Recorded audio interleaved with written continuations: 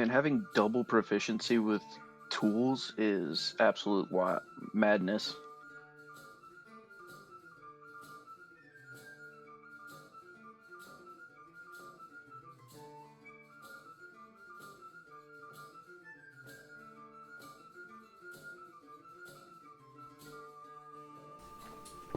All right.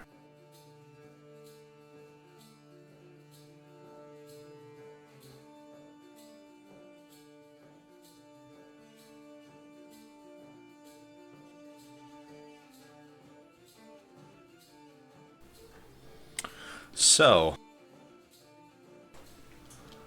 who would like to recap from last time?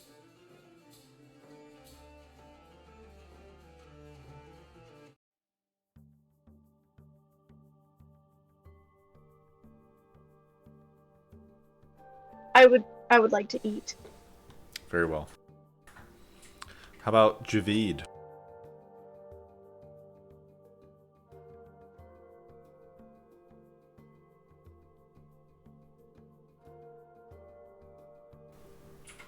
Can't hear you.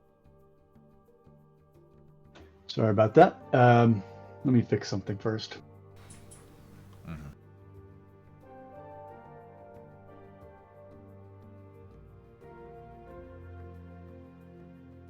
How about now? Yes. Okay.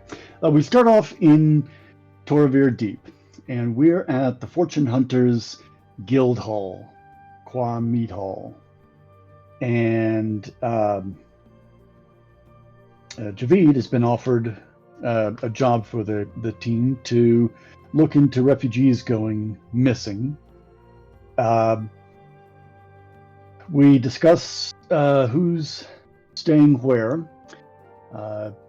Javid's going to stay in the hostel portion of the guild hall, as I think Onyx and Snow are likewise minded. Azrael, I believe, has already gone on to her hovel. Is that how you want it characterized? She went off and did some other stuff. Yeah, she Did knows some some other stuff. people. She met up, her maybe did some hunting. She just needed some alone time. Mm-hmm. And Briar and Demetari, I'm not sure what the decision was made for where you are staying. As we are in the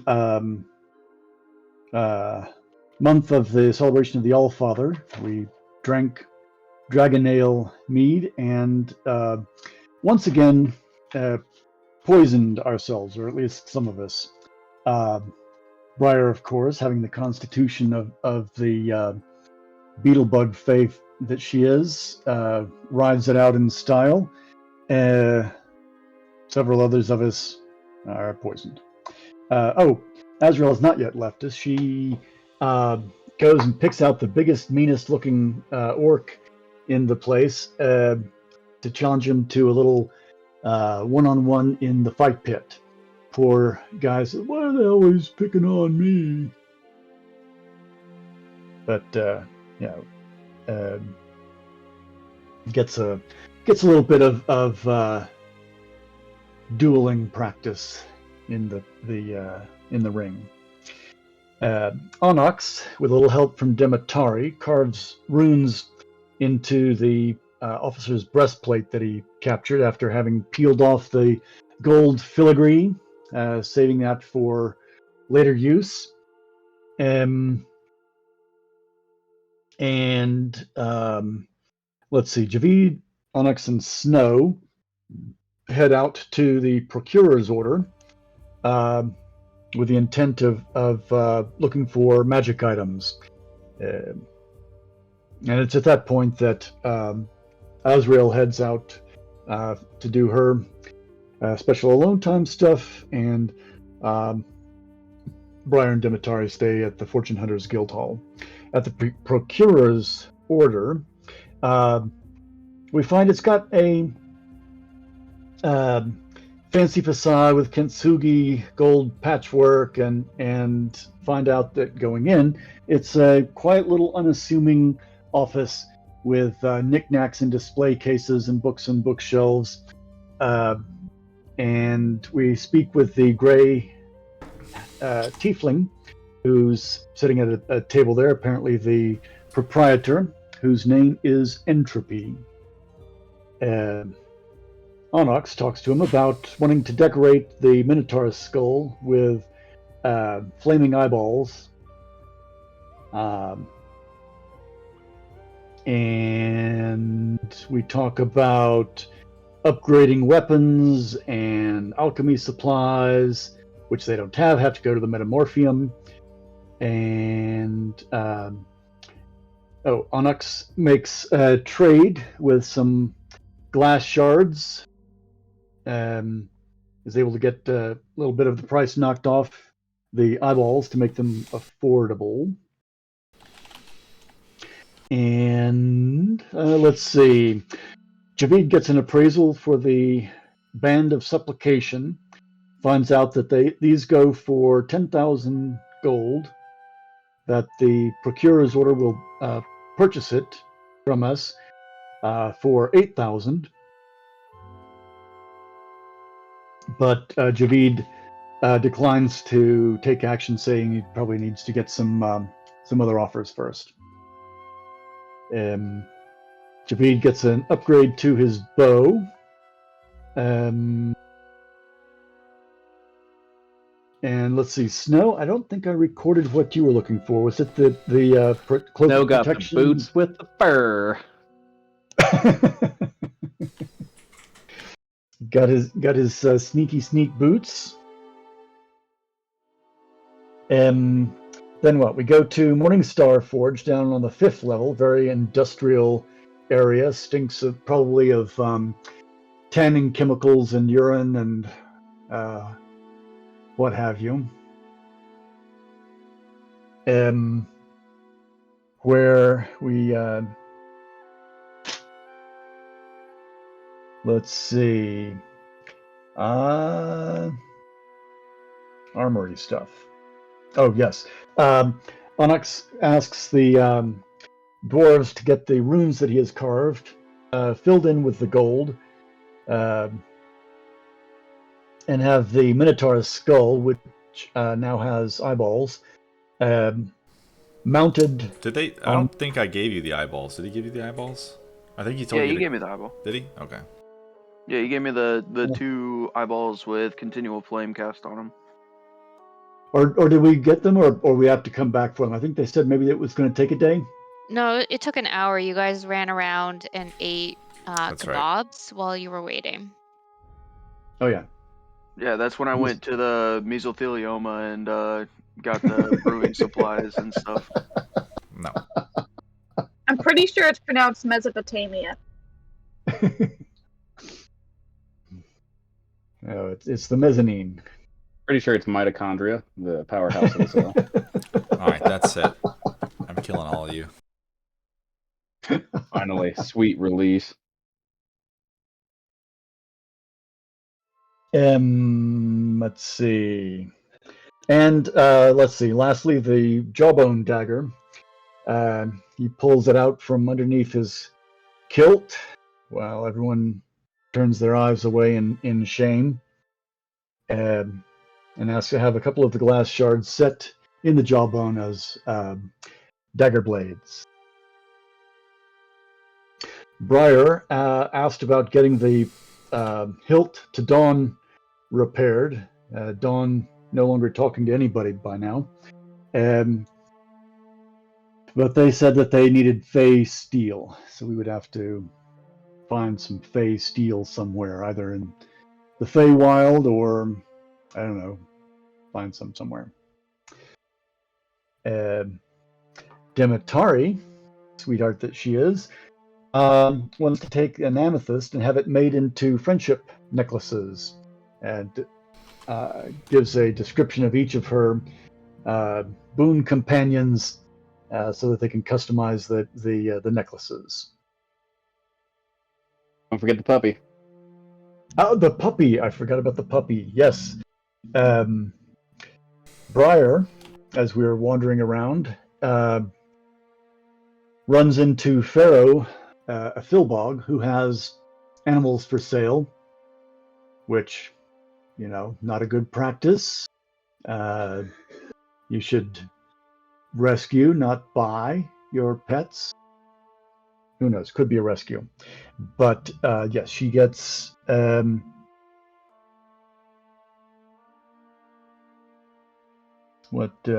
puppy. Puppy is a blink dog. Yep, puppy. And as soon as he gets a chance, Javid is going to beast talk with Puppy and lay down the rules about being housebroken and stuff like that.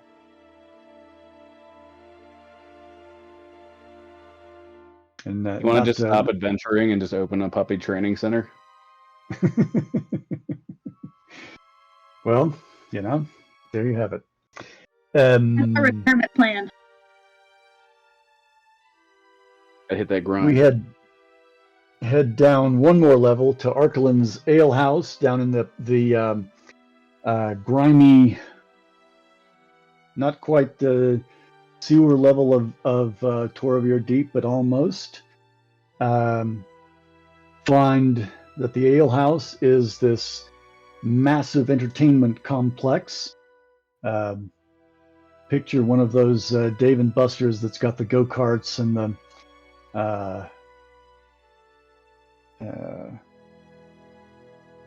virtual reality rigs and the It's actually pretty much just like a coliseum, essentially. It's just a lot of seating that's what I mean. And then a fight pit. And go-karts running around the floor of the coliseum. No go-karts. Nope. Just a fight pit and a lot of seating. There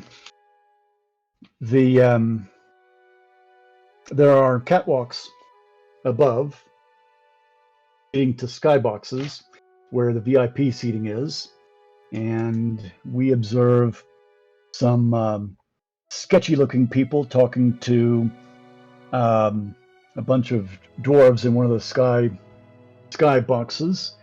Those miners we find out represent the Miners Guild, who are on the outs in the Torvir Deep hierarchy. They got kicked off the council because they weren't paying their taxes.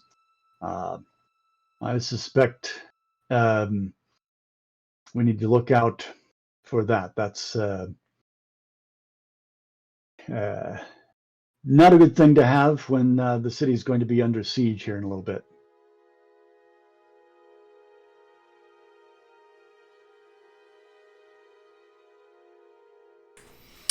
All right.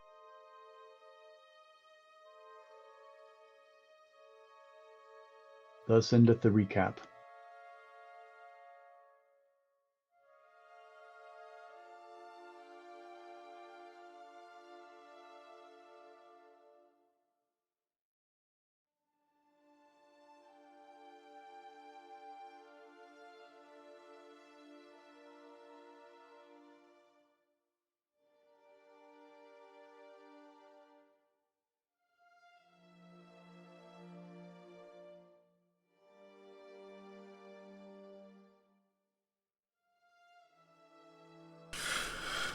So, I believe with that, pretty much all of you, with the exception of Azriel, are in Arkhelin's Alehouse. No, I'm still with the dwarves at the Morningstar Forge. Okay. I'm staying there until the dagger is finished.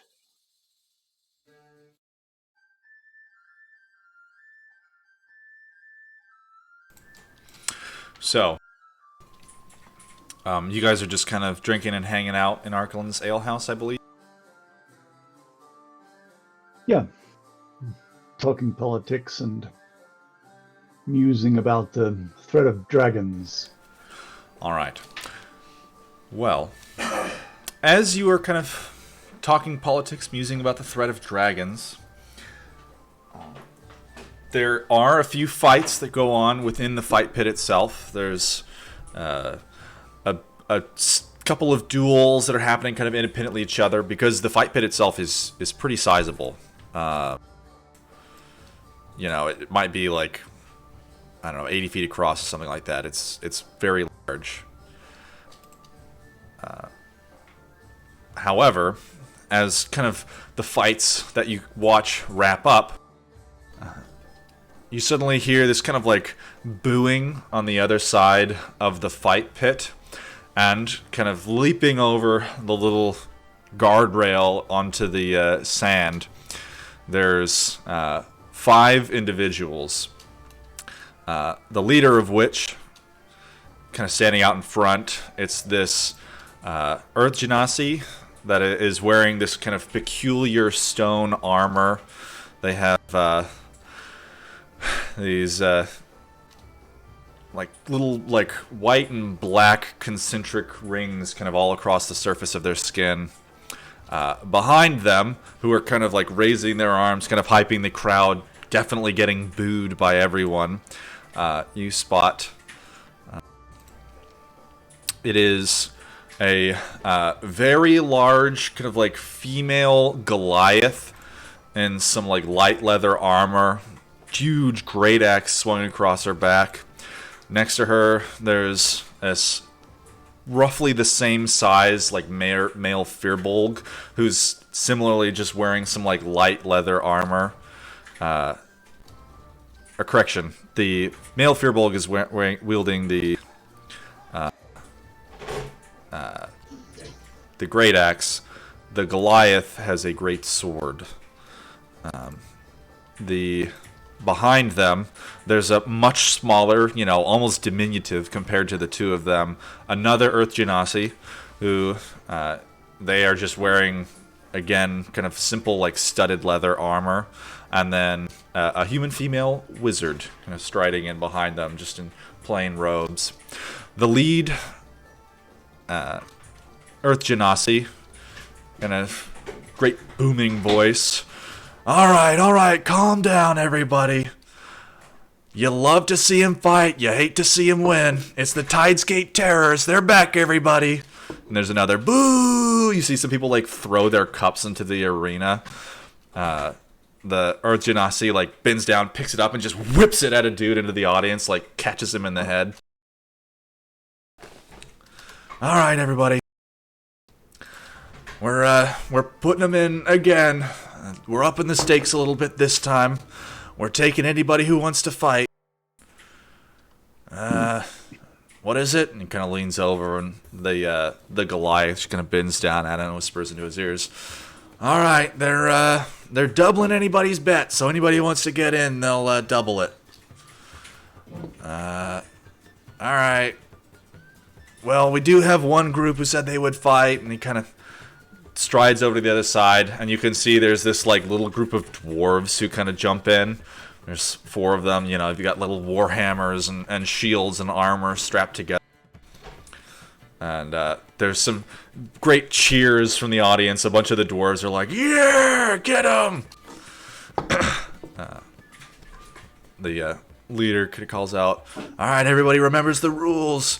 There's no killing allowed, please. We'd rather not have that in the fight pit. Again. Yeah, you know, we don't need that kind of attention down here.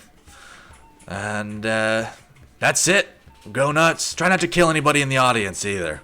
And the Earth Genasi, you see them like, kind of like whistles. And there's this guy in the audience who's wearing, you know, plain robes. He starts casting a spell, and you watch as like the ground rumbles and like huge rocks kind of rise out of the ground, changing the landscape of the fight pit into this kind of like, you know, rocky, rough terrain. There's all kinds of obstacles and things. The sight lines are blocked off.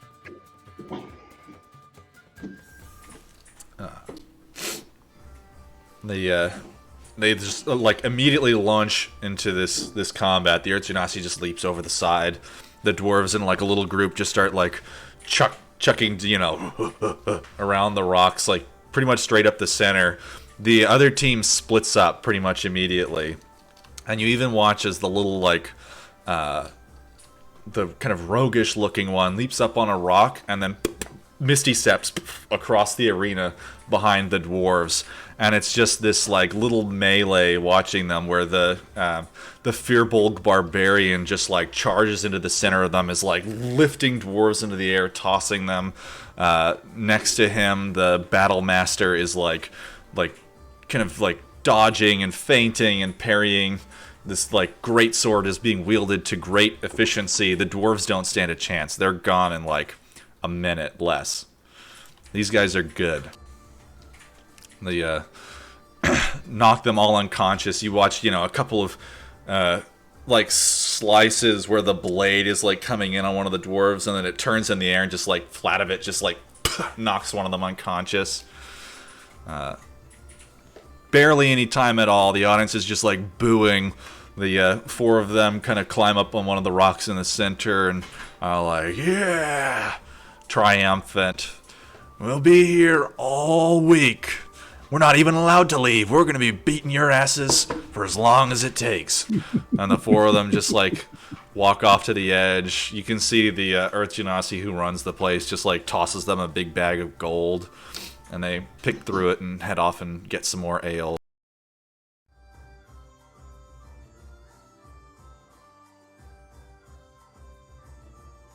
Wow, that is fascinating. And Dimitari is, she paid attention to the fight, and basically what she's trying to do is compare the spells that they had versus her, and what are the statistics that she might win in a fight like that? Stuff you would have seen the other wizard cast would have been, at one point, the other wizard touched the battle master and seemed to the Goliath skin turned to stone almost. You'd have watched her cast a spell and one of the dwarves just freezes in place. That kind of stuff. She did have mage armor up as well. No AoE. No. You didn't see anything quite like that. So it was buffing and debuffing. Pretty much. So Javid looks around the group. Well, about this point, Azrael, you probably would have shown up. You probably know to come here. Quick question. Does she have a cloak of protection on her, or is that No. something I need to buy later? Okay. I mean, you could have ordered it, but you don't have it by now. Okay. Can I have ordered it? Sure.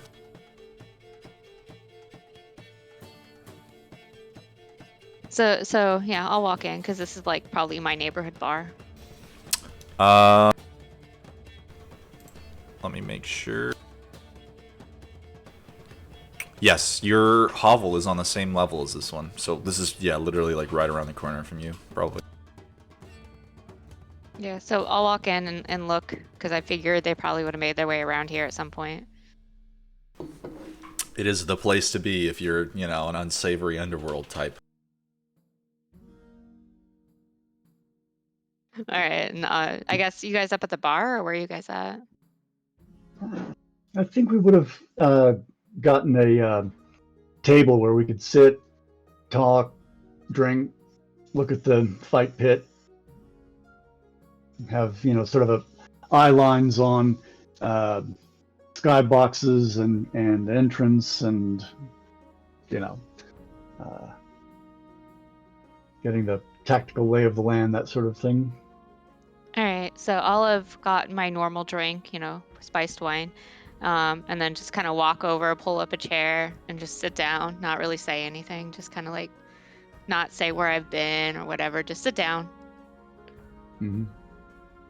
Now, these terrors, Tidesgate terrors, Are they a regular feature that we might have seen before, or are these? You've never seen these guys before. No. Would I have seen them? Nope.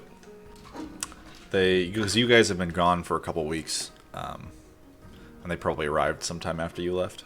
Have they been in the city though before? Is this their first time to the city? You've never seen them before. We've Okay. not heard of them by reputation. This is not some kind of traveling circus act with posters around town. Can make a history check, maybe.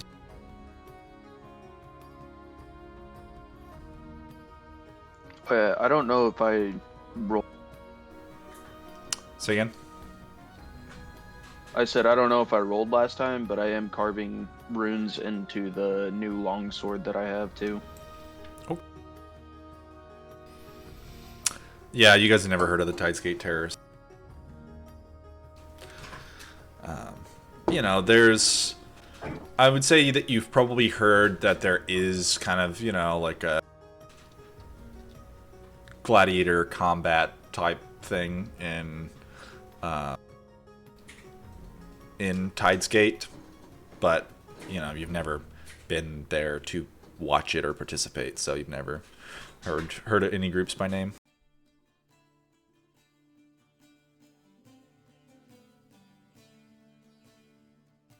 What do we think? We want to test our moxie against this shabby-looking lot. I mean, if nothing else, the honor and reputation of Torvir Deep is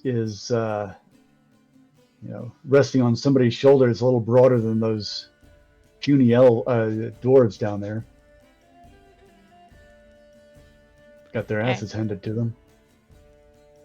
I'll finish my wine and just jump into the pit. There we go.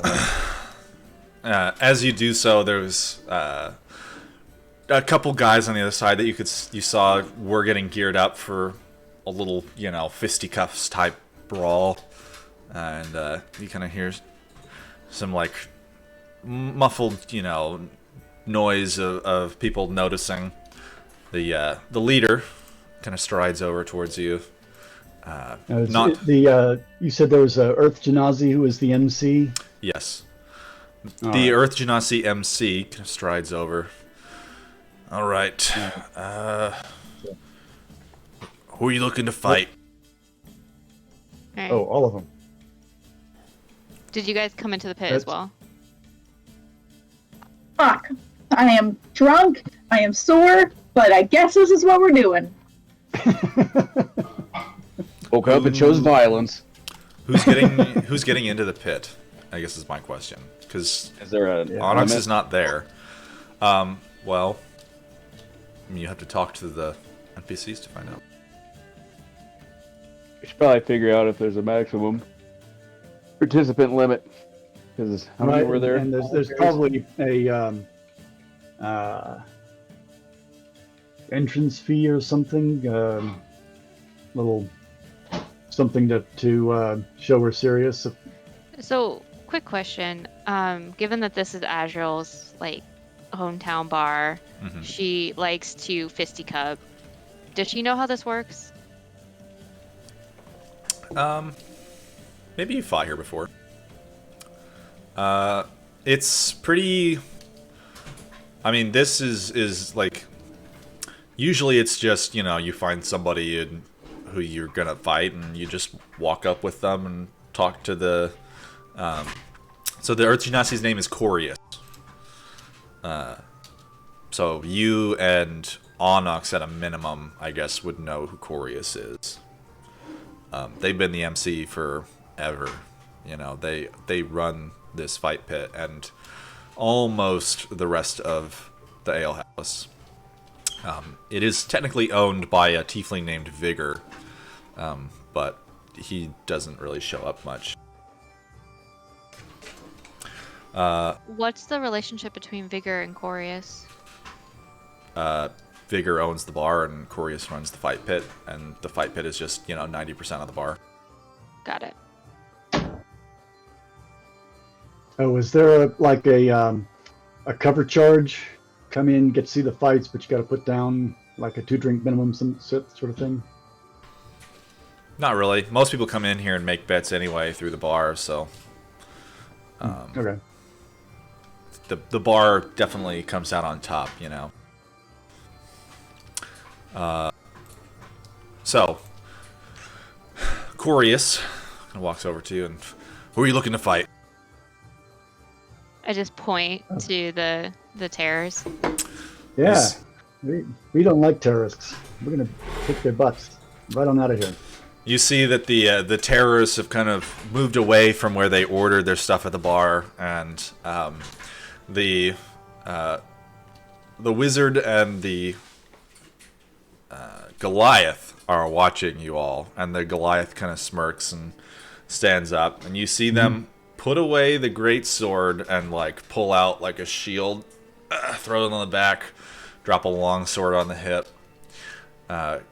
Corius kind of looks up at them. All right, I was talking to them earlier. They're going to change the rules a little bit for anyone who wants to fight them. It's going to be doubling still, but, you know, they're a little bit flexible on how many people they want to fight. So how many are you bringing? Is it just you 3? Should be 4, right? Oh, is Briar coming? If I can find So someone I'm looking up at the table and waving down the rest of the group that whoever else hasn't come down yet. However many of you want to fight, you're welcome to fight, I suppose. They're, you know... Well, and I would definitely like to see some change of fortune for them. They've been quite rude. How did you meet Oh, yeah. these guys? Are they locals? No, they're from Tidesgate. They just showed up one day and started, you know, whooping up on us. Oh, I bet they have cost a lot of money since showing up here, huh? Well- they're bringing in that the house always wins. Yeah, we've been alright, the house itself, but people aren't too happy about it. Can Onyx, like, can the Smith place he was at close and he can come join us? I mean, it's like, what, 6 o'clock? Probably. It's pretty Yeah. late. Can they have, like, closed shop and he can wander over? Alright. Yeah, we want everybody to get in on the fun. So, Onyx, you've been there probably a couple hours at this point. The dwarves have kind of been making do with your dagger, definitely making a few improvements to it. They've reset the blade and done some things with it. The dwarves themselves kind of wrap up and... Alright, this is the where we're stopping for the night. So, if you want to just take where we're at now home, or you want to leave it here with us, but we'll pick up in the morning, I think. Yeah, I'll come back in the morning, but I'll take the dagger with me, but you can keep the armor. Or is the armor done? Because that was a simple, like, filling. Oh, that's quite difficult to do. We're still engraving it a fair bit more. Okay, yeah. I'll just take the dagger with me. Okay, here you go. And he hands you this, like, half-completed little dagger. It's not sharp in any way. Yeah, I'm just gonna bundle it up nice and tight and then stash it back where it goes. Alright, I don't see need you in the one, morning. no. Take my dwarvish longsword that's now, like, engraved with random etched-in runes. See you at first lighting. I'll be there. The dwarves kind of scurry you out of the shop, and you see them like locking everything up, and they head out. There's like 4 or 5 of them that just kind of shuffle off together. Alright. Probably headed for their own dive bar. Oh, they're definitely headed to Arkhelin's. 100%. 100%. Yeah, I mean, that's where I'd be heading. I know the party. That's what they said they were going. So you're following along behind these dwarves, literally making all the exact same turns that they are to head down to Arkhelin's. And, you know, they kind of shuffle up the steps into the door and off towards the bar. I'm just gonna look around, see if I can see my friends. This would probably be about the point where the rest of the party is down in the fight pit. You see all your friends are standing there in the fight pit. I'm just gonna kind of chuckle and lean on the banister and like look down and see what's happening, because I have no idea what's happening. Can I see him and like gesture? You can make a perception. Yeah. You'd probably see him walk in, and he's kind of standing up there near like one of the top of the rings, looking down into the bar. Yeah, so I just point to Onyx and I like gesture for him to come down. Yeah, I'll head down. Yeah. All right. So all of you are getting in the fight. Yeah. I'm taking in sight lines and you know, sort of mapping it out in my head. And I'll as we start to gather, huddle up, talk about some tactics, what we've seen, learned about their tactics. Suggest, you know, let's. Do you want to actually talk tactics? Because you have a minute before I'm ready for you to. Yes. That'd be smart. Let's do. Before then, I was just wondering, because I was watching that wizard's fighting style, is there any sort of like weakness or like preference I saw that they had?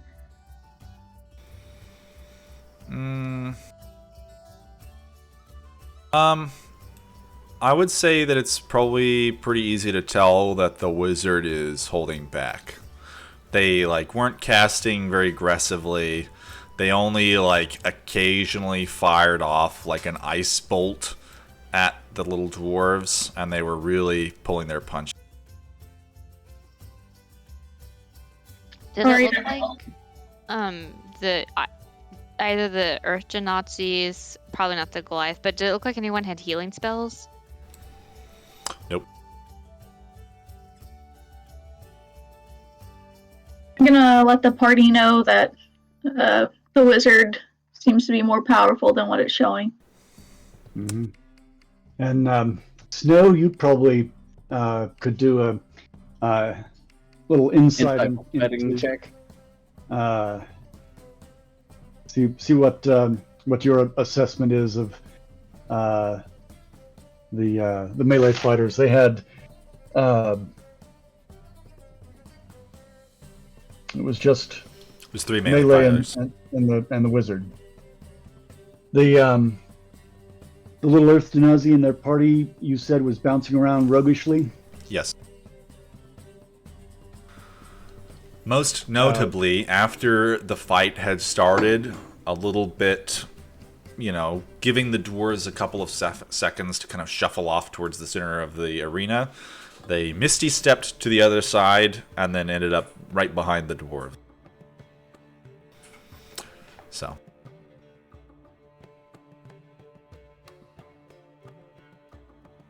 All right.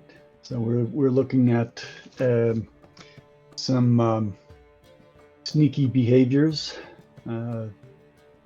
backstabbing, and I'm going to guess that they didn't blow all their misty steps and other sneakiness on the opening round.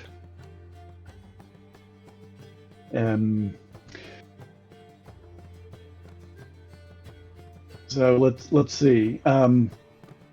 I know they said no killing, and I can't do non-lethal damage. Maiming definitely is okay in the ring. All right.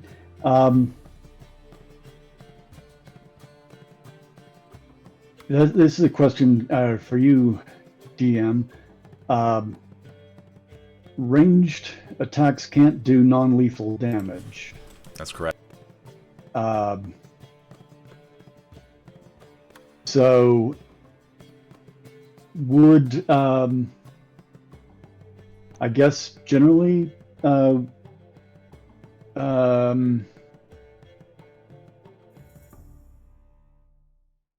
Do we think that they're going to drop stone cold dead like NPCs, or could they be healed? I guess maybe Javid would have a chat with the MC about rules of engagement there. That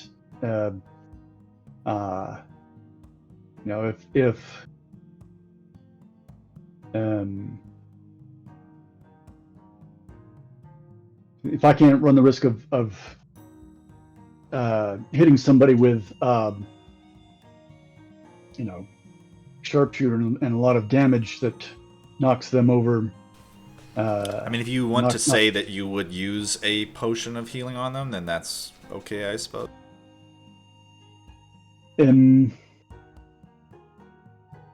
Right. So if I said, once one side or the other concedes, if there's anybody unconscious on the floor, we would resurrect them, Render aid. right?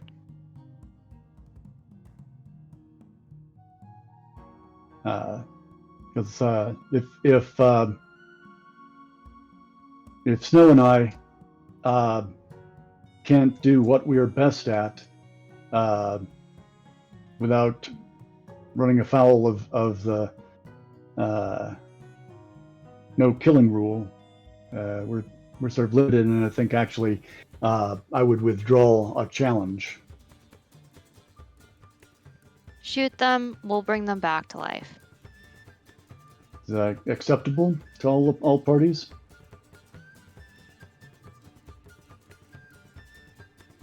And I put this Fine to by me. the MC. What? The MC was not paying attention to you. All right. What'd you say? You can see from my gear that Try not to shoot my anybody weapon- in the audience. yeah, don't worry about that. What I'm That sounds saying like is, it's if I fine. shoot somebody in the pit and they fall unconscious, Mhm.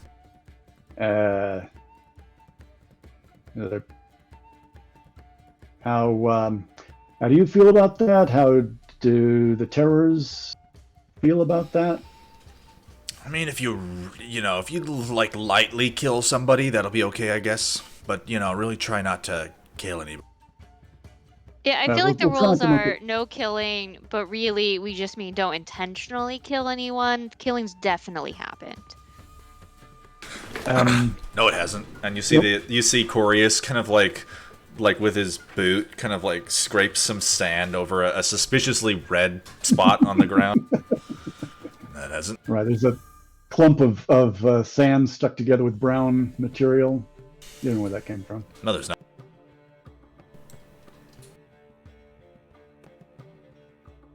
All right. Target mage. Let's target the mage. Got it. All right, And I'm the, gonna do this, but who's gonna watch my puppy? Oh, I definitely will. And Corius is like, gimme. Is he like giddily ready for this? Yeah, you can see this. He actually has a smile on his face. He's like, "Oh, I want that. I want that." Okay. Don't bite, but don't go anywhere, okay, bud? Can I try to psych out the wizard with my Felishtar mind link? Like, I want to be all whispery and basically say, "You don't need them. Why are you helping them? They're powerful.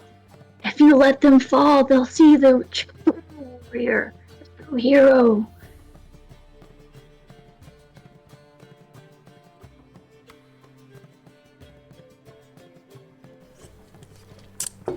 Make an intimidation.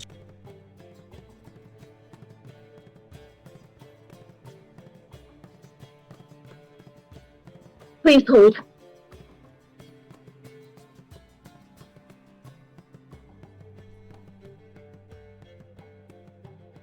I'm thinking at the start, I'm gonna try to dip behind one of these rocks and disappear. So, because they're gonna probably do something similar to what they did before to get behind us. How high is the ceiling in the Colosseum? It's pretty high. What's pretty high? I don't know, 40 feet up. Okay. And how 50. high are some of the rocks? What's like the highest rock that's popped up out of the floor? They get up to like maybe 8 to 10 feet high. They are obscuring your vision like straight, but if you kind of go up a little bit, you could probably see over them. And is there any of these that if I got up on it, I could use as a perch with a little bit of something to duck behind?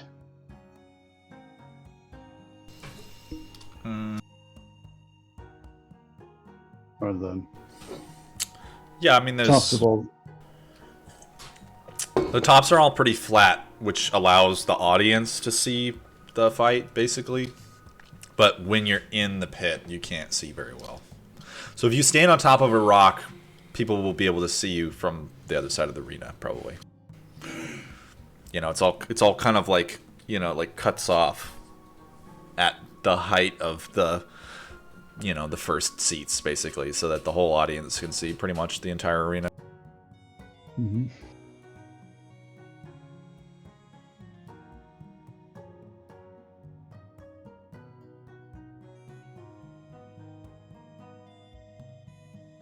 But not the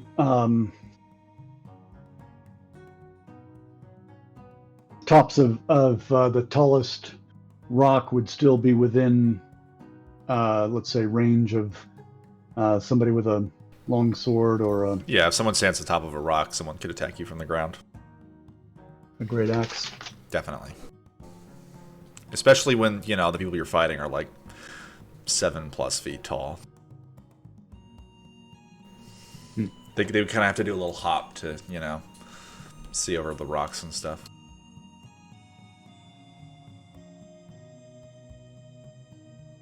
But could reach all the way across the top of one of those rocks with a mighty swing of a great axe or a Maybe. great sword. You never know. All right. Demetari, the other wizard from the party, you can see that she kind of like, it's like giving you like a very concerned, odd look as you're just like locking eyes with her. And she kind of like fumbles nervously with her spell book. Okay, I mean, I was trying to be discreet, but if that works, all right. I mean, no one else can hear it but her. Well, I mean, I guess in my head I was trying to make it seem like this random voice, but she didn't necessarily know it was from me. Okay.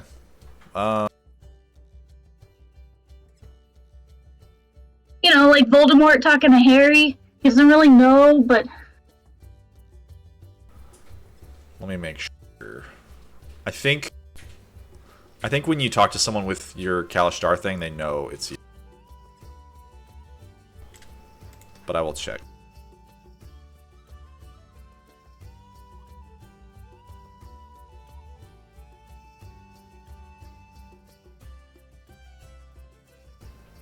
but I guess can it tell, doesn't. No, I guess it doesn't. It doesn't automatically know.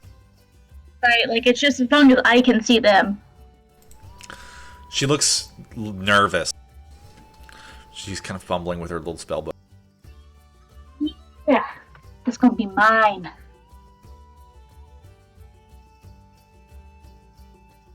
Hey, Unox, what if you did a little fun thing with your flame to make them think that fireballs are possibly part of the equation? What do you mean? You know, Magically little grow a firebolt. little playing with fire, like, oh yeah, there definitely going to be some fireball magic. Just psychological warfare. Psycho. Okay, yeah. Is there like candles or torches near me? Yeah, there's torches around. I'm gonna kind of like extend my arms and kind of like stretch my chest, and as I take a deep breath, I want the torch to like get the flame to get doubly big and turn bright purple. All right. Make an intimidation check.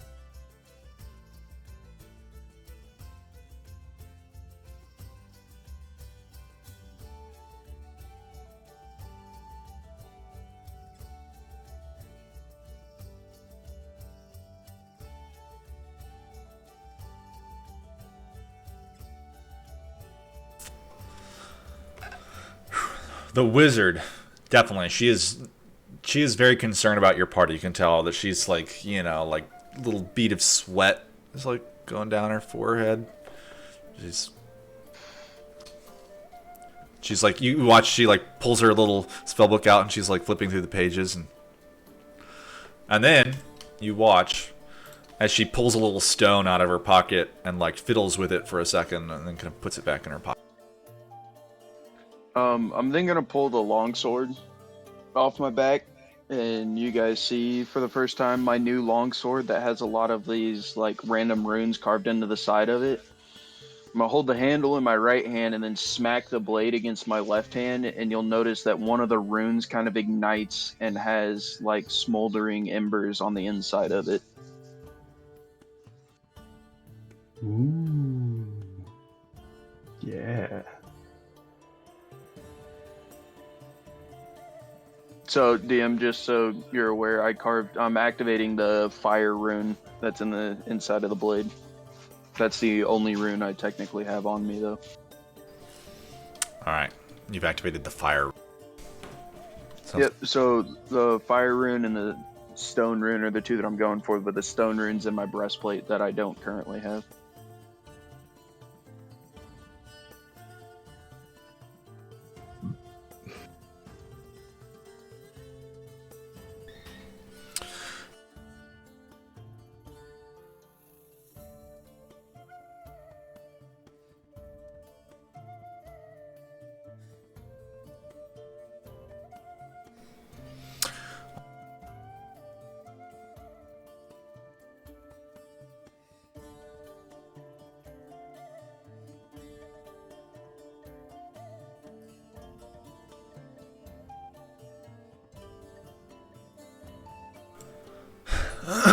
With that, Corey is kind of, all right, well, what's your wager then, I suppose, is the most important question. I'll kind of fish out my pouch and be like, well, I've got 40 gold. So in the party inventory, we have, as a group, for the group party fund, 465 gold, 25 silver pieces, and 20 copper pieces. Now, some of that we probably want to use for like actual party things. So I don't know, like 100 gold. Don't we have gems that are, like extra value to that? Well, I mean, so what I did was I took the gems, right, the 1700 that we got, right, and then that should have been divided per person of 2,800, and so there was 200 of that went into the party fund. So like the gems, I'm just taking them at their face value when I'm valuing how much money we have. So that's what's in the party fund of the stuff. Like we still have like obsidian, arms and armor we haven't sold. We still have jewelry we haven't sold. We have, I think most of the other stuff got sold last session, but the whatever you call it, the neck and ring thing, we didn't sell that. But that's what we have as of right now in the party fund. Shouldn't be distributed to other people. But we probably want to use that for some party stuff. So if we just take like 100, right, we're taking away like, 25% of it to bet.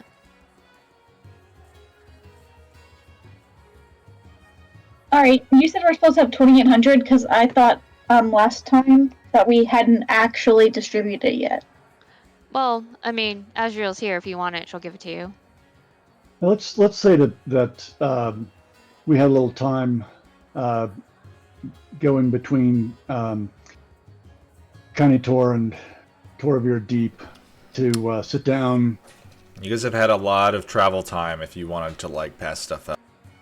Yeah, so everyone should we have divvied it. gotten 2,800 from the job we did with Casimir. Everyone should have got 166 from the selling of the boat. And then there was also 900 gold worth of jewels and jewelry we sold that we split. I believe we previously split already. That was 150. So, you know, you should roughly have around 3,000 gold. Unless you already spent some of that. Gold worth of Yeah, gold worth. gems. Yeah. Yeah. Gems hold their value pretty well, so, you know, what they're worth is what you'll pretty much be able to trade them for.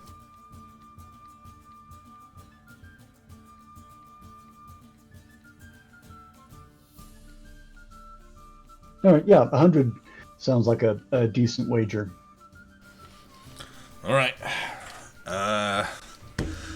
We take 10% off the top of that, so your wager's going to be 90. And hand it over. I hand over the gold. I'll throw in an extra 100 from my personal gold. All right. Then your wager's 180. So if you win, you get 360. All right, everyone. We've got a new group of challengers. Gorius kind of heads out into the center of the ring. Wait, what are we going to be introduced as? We need a group name. Yeah, quick. what's your name? Anything? The boppers. All right, the Boppers. Welcome to the Boppers. Two of these faces you will probably recognize. We have Azriel and Onyx of Toravir Deep representing our good city against the Tidesgate Terrors. And you watch, you know, the crowd goes wild. The Tidesgate Terrors kind of leap into the ring. And on the other side, and you watch they kind of like the Fearbolg and the Goliath can lock eyes with your party, and then they disappear into the rocks on the other side. All right, everyone, place your bets now. We're calling the odds in the Tidesgate Terror's favor. So they've hidden, and Snow's hidden. They have I'm gone. going to hide. I'm going to hide as well. Well, I mean, they, you know. Sure. If you would like to hide, go ahead and roll for it. You are completely not visible to the other group, so.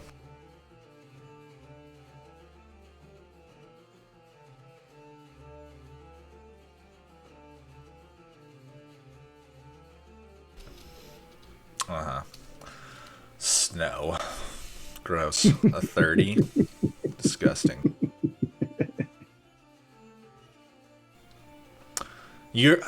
So your shoes actually aren't going to give you advantage on this, just so you're aware. You did roll a 30 because that was your first roll. The shoes only give you advantage against being heard, not being seen. And then I think the cloak gives you advantage if you are standing still against being seen. That's the distinction of the two of them. But you roll a 30, which is disgusting, so there you go. Javid's with a 28. And that's without any magical advantage. Yeah, well, you only have a plus 10. He's got a plus 11. He's just way better at it than you. Way better. All right. Corius kind of moves over to the side of the pit. And, all right, well, let's make it happen. And with that, can I get you guys to roll for initiative.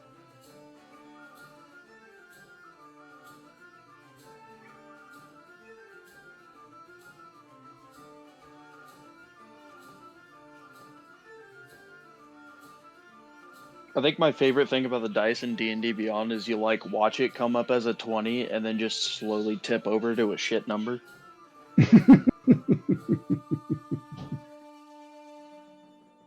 As in life.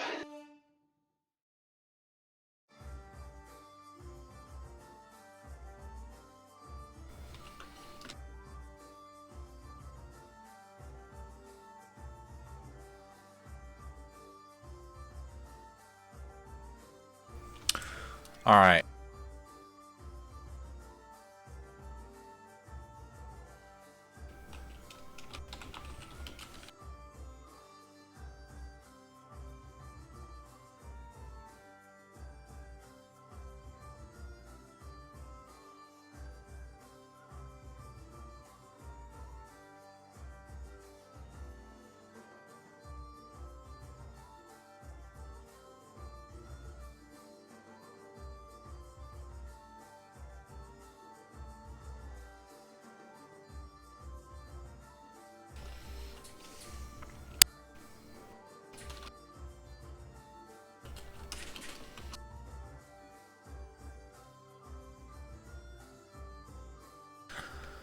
We've got Javid, Briar, Azriel, and Onyx.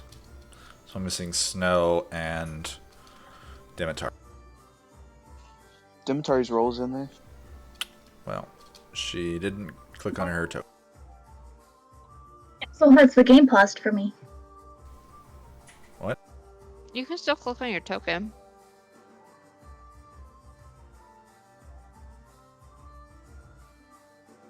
Demetria, it looks like you were injured. What have you done to yourself?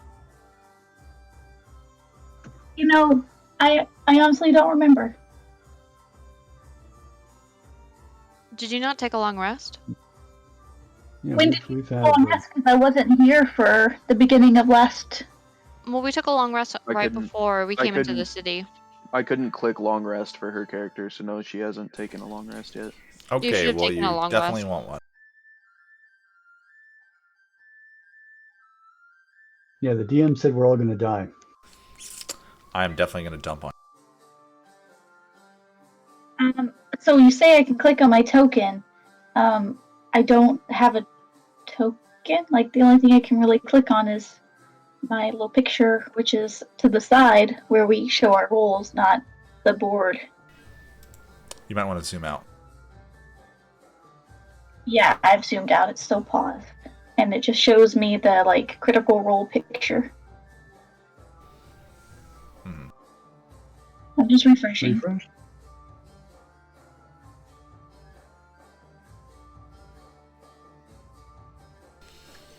All right. I'm at the splash screen again now. Like I Yeah, I'm did refreshing see. you guys.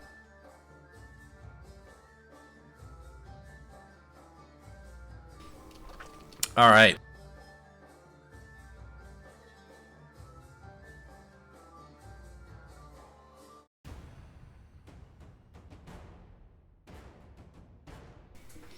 Combat to begin. Okay, I'm on. Do I need to roll again? Javid, it is your turn. No, it's in there.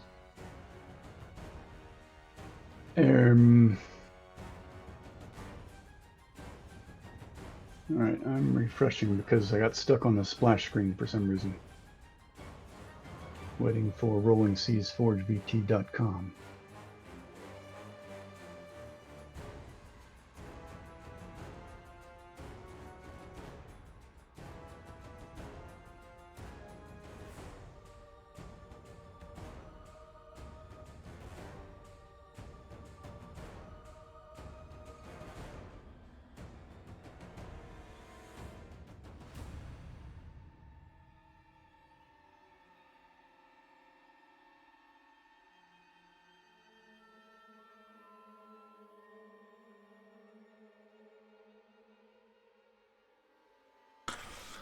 Emily, are you on the splash screen? Yes. Let me reload.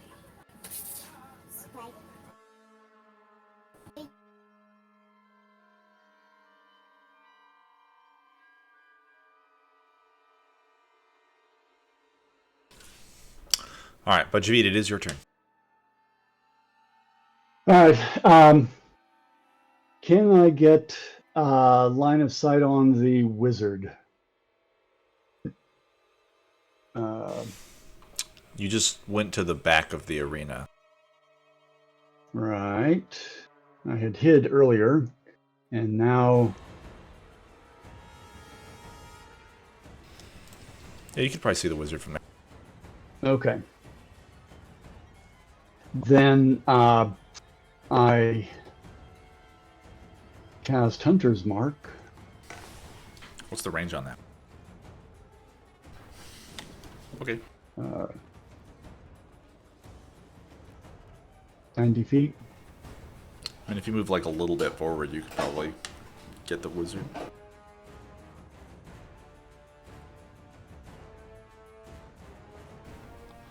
Yeah, you're fine. Like 5 feet. All right. And then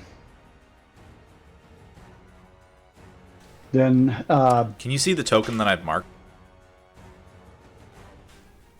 One of the tokens is the wizard. I can't see any tokens. It's all. I mean, I'd have to I move see to four tokens. I can't tell that one's marked.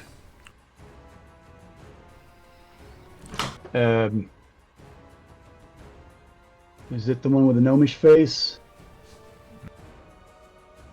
Is it the one with the It is one of the ones that female- doesn't have a face. a silhouette? Yeah, it's just one of This one?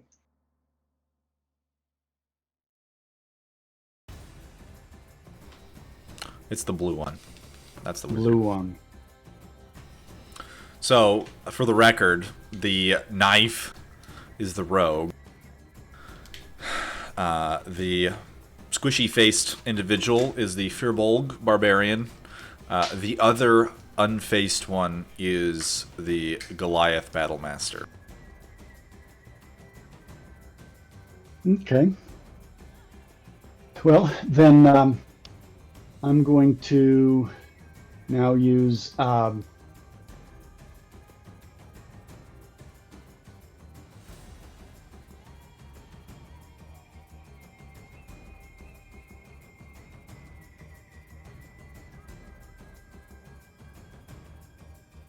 sharpshooter, and let's see, I was playing around with this last time somewhere and actually saw that there was a way to roll sharpshooter.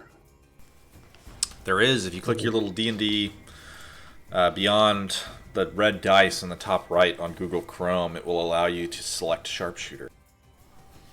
It is the same with Emily's Rage. It is very... All right. I do what? Apply the feat sharpshooter. to turn your rage on and off. Alrighty. And I fire an arrow at said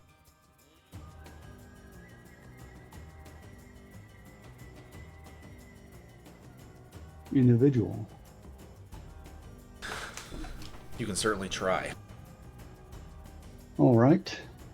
I'm hoping that a 21 hits. I think the roll value would have been incorrect, because how does your sharpshooter work? It subtracts from your d20, right? Oh, you do Correct. have a... Oh, it subtracts 5 and you have a plus 10 to hit. Okay. Correct. Got it. I understand how that math was done. That does... The arrow pierces directly through her mage arm. And since that hit, I will also use favored foe. for an additional 4 of damage. And then also Dread Ambusher, because I'm just going to hammer on this. Where is... All right.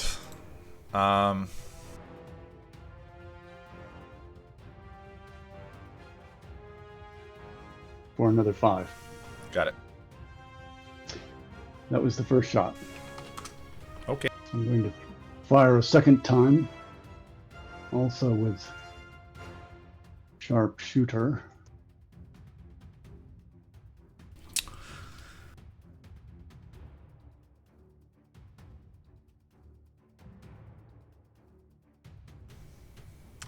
She raises her hand, and there's a shield in front of her, and your arrow just explodes into shards and is deflected away from her. You can tell she's pretty hurt.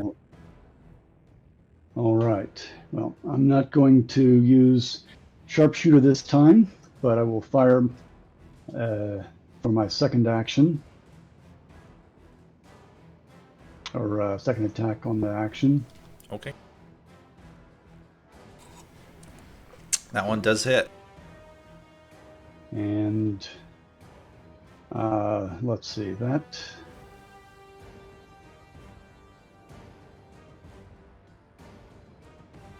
did not add favored foe.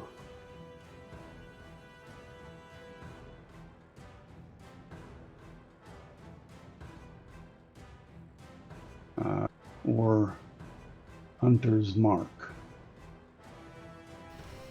Favored foe only happens once. Oh, thank you. Skip the favored foe, just once. All right. She looks pretty injured, and the rest of her party, of those of which you can see, don't look enthused by your hunting down their right.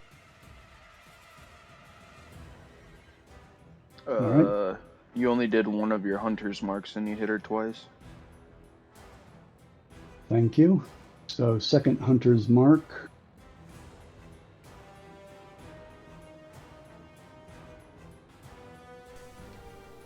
All right.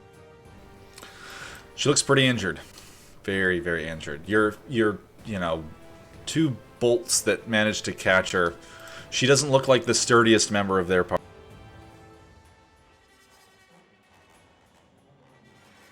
And with that, I will step back behind a rock for cover.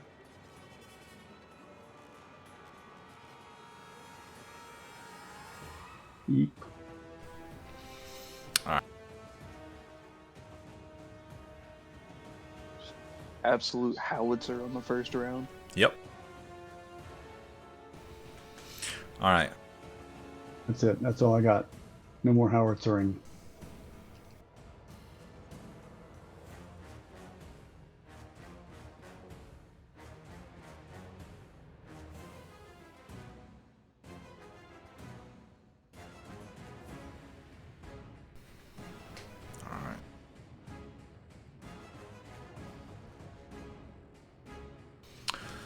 You hit hard, but she's pretty good at holding her concentration.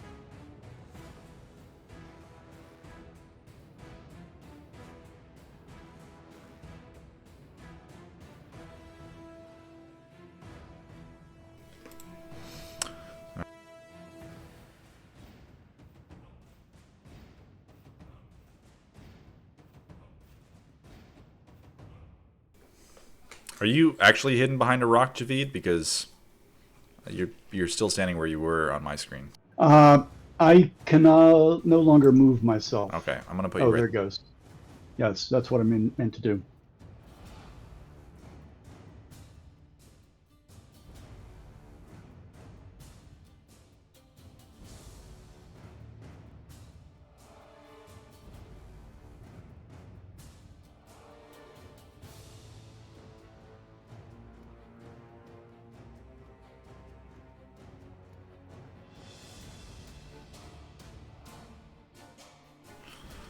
All right.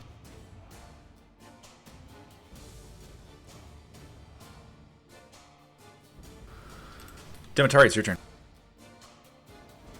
Alright, I'm gonna play the fun little game of trying to find the wizard.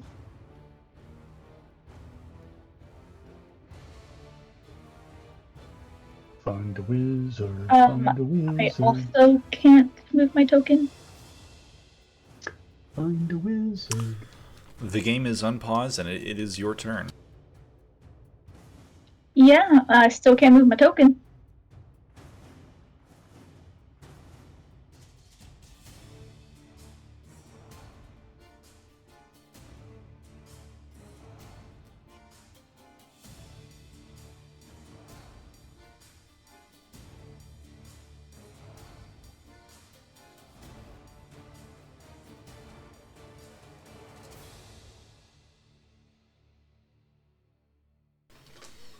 Are you Reagan in the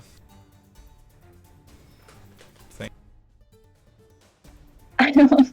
I'm sure. Let me double check, I guess.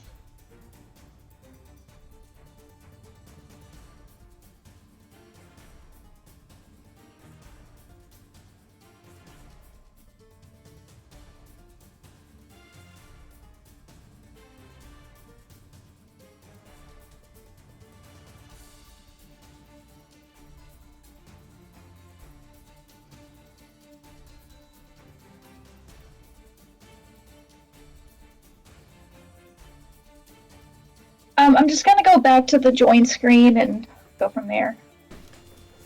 Okay.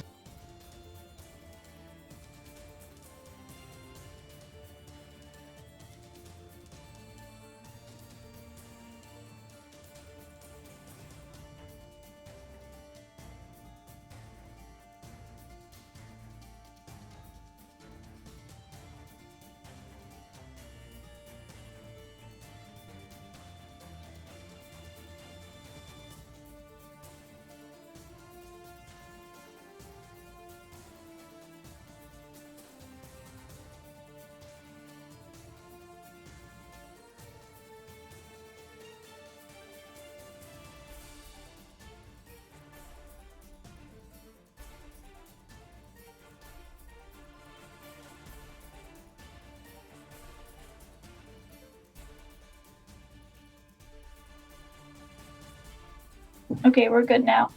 I guess I'm just traversing around. Do I know her general direction? Off to the right. Somewhere.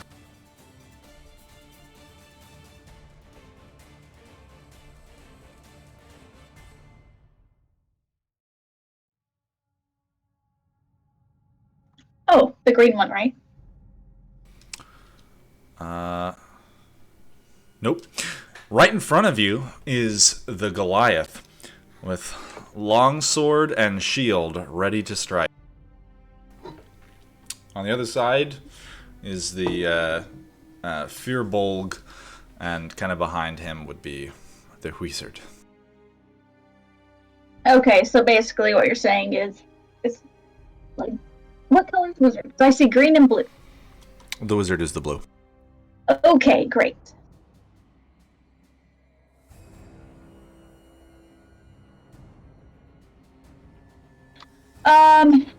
Alright, so this is what's gonna happen. I am going to send Wanda to the wizard, and have her bestow curse, where she has to make a wisdom saving throw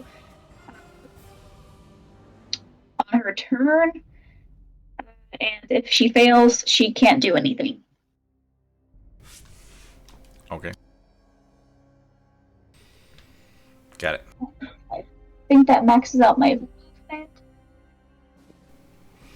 All right, Wanda, your little undead owl creature, flies across the arena, and what is this? Wisdom save 16.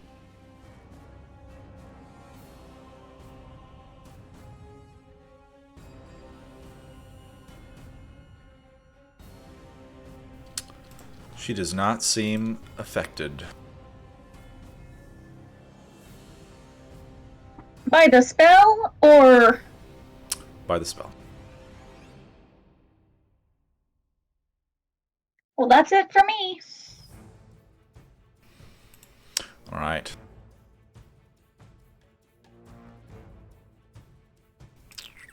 Let me make sure is Wanda still over there by the two of them?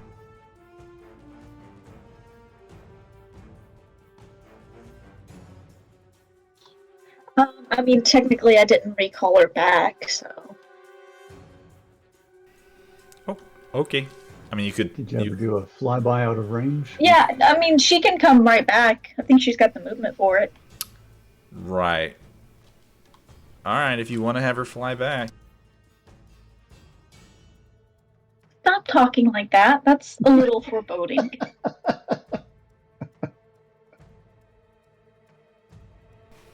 I mean, I don't know anything different. I want her to stay safe, so yeah, she's flying back. All right, so your options would be to leave her within 5 feet of the wizard and the Fearbolg Barbarian, or have her fly away and provoke an opportunity attack. Oh, right. Yeah. She's gonna stay right there. She's gonna keep eyes on her for me. I forgot about opportunity attack with familiar. Okay. She's an elf, right? Didn't elves have flyby? Do they? Yeah. Yeah. Those They didn't provoke it. Opportunity attacks. Dude, she's a. Yeah, she doesn't provoke opportunity attacks when it flies out of an enemy's reach. But I mean, technically, she was within reach, right? Or no, when it flies, I don't understand. I don't really want to perceive it.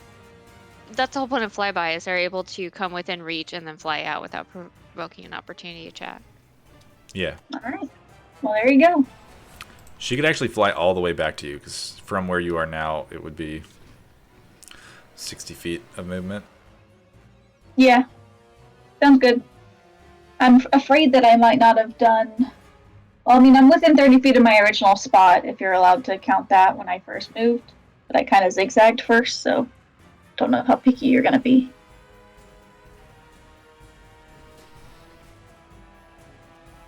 He wants to kill us all, so you know how that's going to be. Yes. All right. I'll say that she was able to fly back. Briar, it's your turn. Alright, I'm gonna crack my neck. Go. And start running towards the middle. Do it now, do it. Yeah, that's what we're doing. So we're gonna run. Yeah. Yes. Can someone help me? Run towards the middle. I'm sorry, I got a baby in one arm and a toddler in the other. That's 30 feet right there. I can go 40 now. That's 35. That puts you between the Goliath and the and your wizard. Okay. The Goliath cool. and the Dimitar. Yes. Are we going I'm gonna now? smack that wizard. Or that Goliath. You should rage. Like when she was running over, did she come into a rage? You can certainly. I didn't yet. Sure. Let's do it. Let's do it. Let's do it. Alright. Let's do my thing. Duh. Yeah. Let's get Puppy in here. Puppy is definitely not in here. Let's do Puppy's my not. thing. Puppy's too late. Come on. Not You yet. can make him lick the dude's face. Alright, two wick. Who That wants? definitely counts to help action.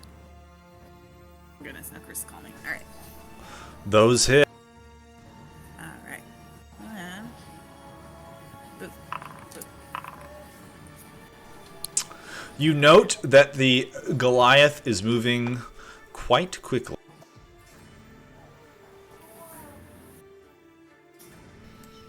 Not quick enough to avoid your strikes, though.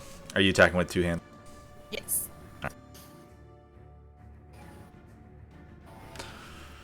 Nice. Is that the end of your turn? Yep.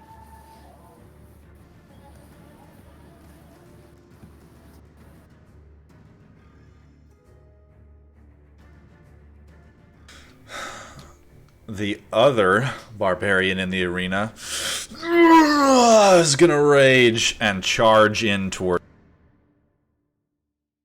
Wait, what was your rage thing, Briar? Oh yeah. No, it's there. It's included. Oh, she didn't roll for it. That's right. Yeah, like the actual effect. That's true. Explodey jellyfish. Do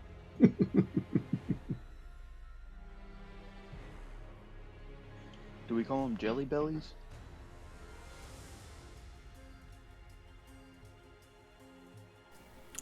Holy shit, you can throw your axe.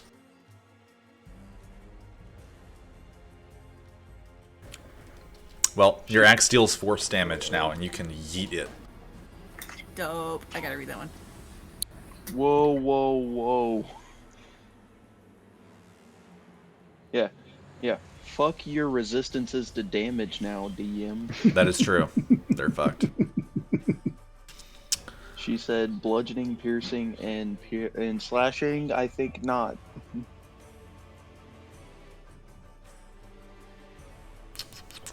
All right. The Firbolg is going to charge in towards the melee that has formed.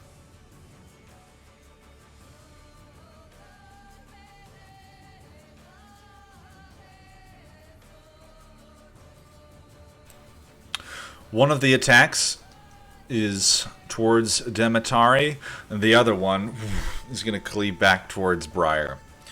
The one that hits Demetari is going to deal 9 slashing damage.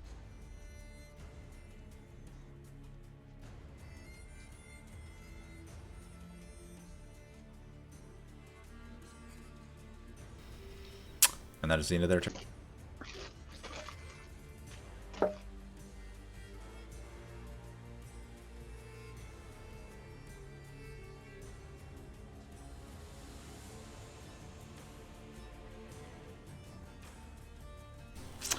That makes it Azrael's turn.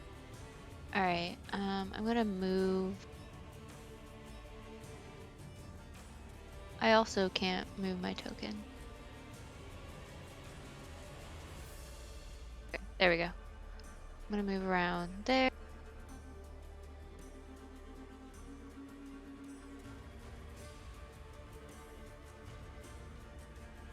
Is the blue the wizard? Yep.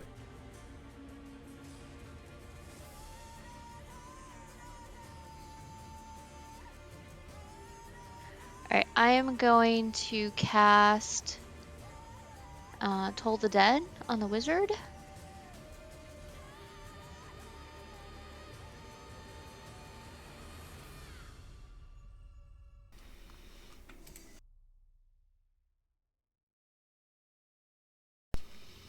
The wizard seems unfazed. Damn. Okay. So I see the rogue, I see the Goliath. Do I not? Or no, I don't see the rogue. The rogue is the one I don't see, right? Because the Correct. knife is the rogue? Okay. Yes. Okay, well, I think I'm done because I can't move anymore. So I'm just going to stay there. Okay.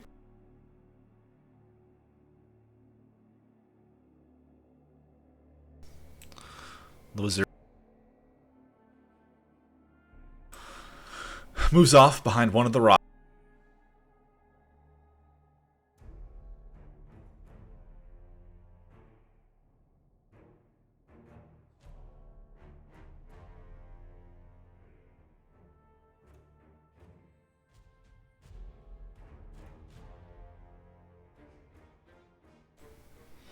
All right.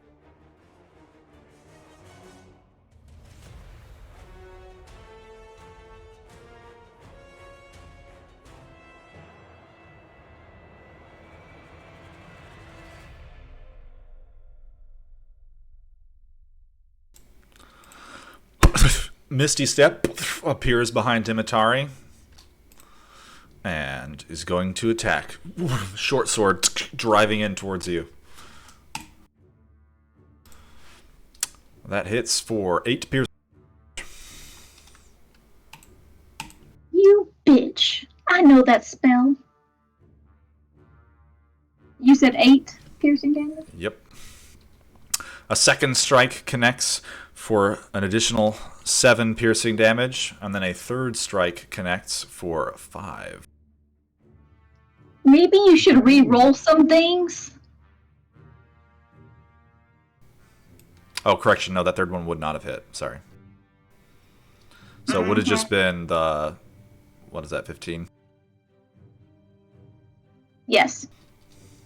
All right, and they are going to.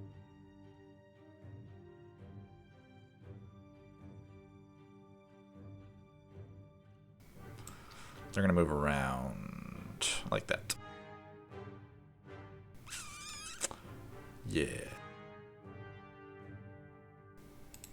Snow, it's your.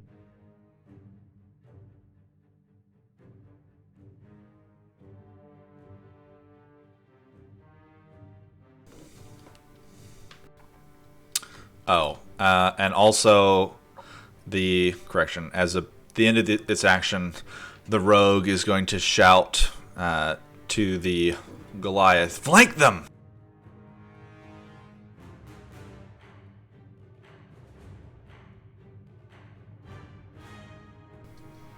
Snow, it's your turn.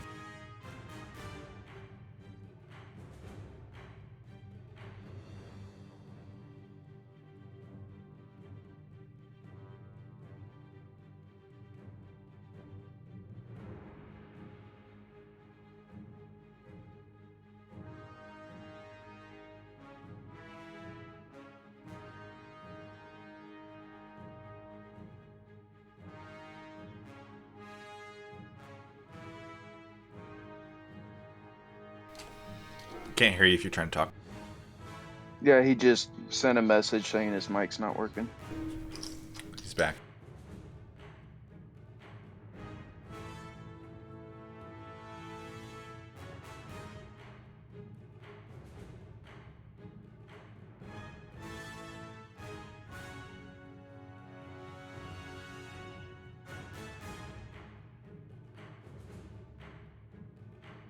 Can you hear me now? Yeah. Yes. Yep. Alright, I'm just gonna have to use a different mic, unfortunately.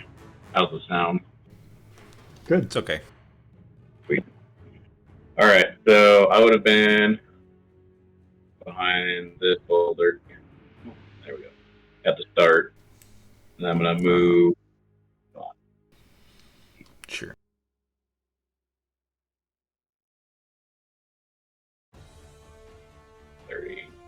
Over here. Okay. Healthily.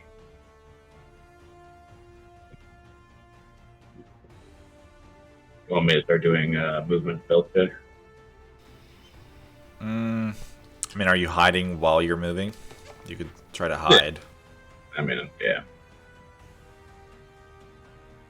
So, would this be a normal, or would this be advantage because I'm moving You with the boot? the boots aren't really going to help you right now. You know, you're kind of like All right. running around in sand So, on a stone normal floor. got it.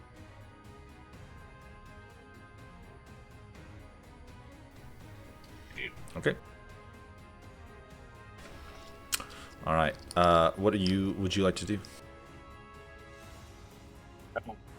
So, I can see that guy. So I would say that you would like see them poke their head out from behind like the corner of the rock, but you wouldn't be able to shoot at them.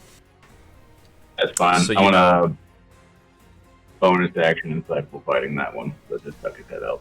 Okay. The wizard pokes her little head out from behind one of the rocks over there. And that is a charisma check on their part, right? Versus their deception. All right. Well, you have insightful fighting, Tur. Well, wouldn't. Okay, so this one over here is wizard. Yes. Okay. Got it. The only person that you can sort of see right now from where you are. Right. Got it. And All right. That's the end of your turn. Then Onyx, it's your.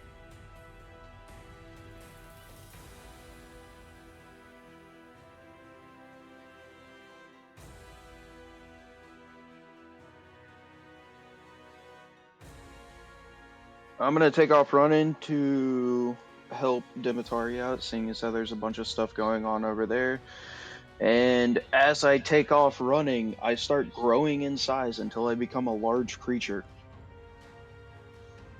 And that would be my bonus action to use Giant's Might, and then I'm going to attack the rogue. You can certainly try.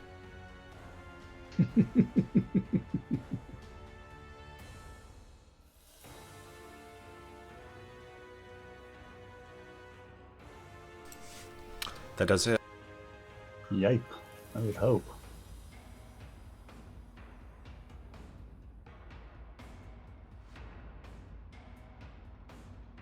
So it's one-handed, and I get D6 because of Giant's Might, so 15 total.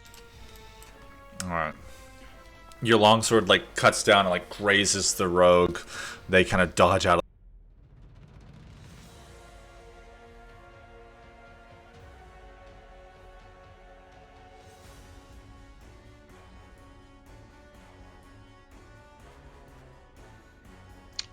Actually, I'm gonna go ahead and pump the fire rune into that one, so they need to make a strength saving throw. Okay. I also just realized I did that incorrectly. The rogue would not have been able to shout to the Goliath to flank because they'd already used their bonus action. I thought talking was free actions. They were doing a thing. It was not a. It was Okay. a. It was a specific tactical thing that Oh, they is can that do. the Battle Master thing? No, it is not a battle master thing, but it is a thing that the rogue can do. Inquisitive rogue. Can you hear me now? Yeah, sweet, it works now. It takes an extra 8 fire damage and needs to make a strength saving throw. They succeed on the strength. Okay, he just takes the extra 8 fire damage then. Okay. You guys notice that the fire rune flares up for a second, and then these shackles try to like begin to appear on his hands before he breaks out of them. All right. It's a them. They're non-binary. Excuse you. Them? Did I say him? You did, but it's okay. That's my Javid, it's your. All right. Well, I want to move. Let's see. They're an Earth Genasi. Rocks don't have a gender. Thank you very much. If they want to have a gender, though, they're allowed to have a gender. That's true. How do they have babies? Like dwarves, they just sort of appear in the ground. So like volcano sorts of things? Like, you know, two plates pushing against each other and then up comes the baby? Down here, Earth Genasi form when a particularly frustrated dwarf gets lost down in the mines and, you know, hasn't seen any other dwarves for a while. Oh, so he hallucinates them into existence. Sure, yeah. Yep. Yeah, you can call it that.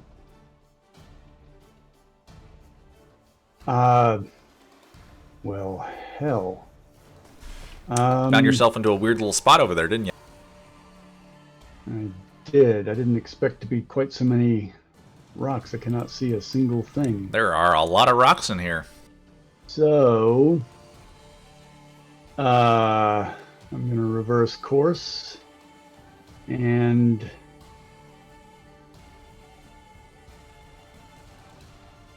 the flipping frack.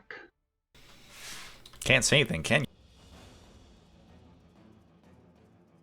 Cannot see. I was impressed that you had a sight line right off the bat. You know, I was a little surprised by that one. I mean, you can always get on one of the rocks and then drop back down. Yeah.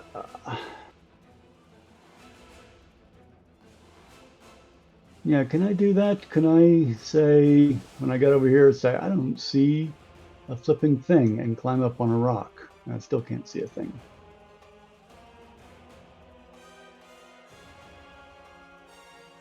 Wow. That's impressive. You're doing well. You know, you can see stuff somewhere. There's probably people in the arena. You're not really sure, though.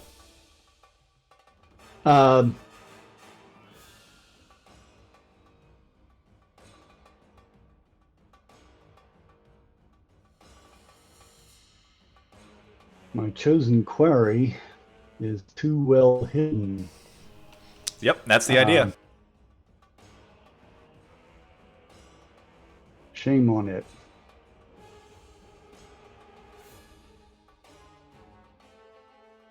Um, While you're figuring that one out, I'll be right back. alrighty.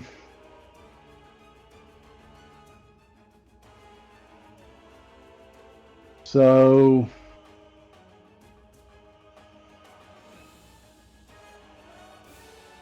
let's say I run my full movement, get up to where I can at least see somebody and something, Did I take damage? and Does anybody know? You took say 4 again? points of damage. 4 points. Okay. Sorry, Chris called and they're going underway today, and I was like, shit. Okay. Let's see. today? Yeah. Oh wow. It's not going to change stuff for us too much because he just, calls. So. Okay. All right. All right, Javid, did you go where you wanted? So yeah, I'm up on a rock and I can see some foes. Yeah, sort of. So I'm gonna. If you want to climb the rock, it will require either a climbing speed or an athletics check. Well, my climbing speed equals my speed. Does it? Yes, it does. From what? From Gloomstalker. I'm a Gloomstalker. That doesn't sound right to me. And yeah, it does. I get where to go. 6th level.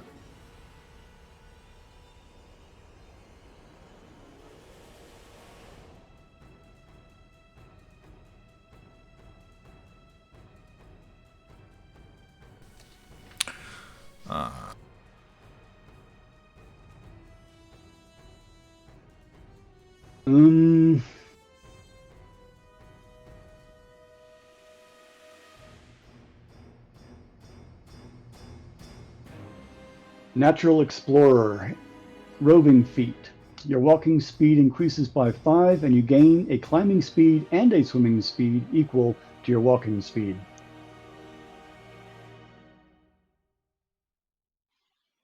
Boom, baby. Okay. So Noted. I'm climbing that rock. All right, you're up on a rock. I'm What up are you on the trying to rock. do? I can't see my chosen foe, although since I've got Hunter's Mark, I ought to be able to at least get an idea of where. You know they're over there. What's that? You know they're over there. Got it. Copy that. All right. But not being able to see at all over there, I'm going to fire at one of those other ones that I can see. You can certainly try. And since there's a Reagan loves rogue that. and right next to Onox that I can see, I'm going to shoot at that little guy. Okay. Again, using sharpshooter. Go for it.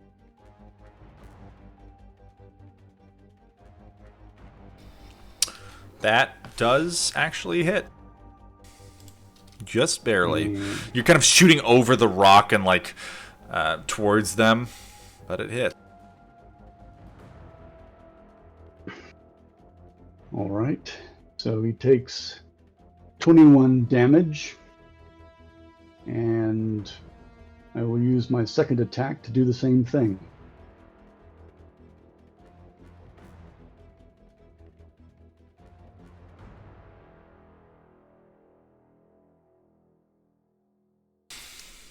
That one also hit. For 22 damage. Oh, no. Correction. Neither of those would have hit, actually. I was incorrect. What? I was looking at the wrong ace. What? You were firing over... AC? You're firing over cover right now. I've got sharpshooter. I ignore cover. Oh, good. All right. Yep. They do hit. Okay.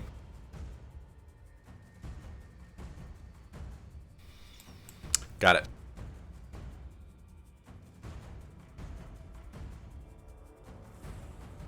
All right. And that is my turn.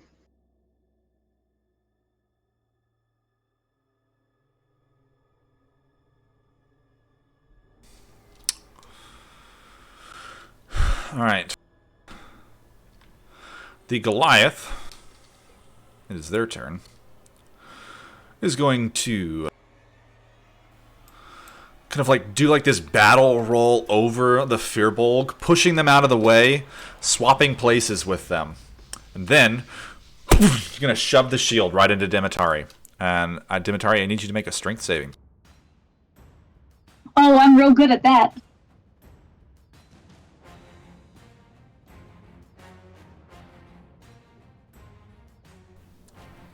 All right. You're knocked prone. You take 8 bludgeoning. The longsword whips down towards you while you're on the ground. That's kind of cowardly, right? Am I the only one? No, you're right. You guys have been targeting the other wizards, so it's only fair.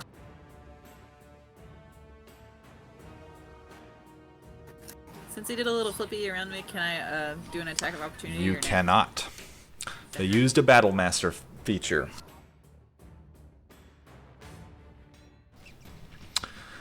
Bleh.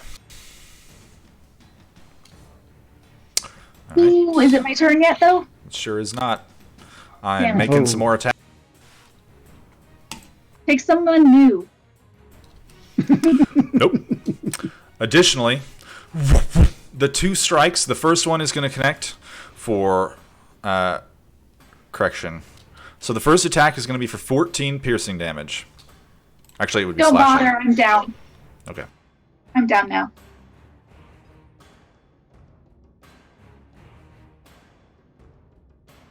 Azrael, if I die in this fucking wrestling ring, I'm gonna be pissed.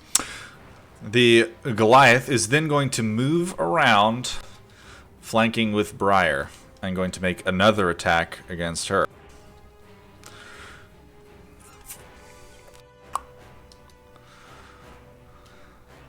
This one connects for 24 damage. They are then going to make another attack. 24 on me? Correction. That would have just been 12. So it would have been 6.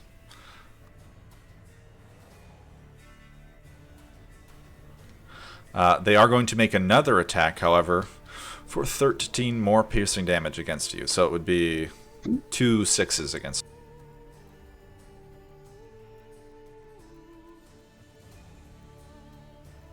And then the attack. They attack a lot. Yeah, that's Mama, smart. can you do this? Smash him. Dimitari, Yeah. you are not making death saving throws. However, you are unconscious. Okay. They knocked you unconscious with the flat of the blade. Oh, this is a she. Briar, it's your turn. You're being flanked. Alright. But also, you have flanking. Yeah. Sort of. What, can I fly straight up without provoking attacks? Are you flying straight up out of their reach, or are you just like trying to? If you fly straight up, you will still provoke opportunity attacks. Duh. Alright. I'm gonna smash this guy that's like doing all this damage. You also would note that the Goliath Gladiator seems to be very aware of like where to plant her shield after she swapped places with the other, with the Firbolg. They like the same person? No, she just is really good at, arena brawls, so. Jesus. Alright, well, I'm gonna whack him. Okay. That does not hit.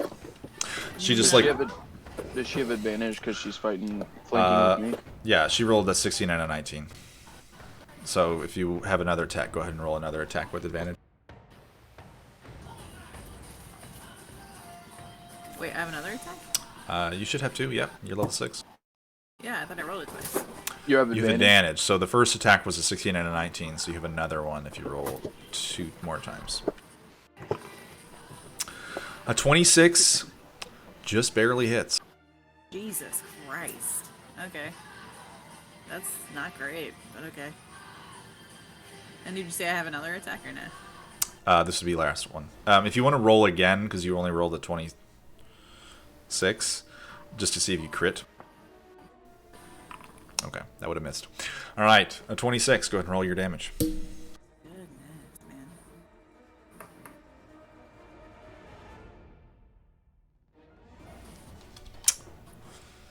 Actually, you know what?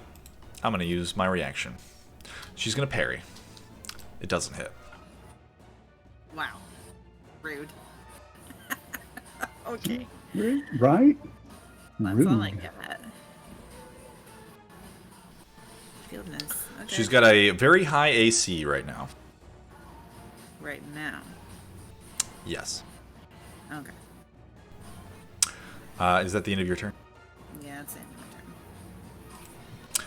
All right, the barbarian is going to similarly flank and attack twice.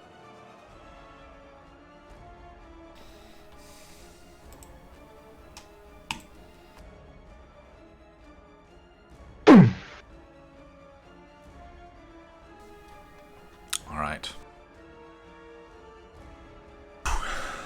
Now those are some rolls. Whack, whack. Just like bearing down on this little fairy right in front of him. He's just trying to smash you. One of them does miss. However, the other one connects for 18 slashing damage. So that would be 9 for you. Because it's non-met.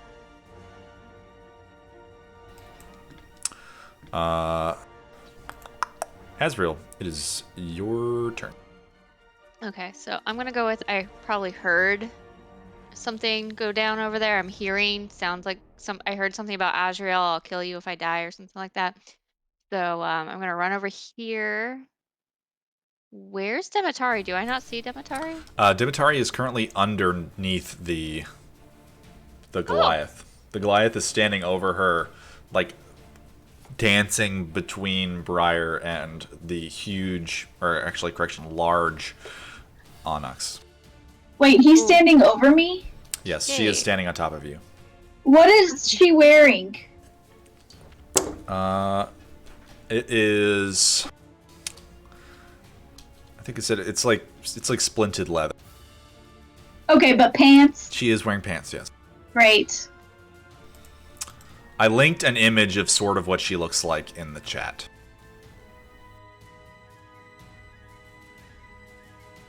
Which chat? On the Discord.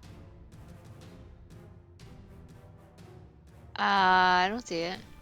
Well, I linked the Google Drive because it wouldn't let me just link the. Oh, okay. All right, Azrael, it's your turn. Okay. So anyway, so I run over.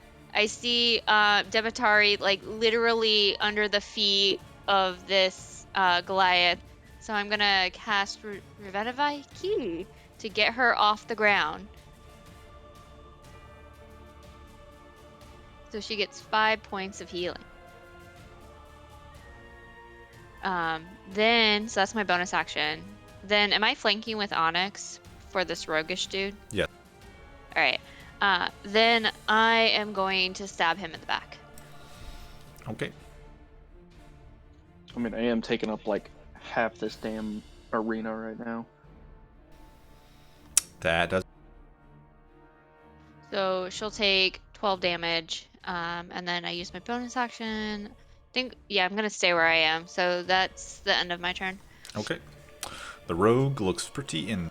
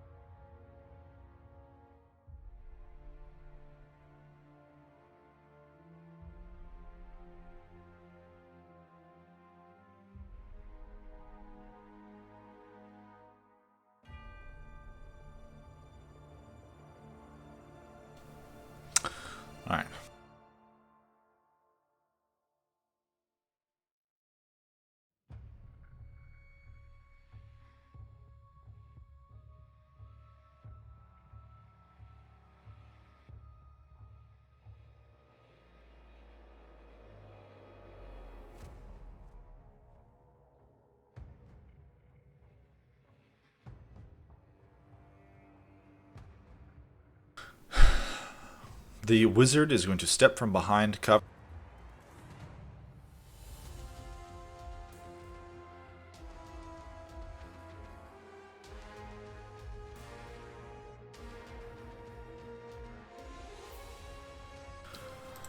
And is going to attack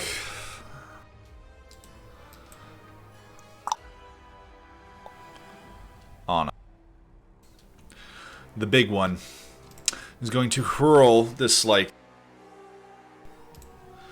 you can see she, like, kind of, like, twists some words and this, like, sphere of energy, and then just tosses it towards you. And it is going to be fire damage.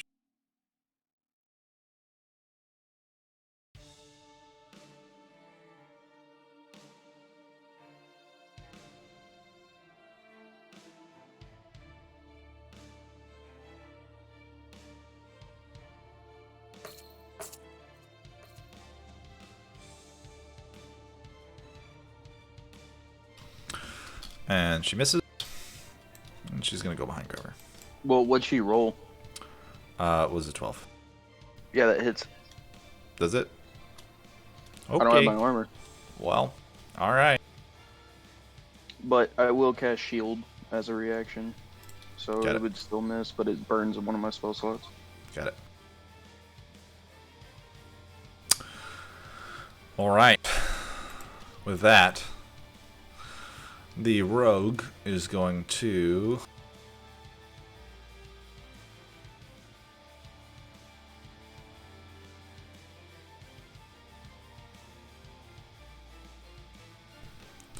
The rogue's going to attack Onyx 3 times.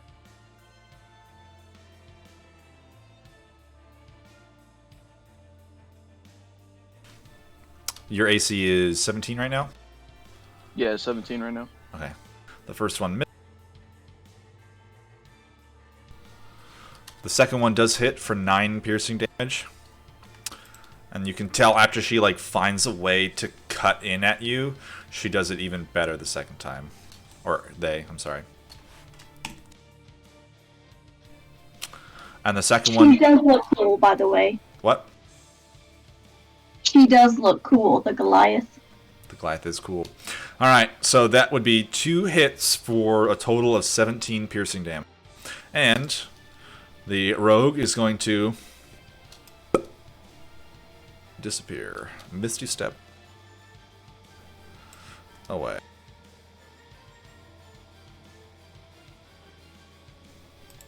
Snow, it's your turn.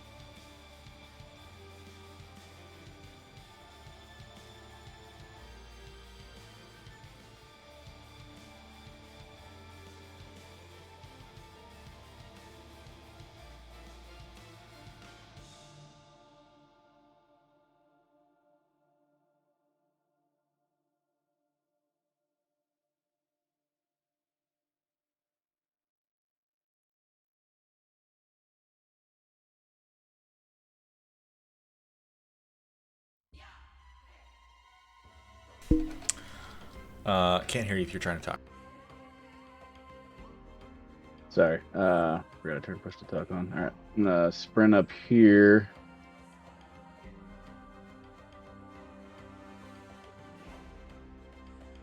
Can I see the mage from over there? Or not quite. Kinda. From where you are right now, a little bit.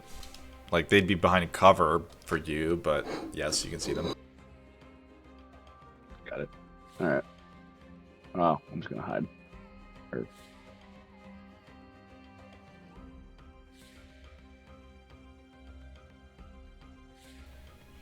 You can see as well, the rogue is behind a rock on this side. And they appear to be reaching into their pouch to produce a potion. Oh, yeah, no, fuck that. Alright, I'm gonna shoot the rogue. I'll step out if I need to. Sure.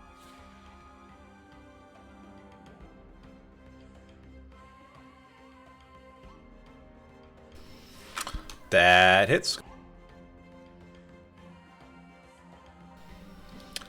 Alright. And I get one extra attack die, so an extra d6 for piercer. The bolt catches the rogue right in the chest, and they just drop down.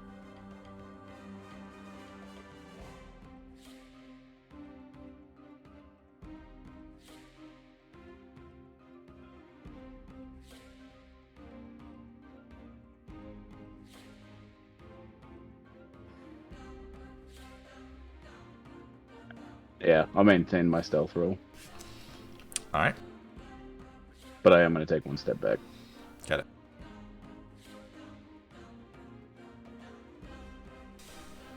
Onyx is.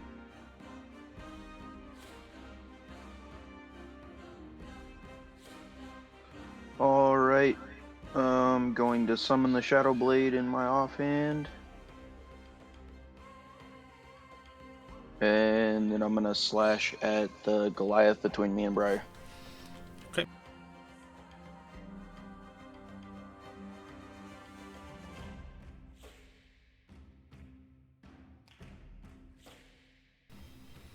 That just barely hits.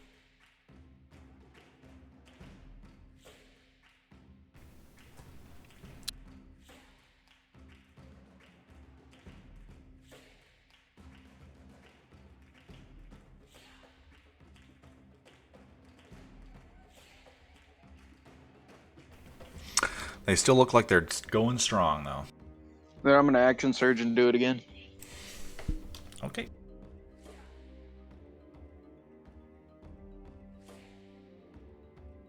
Maybe not.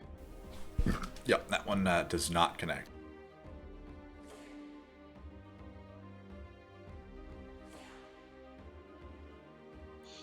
Yeah, that's my turn.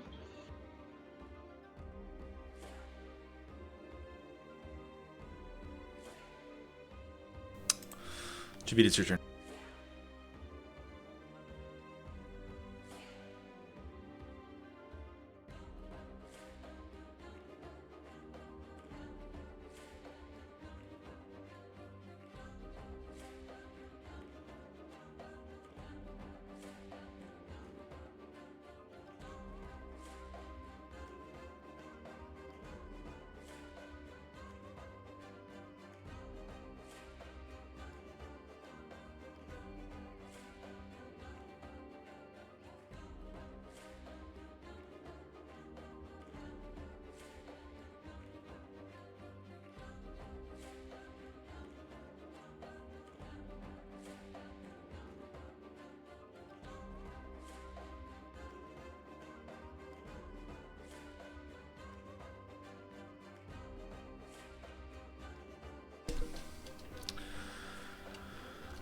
I can't hear you, Javita, if you're talking.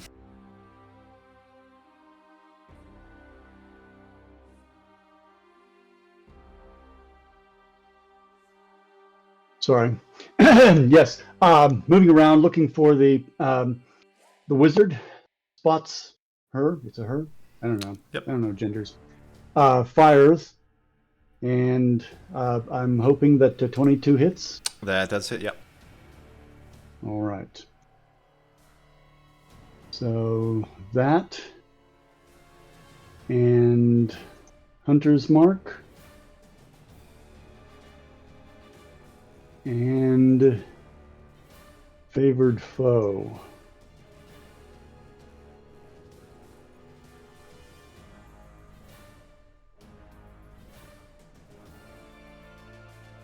And Wild. looks Impression. like The wizard dies, and the crowd goes wild. all right. I will take another little movement. Step out. I spot the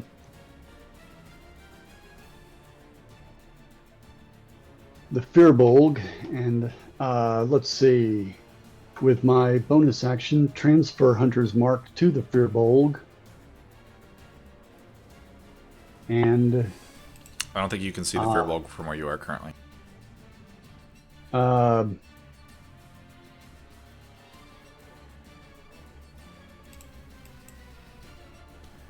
This one? Yes. Is that the Firbolg? Yes, I can see it. Yes. Um,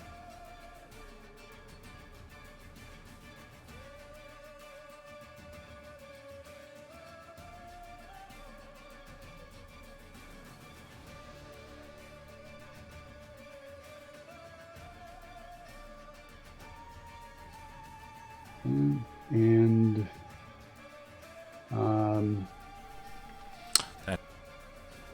adding Hunter's Mark.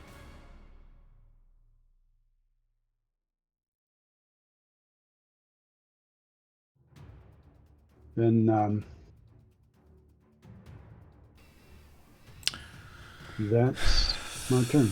All right. Your arrow like kind of sticks into the Firbolg's shoulder, and he just kind of turns and barely notices. He's just gonna like flick the arrow out of his shoulder. Okay. Got it. You killed the weak ones. That's it. All right. I got more in my arsenal.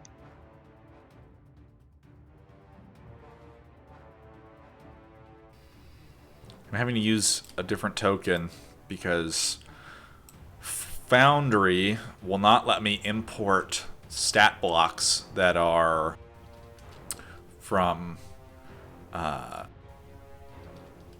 like stories. So it's not letting me use the stat block for this character, so I just put a thug token down, and the thug has far fewer hit points than the barbarian is supposed to, and it won't let me track it in the thing. I'm not sure how to get it to let me make the Firbolg have the correct amount of hit. So I'm tracking it on paper. Alright. You note, the rest of you, that the Goliath seems to like pause for a second and like take a breather, and then she just like shrugs it off, and then is going to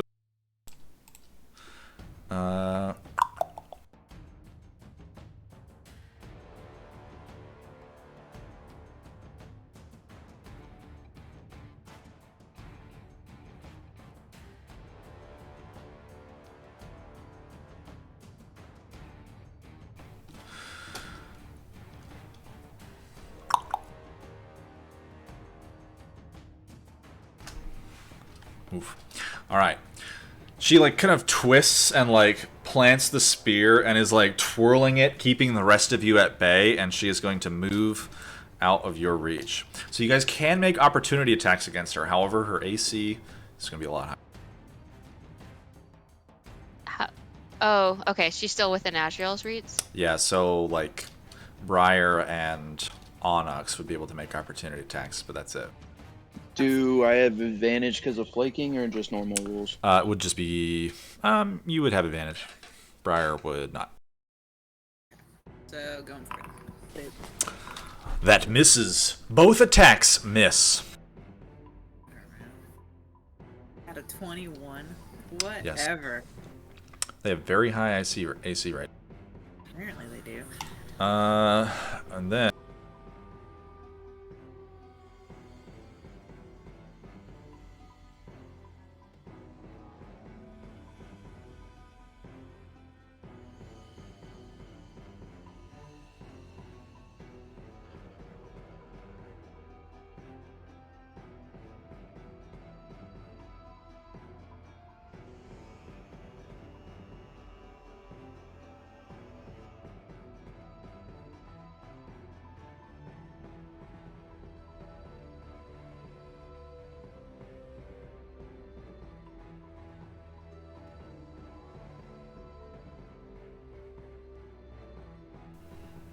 alright.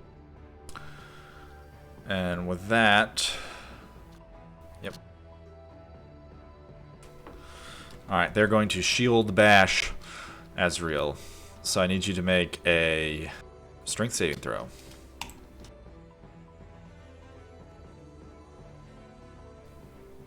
You take 11 bludgeoning damage and are knocked prone. 2 more strikes with a longsword are going to come down at you.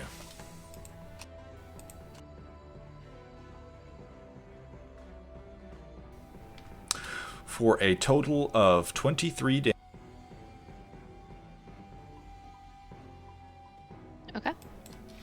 You can feel in the back of your skull this like voice just like driving you towards the Goliath, and this like pressure and like desire begins to take over. Now, is this something different than my symbiotic being? Like, is it a different feeling from that? This is the same feeling that you occasionally get from your symbiotic being, but this time it is a very strong pull. Okay.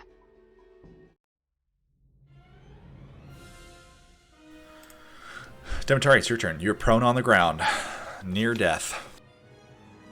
Can I cast spells prone? Yes. Okay. I choose to cast Wither and Bloom on the floor. Right there. So that should What's hit the radius? 10 feet. What shape is it? A circle.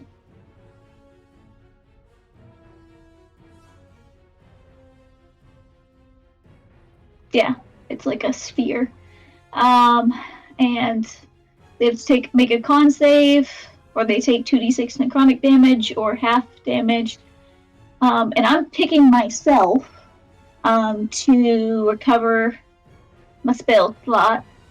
Not my spell slot, sorry. My hit die from my short rest stuff. Alright, so con save. Yep.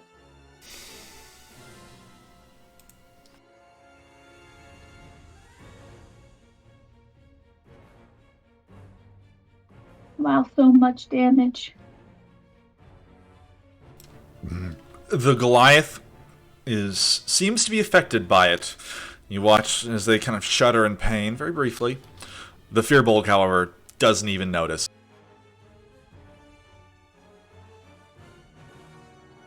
Okay. Then I'm gonna finish my turn, then like worry about the short rest. Oh, After the Fearbolg would have taken 1 point of damage, so it is halved on a success. Right. Okay. Then I'm going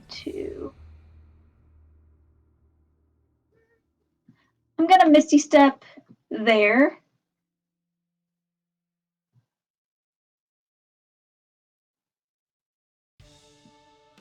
And I still have movement to stand up, which I will do. And then I'm done. Alright. Briar, it's your turn.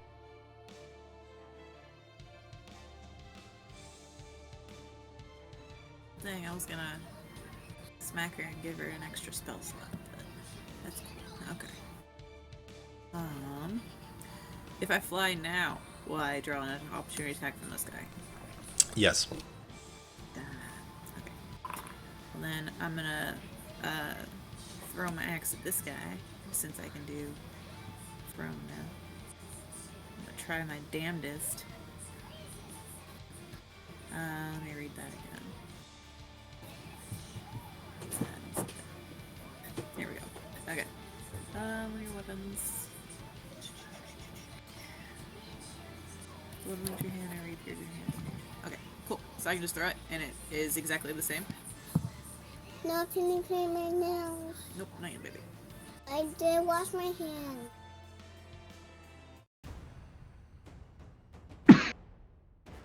So, if I throw my axe at him, is it exactly the same rolls and everything? Yep, I'm pretty sure it just gives your weapon a ranged ability. Heck yeah. Okay. Does it hit? It does Please not. God, yeah. Oh my god. And just the shield deflects it, and it. What is the? Let me check. I think you can pull it back into your grip, but I gotta I think check. it's at the end of the thing.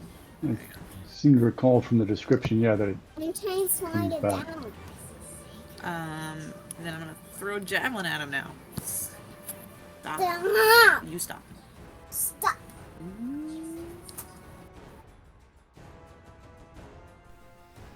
Okay. Go ahead and throw a javelin. That they're gonna parry. knocking it out of the way. Why are you like this? It's fun. Okay. This is supposed to be a tough fight, and you murdered my wizard, so it's not as tough. I blame his upbringing. All right. Is that the end of your turn, Briar? Also, technically, you would have had disadvantage on your ranged attack because you are within 5 feet of an opponent. Can I get you to roll again? Roll what? Another attack with your javelin. With what, the javelin or the battle axe? Just the javelin. Okay. Shame. Bummer. You know? Too bad you disadvantage. Alright. It is the Firbolg Barbarian's turn.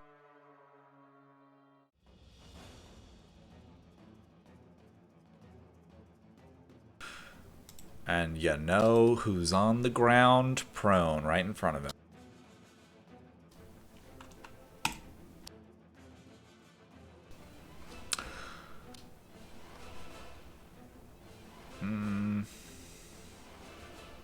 Well, look at you go. You take 10 slashing damage. I feel like with my AC, I still get hit so much. He rolled a 19. He rolls pretty high. He doesn't do anything but roll high. Well, I'm still up, you know. I'm just All right. bleeding out of every orifice, but you know. He's gonna still move up. right there, and he's gonna try to whack the little flying thing. Smash the bug out of the air. Yeah, he doesn't like small flying bugs. Wow. Rolled even worse. Or no, not quite. It was close. 18, I believe, still connects. Even AC of 16. So that would be 13 slashing damage against the bug. So 6 or no? Yeah. Yeah, the Yep, bug's 6. raging, man.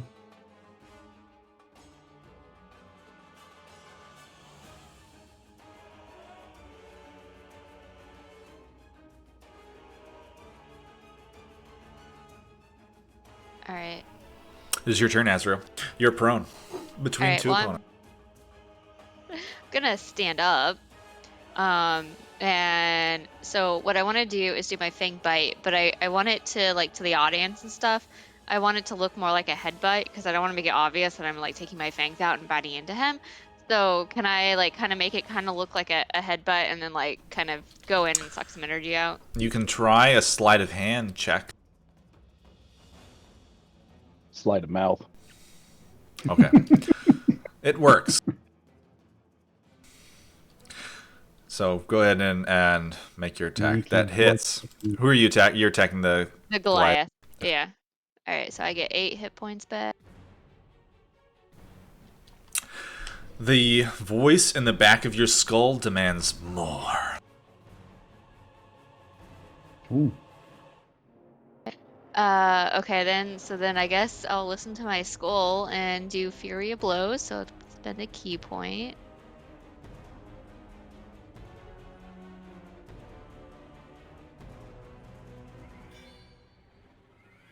And then I'm going to use my second Fury of Blows to do Hand of Healing to get back some hit points. The 17... Did it not hit or hit? It doesn't matter if it hit. That would still do hit. Healing Hand. That would Okay. hit.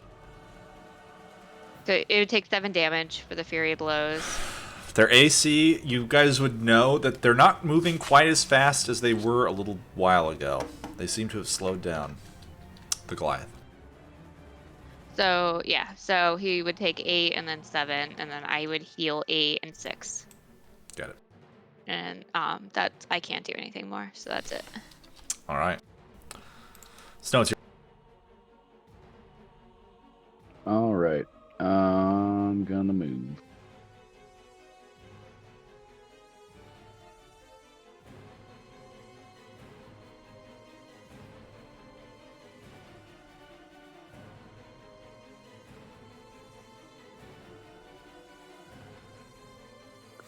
It's this one right here. Yep. All right. I'm gonna bonus action insightful fighting.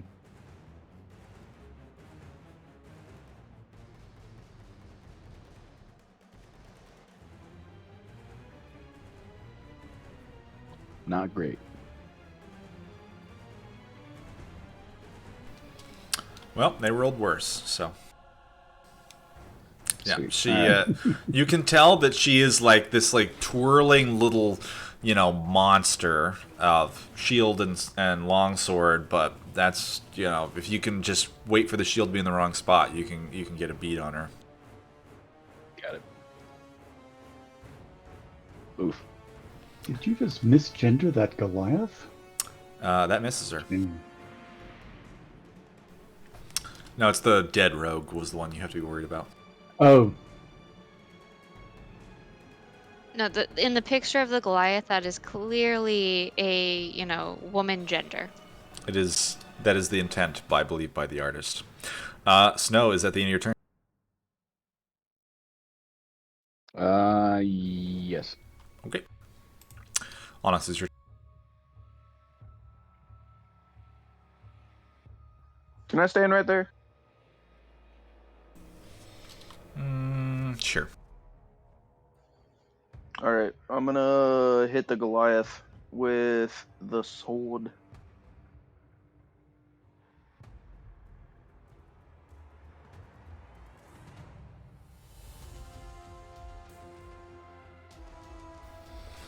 That misses.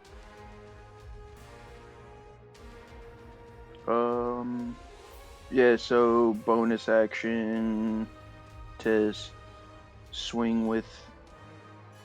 Oh, I rolled the wrong one. Should have been my longsword first, and then bonus action Shadow Blade. What's the difference? It doesn't really matter. It's just one and then the other. Okay. It's just two weapon fighting.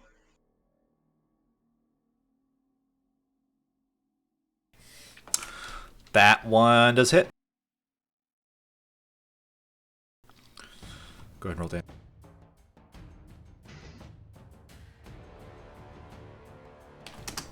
So 12. I got a bunch of really good music for my intense combat playlist from the Guild Wars 2 expansions, so it's fun. That definitely connects. You can tell the Goliath is... She's injured, but she's not going down anytime soon.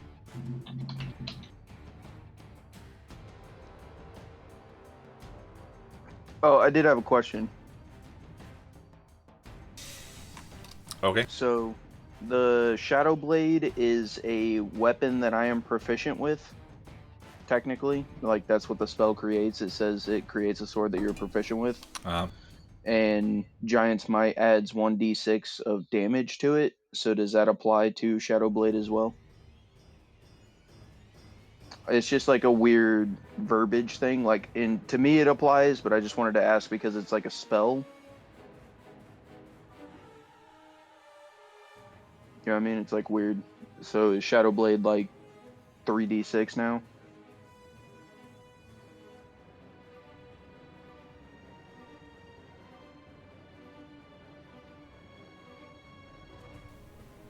Yes.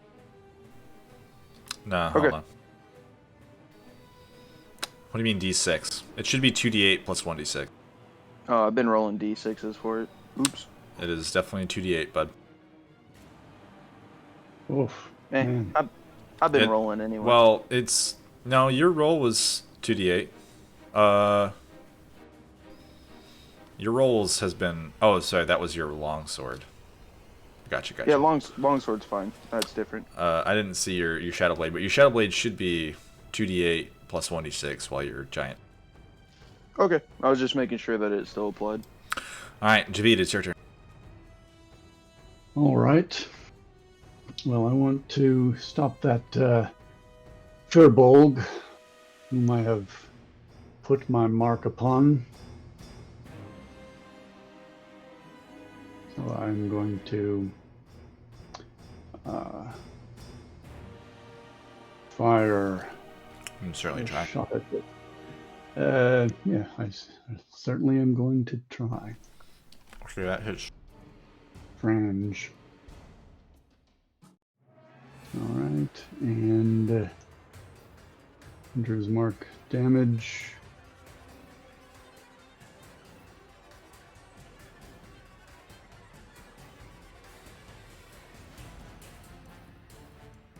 And I'm going to try a second time, and this time see if I can put a little more damage on it with sharpshooter. All right.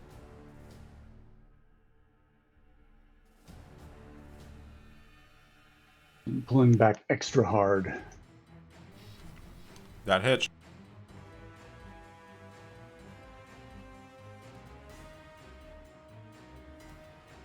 And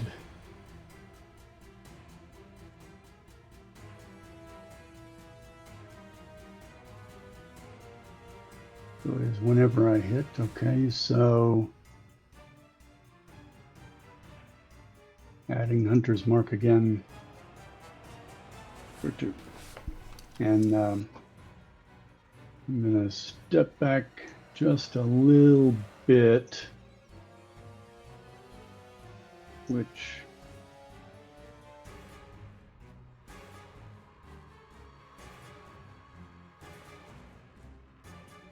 there, and I'm good. Okay.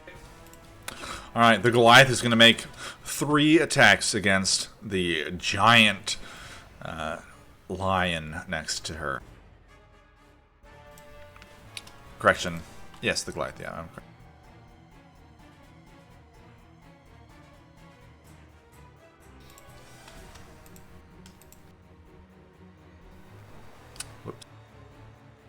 I'm gonna go ahead and throw shield up. You're gonna want.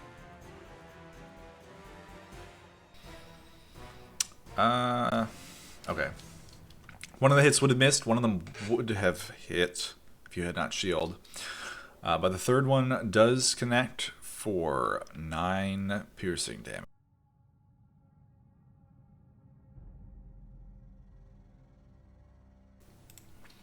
Demetari, it's your. Okay. I am going to try to move, I guess, because I can't see nobody.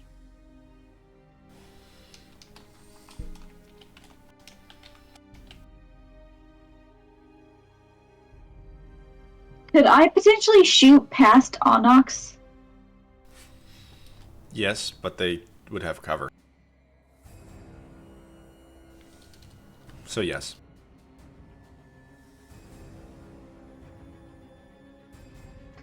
Alright, well, I'm going to magic missile the green guy and wait, what okay, but I don't want to do lethal damage.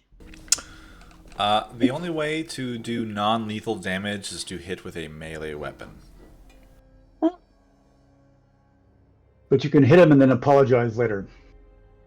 I mean, there's already sorry. 2 dead people that we need to not make dead, or at least try not to make dead. Yeah, try to make not dead.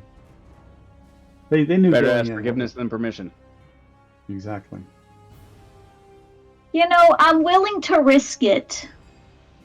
They're only kind of injured, and my rolls haven't been so good. So yeah, let's do the thing. Alright.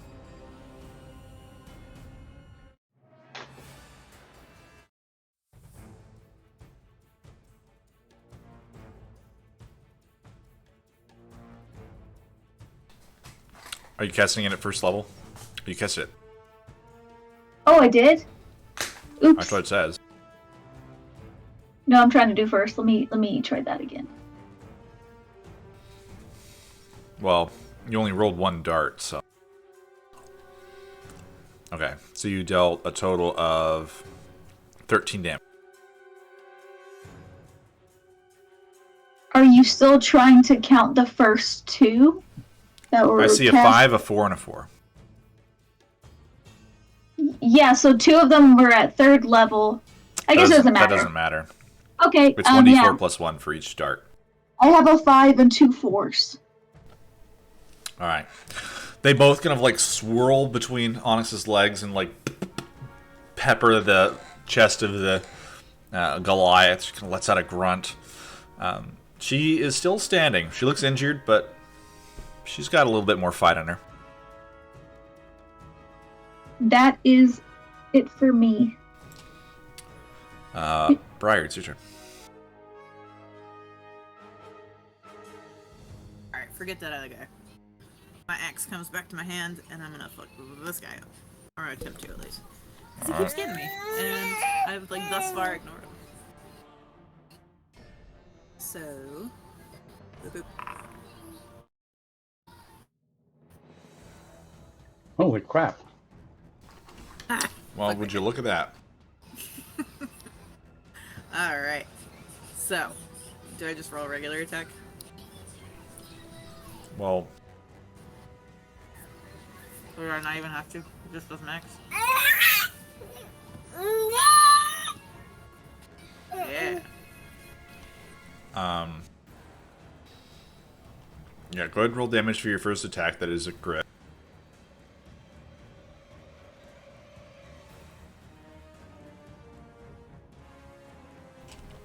And then go ahead and roll for your second attack.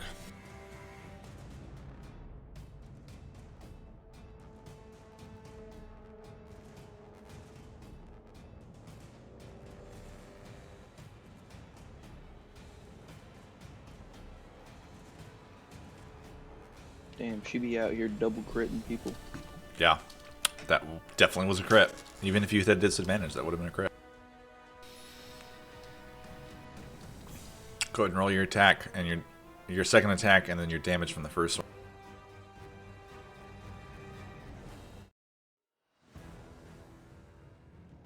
Looks like the rolls didn't Okay, go wait, to Forge. They're in. Oh, yeah, sorry, they're over there. I don't even see them on D&D Beyond. The last thing I see is Onyx. Oh, I see them. I see No. battle axe damage for 7 and then another one for 12. So that would be, you would combine those, right? Because she crit. So that'd be 19 for the first strike. I just... Yeah, that's what I'm seeing.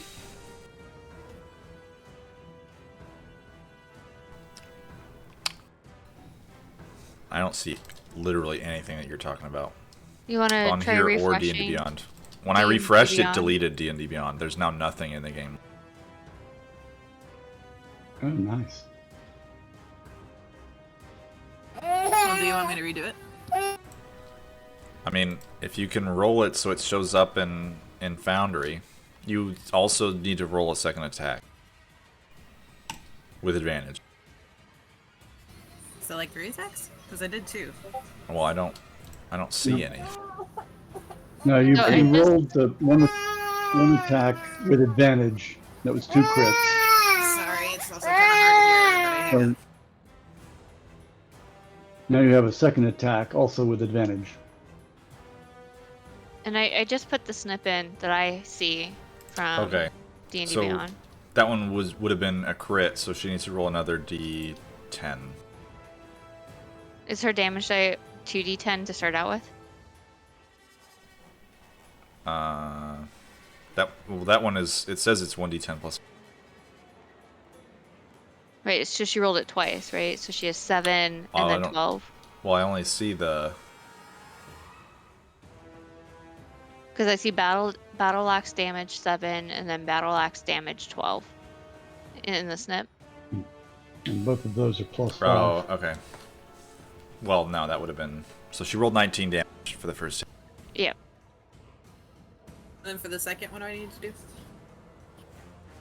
Second attack with advantage. Yeah, just Okay. another attack with advantage. Okay.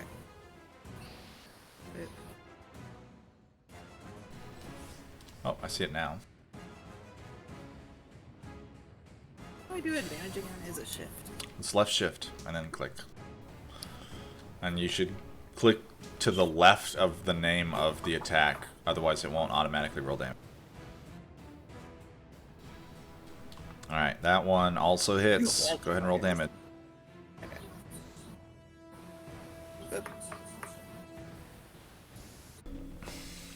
Alright, another 12.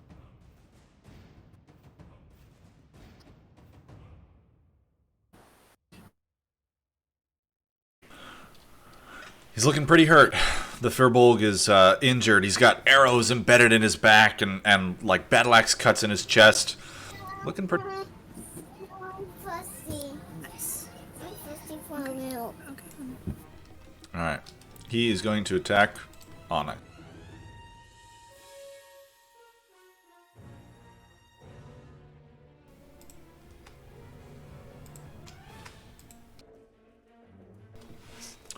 Woo.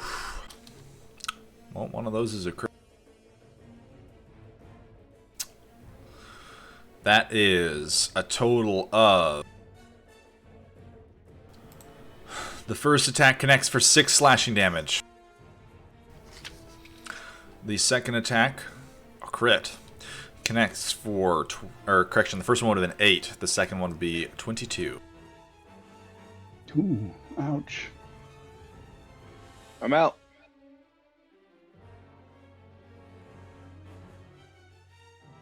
Your boy is unconscious and small again. He just gets like whacked with the axe and then shrivels it up.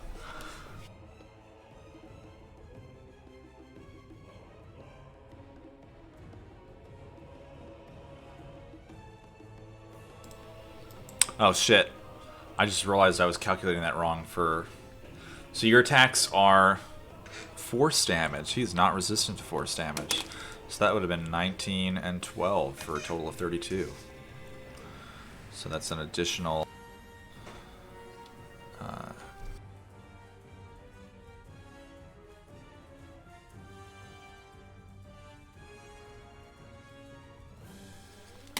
Okay.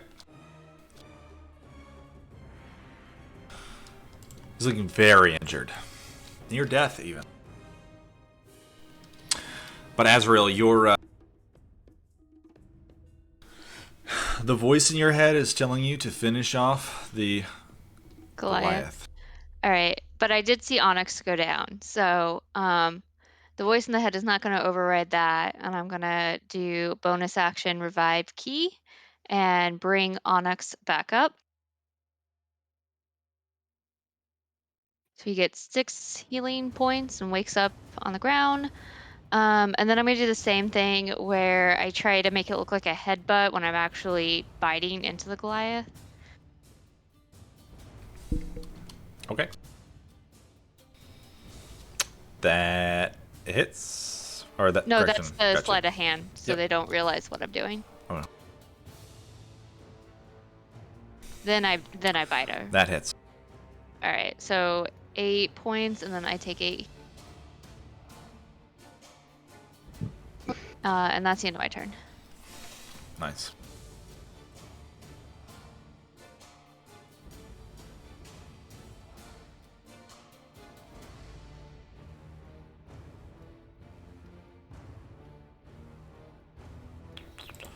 Snow, it's your turn. All right. I'm gonna aim at the Goliath. Go for it.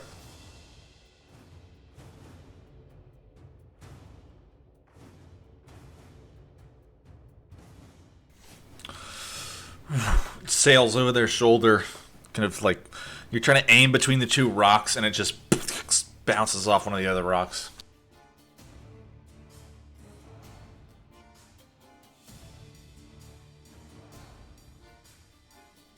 That's unfortunate. All right, Yeah. Onyx. Is that the end of your turn, Snow? Yeah. Okay, Onyx is your turn. I'm gonna kind of do like a breakdancing spin move and stand up, which only uses 5 feet of my movement. And I'm gonna step up and smack the Goliath with my longsword. Okay.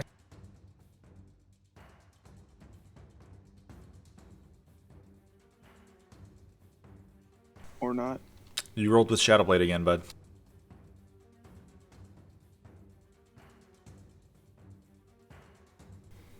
Okay, I definitely clicked on my longsword. I don't know why it's showing up as Shadow Blade. It's the same attack, like 2-hit number though. Okay.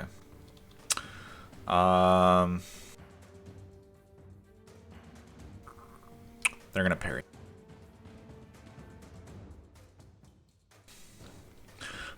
Knocking your blade aside.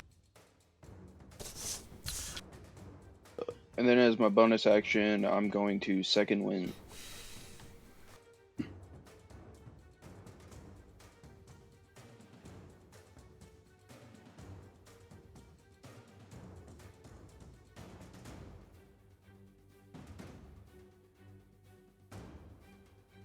I get my 4 hit points back. That's my turn. Nice. Javid, it's your turn. All right. Well, I think that Furbolg needs to go down, and so I'm going to see if I can put some hurt on him with sharpshooter, and I will fire at him. Sails right over his shoulder. Looks like that was no good, but I try again. All right.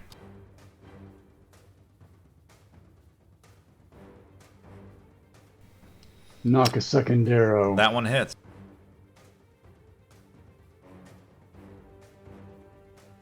And also with... And you kill the 3rd out of 4 of the combatants here in the arena. All right. Then that is my turn, and let's see. I'll take my bonus kill all action to 3 move of these Hunter's guys? Mark to the Goliath. Yeah, we'll try to bring him back, maybe. Jesus. Yep. You have outright People are killed. people play. After they told you please don't kill them, you've outright killed 3 of the 4 combatants. Because our guess range so. is who's actually doing the killing. Fuck them. If they would just go down quicker, we would have been able to render aid. Yeah, if they Okay. didn't come here like a bunch of shitheads, we wouldn't kill them. All right.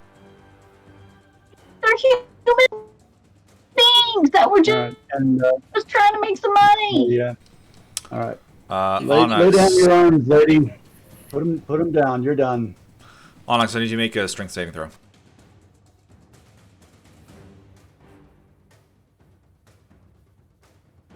Can we just say they're not dead? Like, can we just like hand wave it and say like there was no. some like clerics that came out and saved them? That is not how this arena works. And you, of all people, should know this, Azrael. Oh no, it's not Azrael. This is Crystal Assay.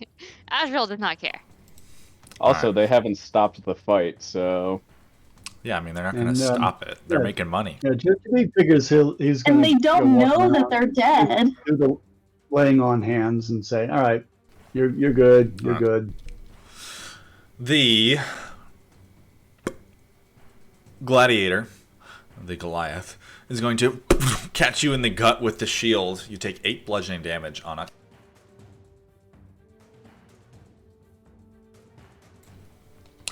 Then with a second strike with the longsword, would connect for 11 piercing damage. Or question slashing. I'm gonna cast shield, knowing that it's probably not gonna do any good.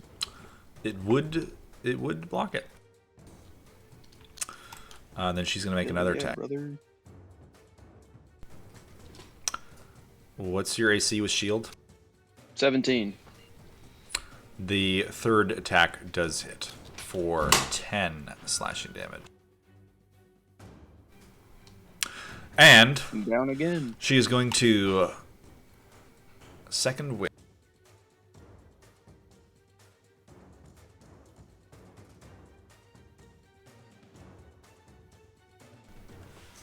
For not very much. Alright. Dimitar, it's your turn.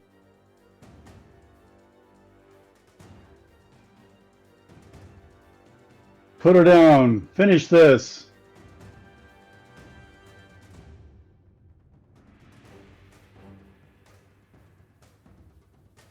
Finish her. I am going to walk up and pull out my dagger.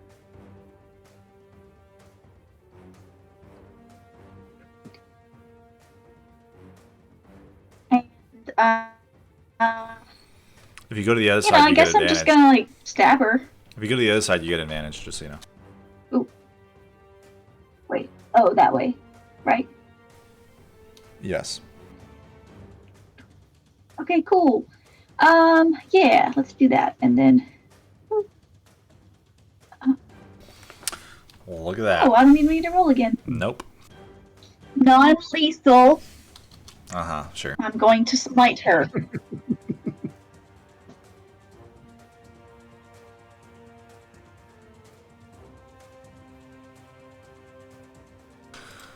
She's looking pretty hurt. She's on her last legs.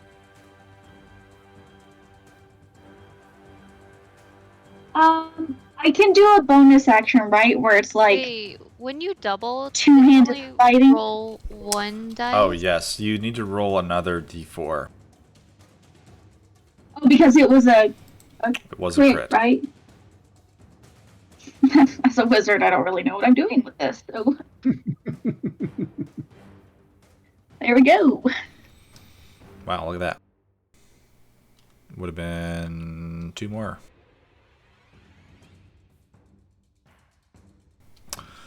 All right, it's at the end of your turn. Okay, actually, so as a bonus action, I would like to punch her. I don't think you'd be able to do that With because my, it's like a 2-weapon fighting, right? do you have 2 My weapons? fist is a weapon. Well, it says my bonus actions option is 2-weapon fighting. Isn't that for everybody? So I feel like everyone has the option to like.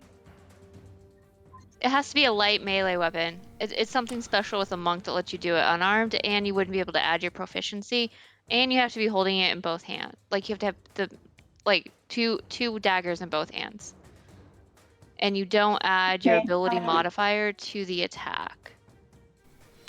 Yeah, you can't just punch with both hands. Yeah, so you'd have to have 2 daggers. So like I in couldn't each just. hand. Oh, that doesn't make sense to me because like stab right with this, and then I have an empty hand. I'm just gonna like. That is a special know? ability that's Okay. granted to you by the monk. Yeah, Like that's a monk thing. if you read specifically Okay. the two-handed fighting, it's All very right. clear that it says when you take an attack with a light melee weapon, you're holding in one hand, you can use a bonus action to attack with a different light melee weapon. Yeah, so it wouldn't work. Briar, it is your turn. Unless Demetari wants to move. I think you have a little bit more movement.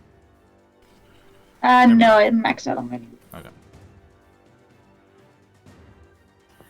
I'm gonna shout to the remaining person. Look around you. Do you want to finish this? Fight's not over until I'm unconscious. You heard her. She asked for it. Give it to her.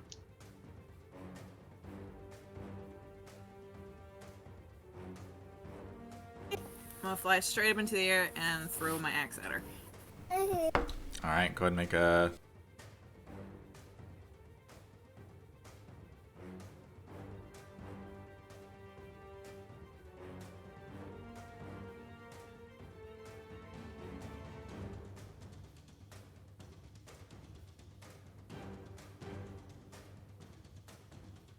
I'm assuming that doesn't hit. That does not know. Okay, I'm gonna throw a javelin then. Okay.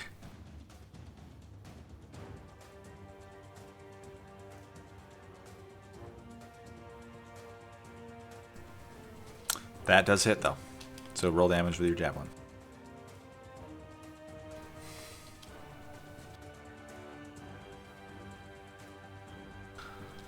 She looks very near death. The voice in the back of your head is demanding that you drain the last bit of energy from her, Azriel. Quick question. It hasn't come up yet.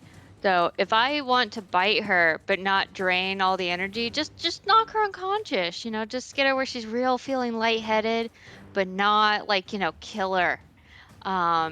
Is the voice gonna fight me on that? Definitely. Yes. Okay, so she's going to attempt to fight the voice and try to not kill this person. Hold on, actually. The voice in the back of your head does have a stat block. I need to. It Quick. does, yes, that's why I wanted to bring it up.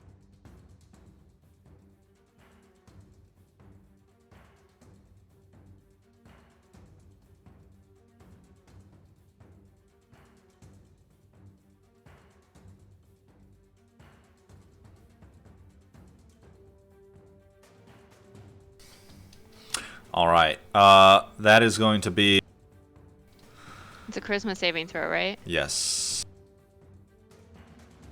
Can I guide myself? No, I can't. It's a saving throw. Never mind.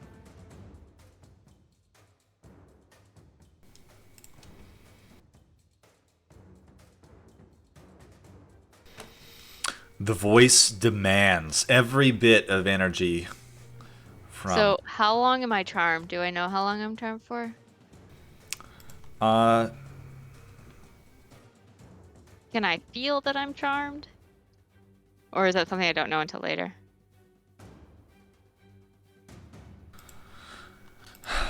I think this might be the first time that the voice in the back of your head has ever demanded something from.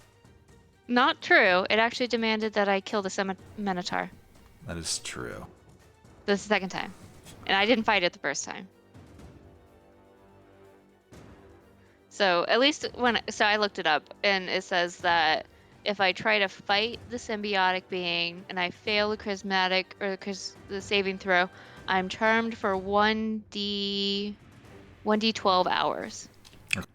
And while charmed, I must follow the symbiotic's command. If I take damage that is not self-inflicted, I can repeat the saving throw though. All right.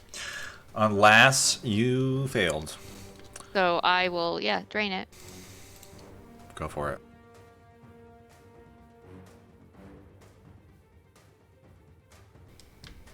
You do have advantage, so go ahead and roll.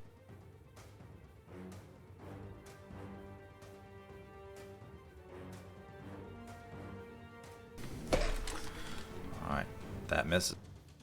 Yeah, see, still taking some control. But I guess I still have to keep going, so I'll do Fury Blow.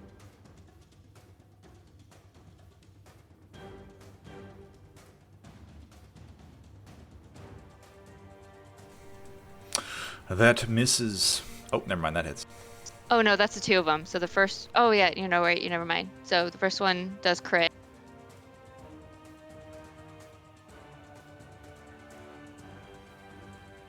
The second one misses, but the first one crit. So let me. Well, I see that you rolled a 10. There is no need to roll damage. That is enough. Okay. So she's dead because the symbiotic being told me to do that. Well, yeah. You just like punch her directly in the chest, and she kind of lets out a crunch. The last little bit of life passes from her eyes, and she falls dead in front of you. And I think this is where we're going to take a little break. So, oh, we're taking a break. We're not ending. Yeah. Okay. This is where we'll take a little break. Hey, it's 5. I gotta go feed my babies. Can y'all handle dryer for me? See you guys.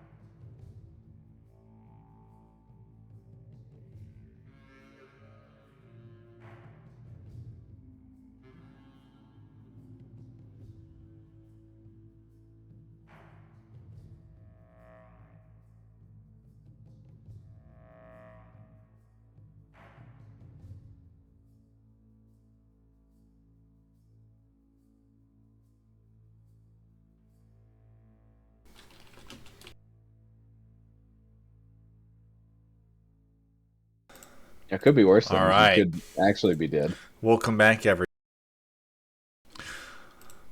The last opponent falls dead in the arena. There's kind of a mix of cheering and kind of hushed, the tone is one of a little bit of confusion in the crowd. They've watched you kill all of your opponents. Would this be, because I know Charmed, I only have to follow when they give me directions, like otherwise I kind of have free reign, right? You only have to do what they tell you to do, but if you are doing things and they don't care, then you can act normally. But if you act contrary to their will, they can force you to do what they want. So if I go and try to do a medicine check on not the Goliath, because I've already got a feeling it wants that thing dead, but I go to the other one, so I like run over to the barbarian and do like a medicine check to see if he's really dead, if I can like try to stabilize him, anything like that. Will it tell me not to do that? No. I think it mostly wants you to try and drain the last life out of them, but they're already dead. You can tell it is upset with you. Mm-hmm. That's the general vibe you're getting. Okay. Well, I'm going to do a medicine check and see if I can try to find a way to revive.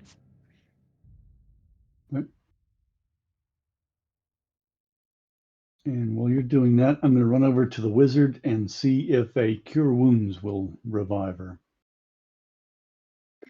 And I kind of appreciated the Goliath's perseverance, so I would like to try to help her at all. A little CPR or something. You guys can do a medicine check at advantage. I guess Azrael already rolled, so you can try to roll a straight check on the Goliath. Probably better that you try that. I'll go, see if I can help the rogue out. Dump that potion down his throat. Javid, can you wake up Onyx? I don't have any. Yeah, I don't have any spell slots, and Onyx is on the ground. As you guys are kind of scurrying amongst your opponents, trying to figure it out, Dimitar and Azrael, there's no luck. The Goliath is dead, as far as you can tell. You watch as a few members of the... so Onyx, you get 14 hit points. There's a few dwarves that kind of leap over the side into the arena. Azrael and Onyx, you've seen them before. They're kind of like the medics of Arkhelins. They kind of walk over and just grabbing under their arms and just start dragging the perished opponents to the edge of the arena and tucking them away in there's a little hidden alcove back there where the medics kind of work. One of the medics gives you your party, looks at the rest of you, he's shaking his head, and then he drags away the Firbolg. Well, they've seen Onyx and I fight in this ring before, right? Yes, but you and Onyx fight melee and probably have not killed anyone before in the arena. Gotcha. Can I tell whether a Cure Wounds would help the fallen?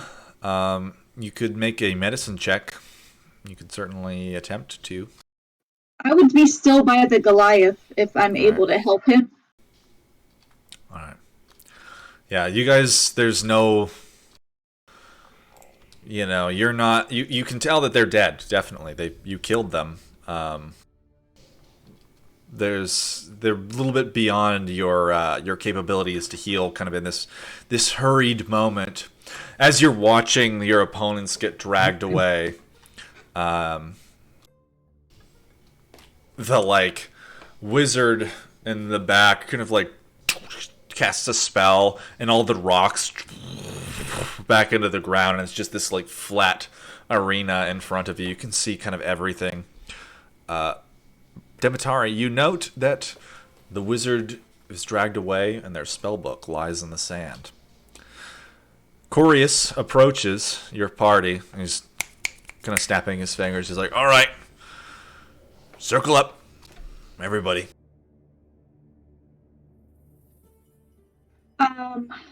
Is the book en route to where he wants us to circle up? No, but I mean, I guess you could run over there and run back. You know, it'd take you like 10 seconds. I mean, yeah, but I didn't want to seem like an asshole who's taking. You already killed everyone. Just do it. All right, fine. I mean, they're already dead, I guess. Pocket some of those health potions if I can. So you guys would also note that behind the rock where the wizard was, there is an empty health potion vial. Dimitar, you're able to run over and grab this spell book and run back into the rest of the group. He's curious. All right. Remember how I said don't kill him? That was like the one thing I said, right? Yeah, you know what? I think it's only fair that, at least on my part, the earnings that were made can go to the families of the fallen. This was completely out of hand. You're lucky that, I like some of you. And he looks at Onyx and kind of looks at Azrael. You're lucky. And you're lucky especially that the audience didn't like those guys. But, here's your pay. And he hands you a little bag of gold. So, I know they're from Tidesgate. Do we know anything about their family? Did they say anything? No, they were refugees like everybody else. Got driven here, away from the war. But it sounds like they weren't really good for business. Oh, we made a lot of money off them. It sounds like they were just taking everybody's money. It doesn't really seem like they were, part of the deep. Could go either way. Definitely inspired a lot of people to come here and watch them fight. We made a little money off that. However, as it stands, what were your names again? The Bumblers or something? No. The Boppers. The Boppers. Trying to change. All right. Not a fan of that name. And he kind of turns and shouts, "The Boppers win! Great job, everybody. Tidesgate terrors are out. They're probably not coming back anytime soon, so, don't look for them or anything." And kind of mutters towards your party, "God damn it, I gotta pay off so many fucking guards now." So quick question. We got 360, right, from that? No, he handed you back 40 gold. So wait, we only got 40. Correct. Is that because we killed them? Yes. Okay. I was just putting back the party fund. So there's absolutely no children that these guys have had that you're aware of. Why would I know that? I don't know. You see them all the time. You don't fighting... get a drunken rant of how they have a fucking snotty-nosed brat running around every so often. He points at Onyx. He's like, "This guy's fought in here like 40 times. I don't even know what his last name is. Who is this guy?" All right. Speaking of which, is that ogre still running around? Probably haven't seen him for the past couple days. I got debts to pay with that guy. Well, you can, figure out where he is.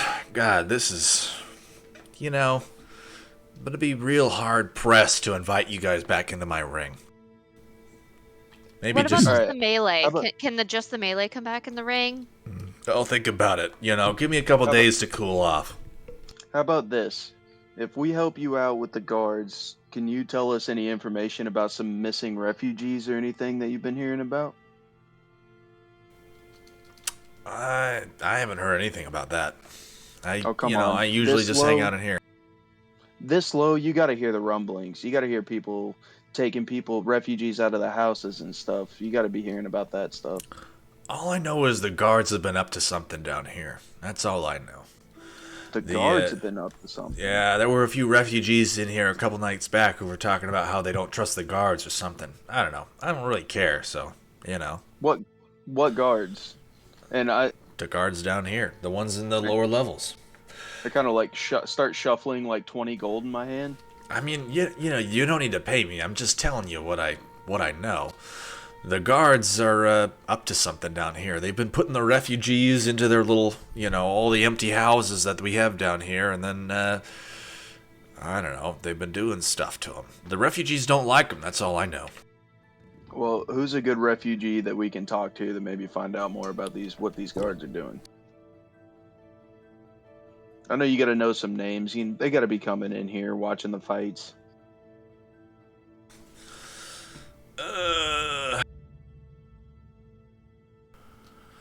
There's a man. He's from Phycaron. I've talked to him a couple times. His name's Gregor. Gregor. Yeah, I think he's living down on the 7th level. He was one of the ones I heard talking about the... whatever it was, the guards are up to something. I'm gonna drop the 20 gold in his hand. Thanks for your help, friend, and I'm sorry about the trouble we caused. All right, I understand. Just don't come back in here, or don't make a scene in here for at least a couple days, because well, Reasons. yeah. I have a question. Talking to the guy. What are you guys gonna do? So, basically, the wizard had a rock in her hand that she was twirling around. I mean, she's not gonna use it now. Do you think that maybe I could have it, to remember the irresponsibility of this evening and potentially be reminded of the harm that was caused because of us? And big grin. Make a persuasion check.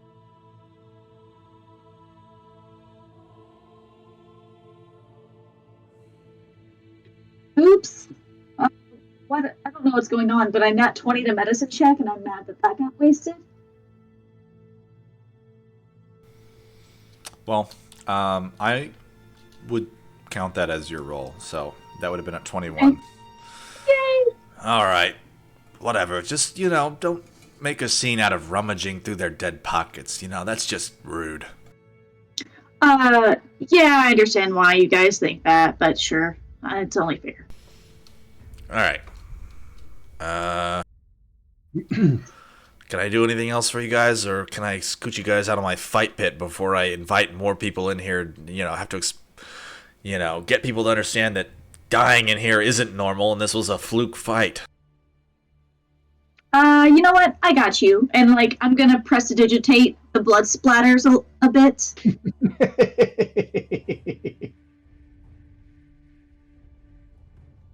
Do a little bit of organizing on the rocks, just cleaning up this hot mess. I appreciate that. Thank you. All right. And he starts... Can I look up at the Miners Guild skybox and see if there's any particular interest one way or another about what they've seen, or scanning the crowd? Is anybody taking make an insight check? Maybe somebody lost a lot of money or won a lot of money on this. Make an insight check. So, I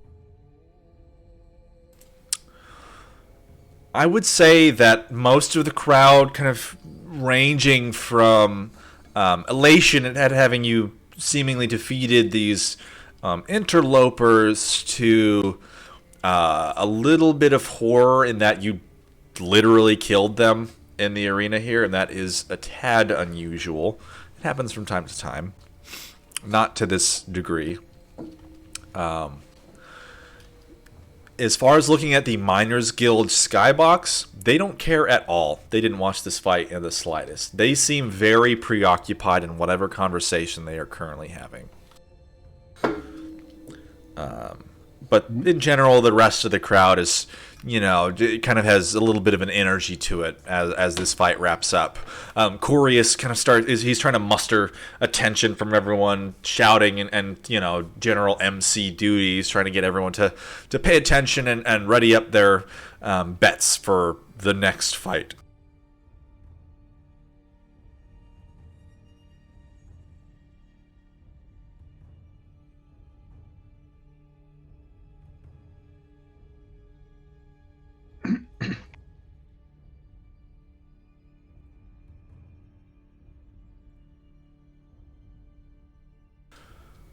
What are you guys doing?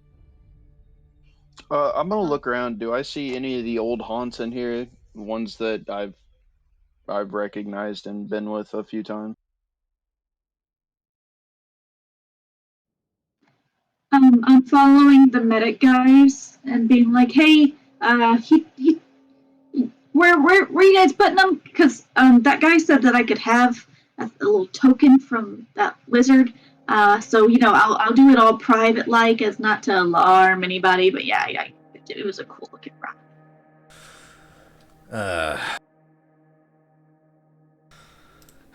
Alright. One of the dwarves kind of rummages through the pockets of the dead wizard and hands you a little stone. Thank you very much. I really appreciate that. Do you guys want any help carrying them over? I mean, it's partially my fault, so I feel like I should assist. Nah, we'll get them after we close for a couple hours at midnight or whatever it is. There's usually a lull, and then we pop the bodies out. Pop them out where? That's none of your business. Oh, all right. I just curious to see Why what are you sort so of... interested in where the bodies go, you weirdo? Well, I'm a mortician, and I do find it fascinating what different cultures like to do with their dead. I have hobbies, you have hobbies. It doesn't harm anyone. Well, except these guys. But I was trying not to. Okay, Make a I told persuasion them not check. to kill them.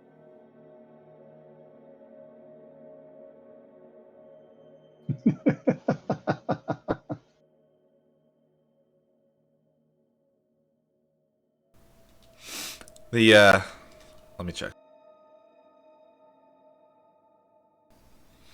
The two dwarves that are closest to you kind of mutter to each other in dwarvish. And then the one that you're talking to. Alright, well, they go to the morgue. Anyway, we're busy with, taking care of this. And you can see that they're kind of like wrapping them up in little canvas body bags, essentially. Oh, yeah. Oh, where is that? I'd love to pick the other mortician's brain. No pun intended. Certainly not with a hook through the nostrils. Well, the morgue's up a couple levels. All right, well, thanks for the information. Good luck, I guess, with the... They eye you suspiciously. What do you think I'm gonna do? They're already dead. I don't know what you're into. Science, just science. And I'm like eyeing them back, like feeling like I'm picking up what they're putting down, and I don't like what they're assuming. The two of them kind of talk to each other in Dwarven again, and then they just they're looking at you. Certainly nothing kinky. No, not even remotely. You weirdos. You think that I'm the strange one, and I'm just gonna walk away in a huff. All right. So before I forget, her spell book.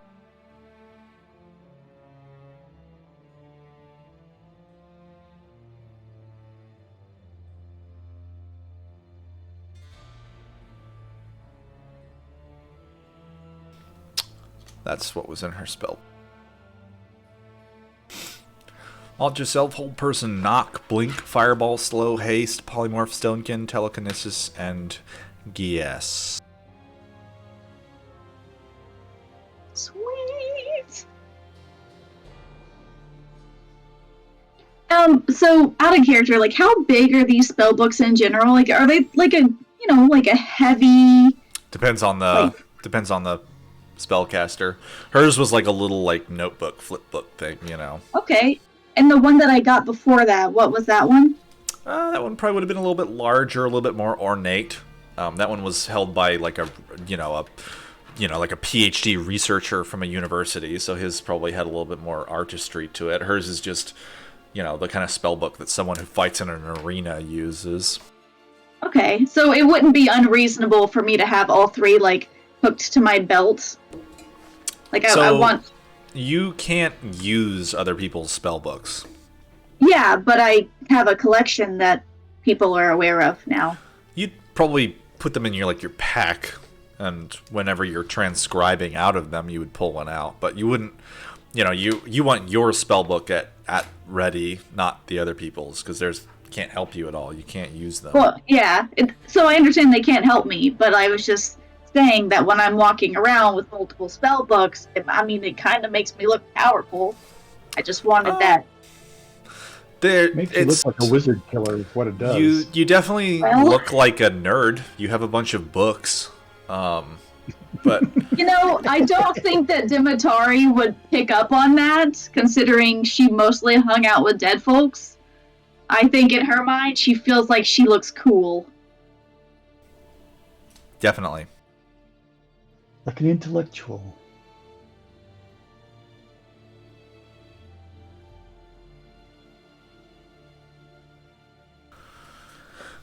All right. Where are you guys going now?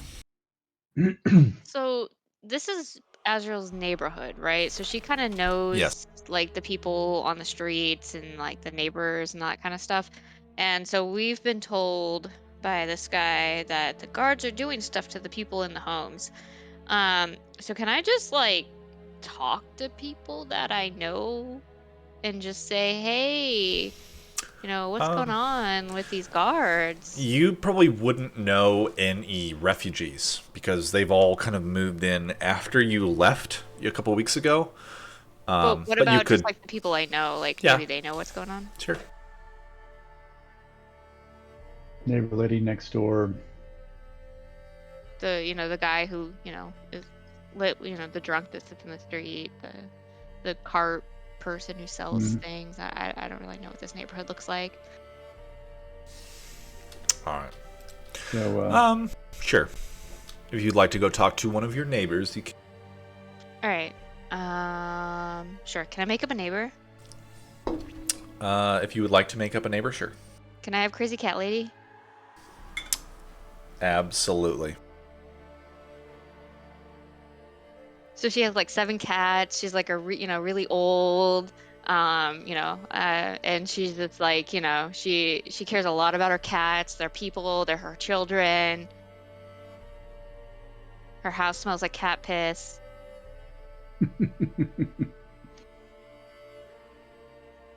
There's like pictures of her cats everywhere. All right. Her name's Agnes. Okay. I was going to give her name, but I'll take Agnes. So, her name is Agnes Hardgrip. She is your neighbor. And if anyone wants to like come, I guess like I feel like if people want to leave the arena and stuff and be like, hey, I'm gonna go talk to my neighbor about these guards. You guys want to come? Yeah, I'm on the lookout. I plan on going to see if I could find in the lower level where that guy was.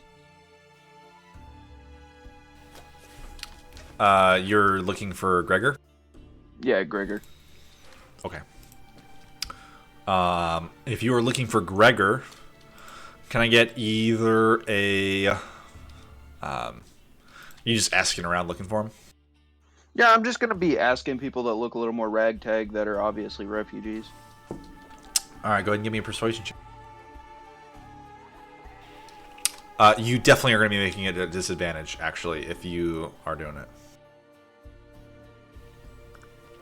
They do not trust Leonin.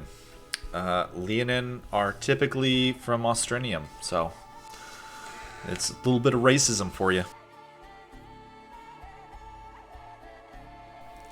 Hold on 1 second. But a 15 is probably good enough. All right, so like if everybody's going with Azrael, I'm gonna kind of like dust myself up to look a little more rough, like kind of push my sword underneath my like backpack and stuff so it's not out in the open, and then kind of like tap into the old refugee status that I am, kind of walk with a little bit of a limp as I'm talking to people outside and kind of speak in a more hoarse voice and ask like, there was this old man, Gregor, that helped me out a long time ago. I've heard that he was here. And just try to like since con you've my way into talking to got him. yourself knocked unconscious twice, you ought to have Yeah, you definitely look like shit, so, that's not hard. Yeah, I'm already like bloody and I already look like shit, so I'm kind of like doing the wrap around the head to kind of like distort my lean in a little bit. Alright. I would say that you're able to talk to some people.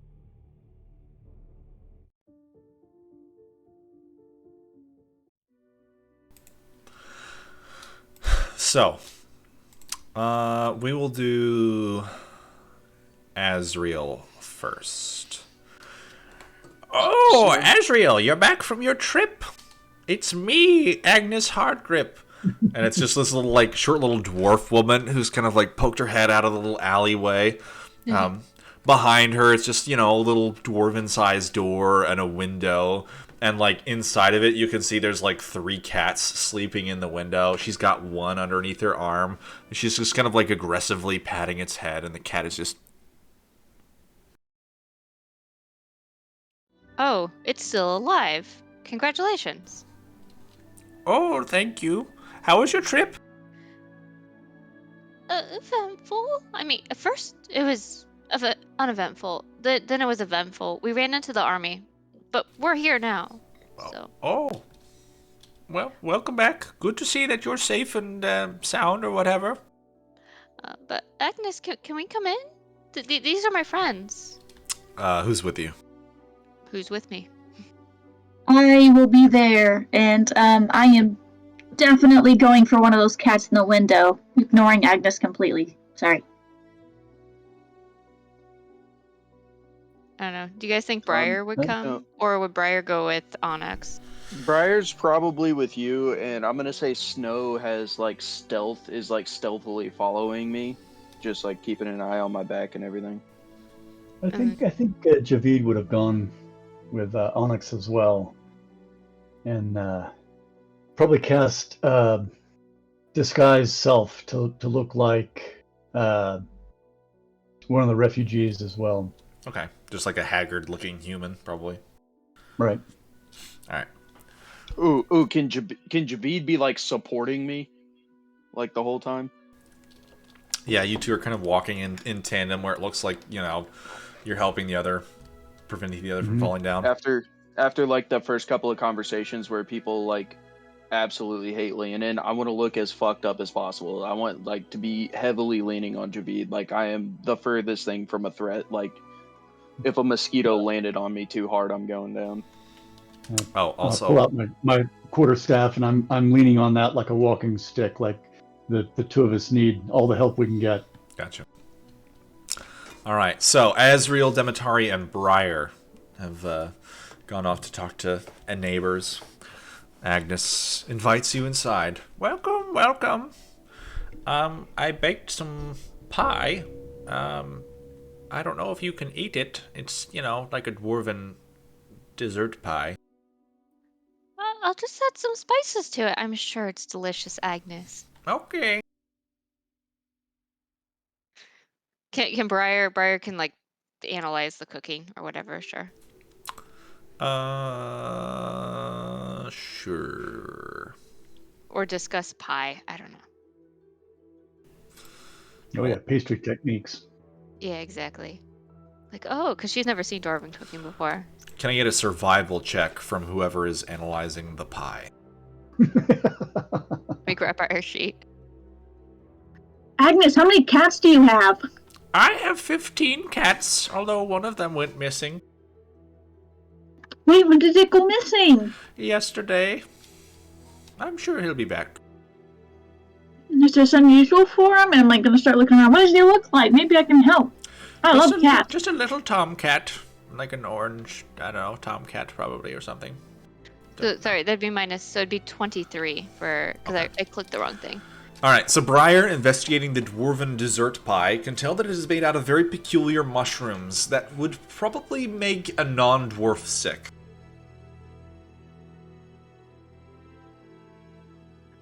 So it's poisonous, basically. Yeah, 100% it's poisonous. Yeah, I'm If still you gonna eat it. Okay.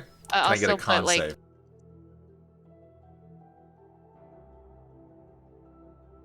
I'll take a slice and then just like sneakily feed it to Wanda.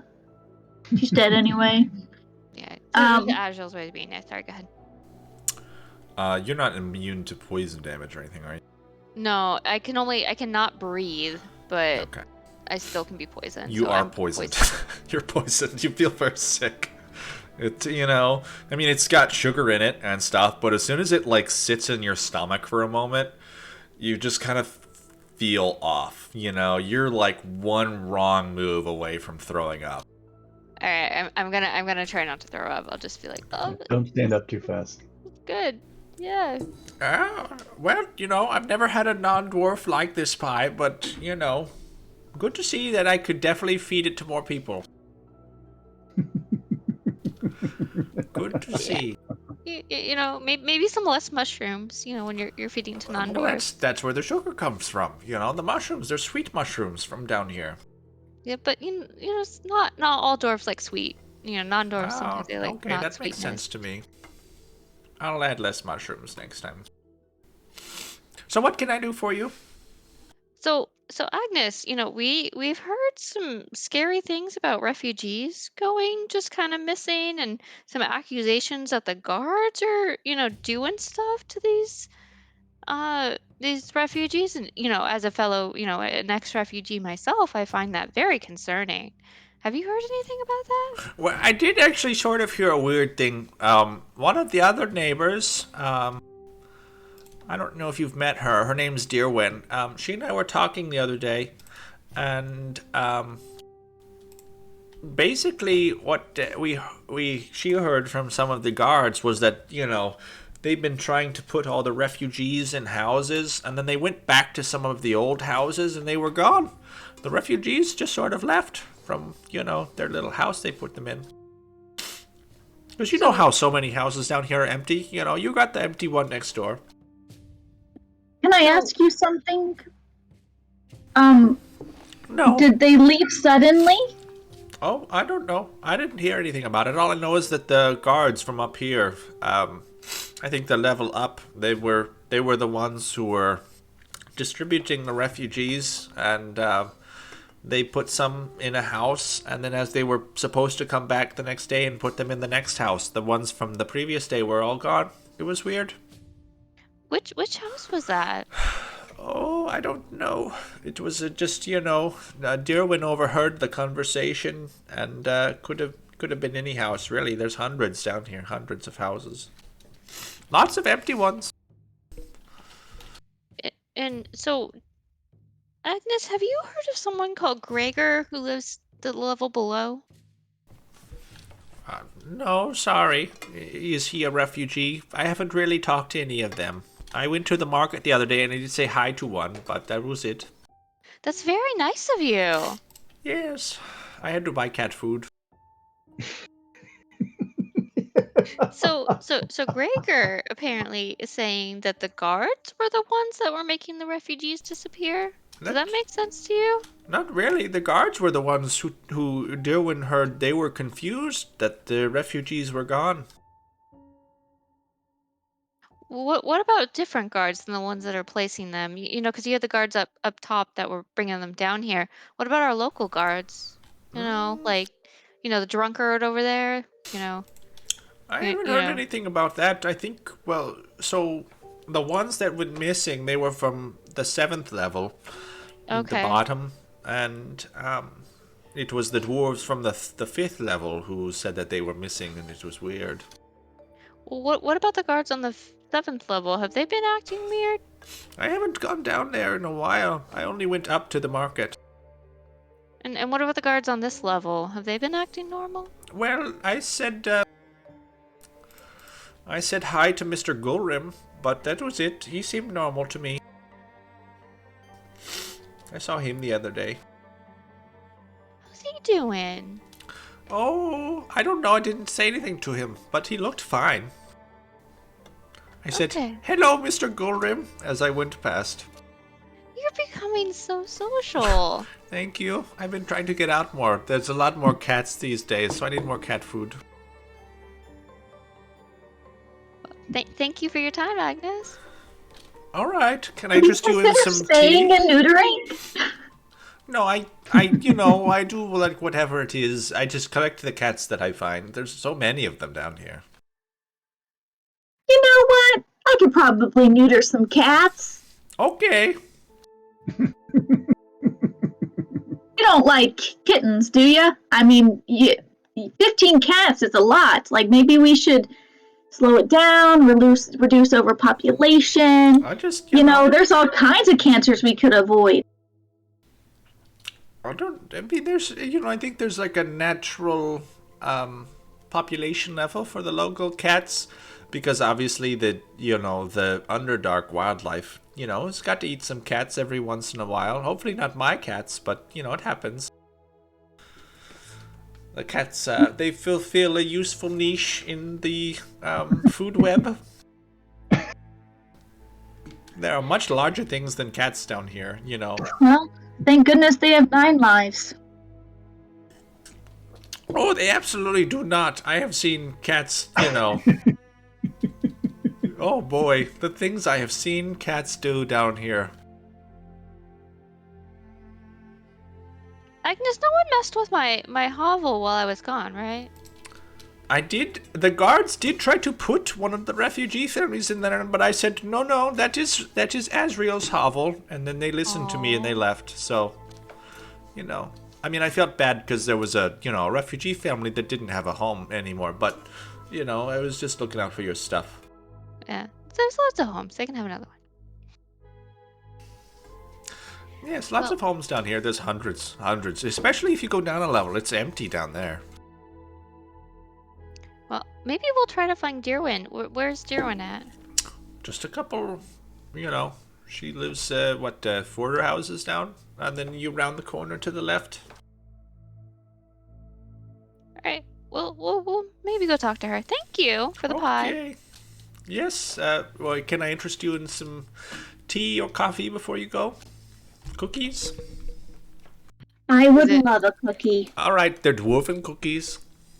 Are they also made with mushrooms? Absolutely. They're sweet dwarven mushrooms. You know what? I'll have a couple. Okay. Just for the road. Thank you so much. She gives you 2 of them. There's Cool. little plain little mushrooms, or correction, cookies filled with mushrooms. Are you gonna eat one? Absolutely not. Okay. I'm going to share with a friend later. Like, Azrael is looking way paler than usual, and I can pick up on a cue. Oh yeah, she looks I'm very actively sick. trying not to throw up. Mm. Like, she seems really nice, which is red, weird because green. she's not normally this nice, and it's because, she's trying not to throw up.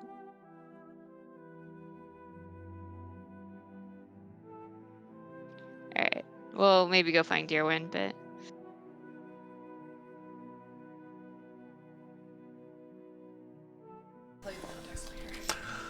Alright. Onyx, Snow, and Javid. The 2 of you have gone down a level to the 7th and lowest level of Torrevere Deep. It looks a little different from the rest of the levels above. It's a lot rougher. There are hallways that go down and just stop as though the dwarves digging them just didn't go anywhere. It's almost a maze of little passageways and twisting directions. The best way to find your way around on the 7th level is to look where there are little worn footprints of foot traffic through. Because pretty much if you go somewhere where there isn't a lot of foot traffic, you're going to run into something weird. But talking to the right people, Javid and Onyx kind of feigning a... in general, can I get actually performance checks from you two? You want performance or deception? I'll say deception. That makes more sense. Can I get advantage because I'm disguised? Sure.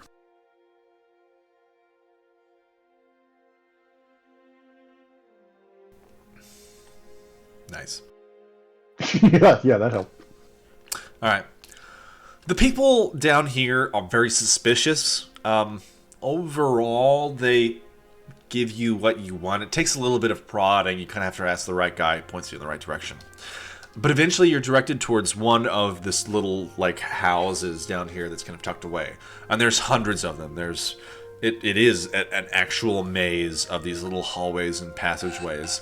And you find yourself in one that is kind of near the edge. You know that you've gotten near the edge because the air almost smells different. It is...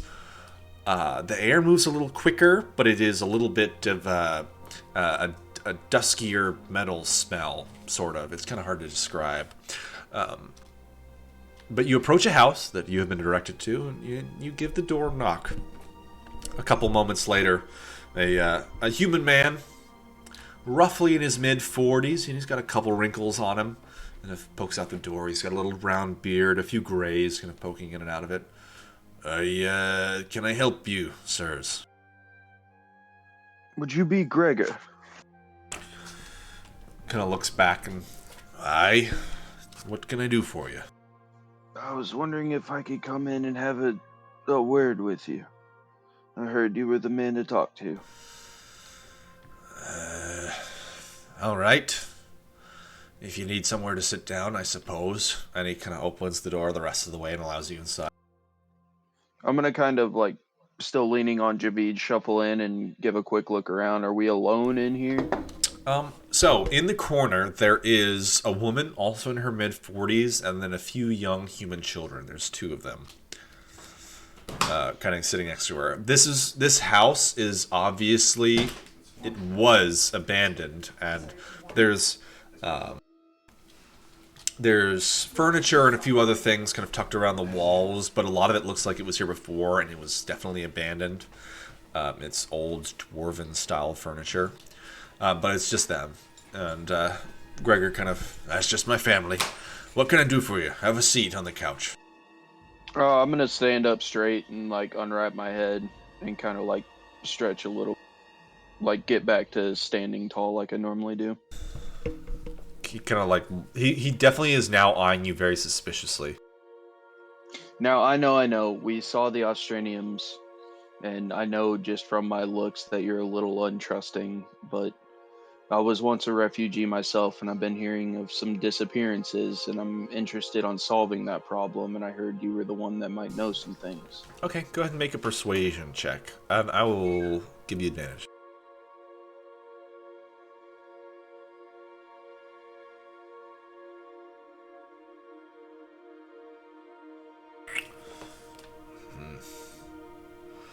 Aye, a few other people have gone missing down here. Not us, though. Who are you working for, asking all these questions?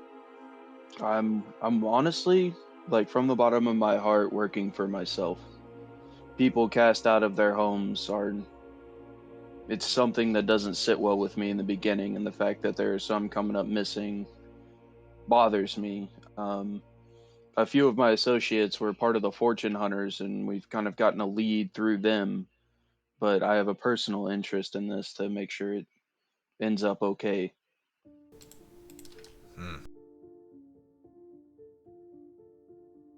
Right, so we don't have a mercenary interest. It's a humanitarian aim.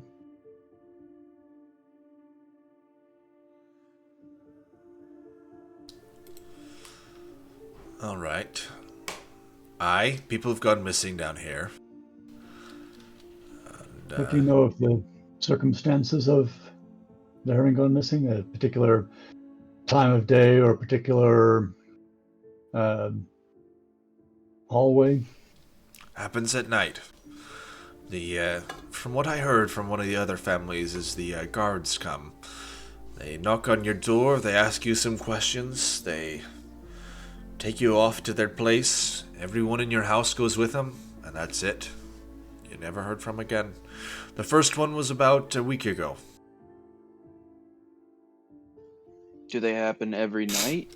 Is it No. in the same row of houses? Is it specific families? Like, are they mainly human, dwarvish, elvish?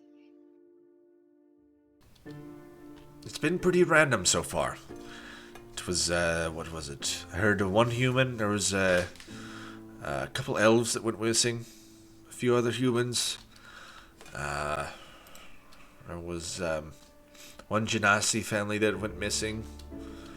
Doesn't really seem to, discriminate.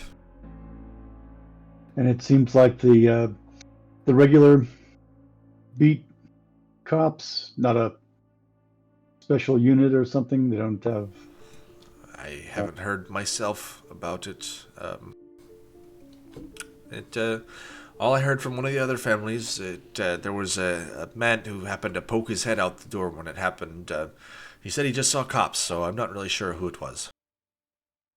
Do you think they're following up on possible Astrinium leads or something? Like, you haven't gotten a name of said cops or anything? Nah, I'm sorry. I don't know. We don't keep to ourselves down here. We don't like talking to the guards, and well, us refugees have got to look after ourselves.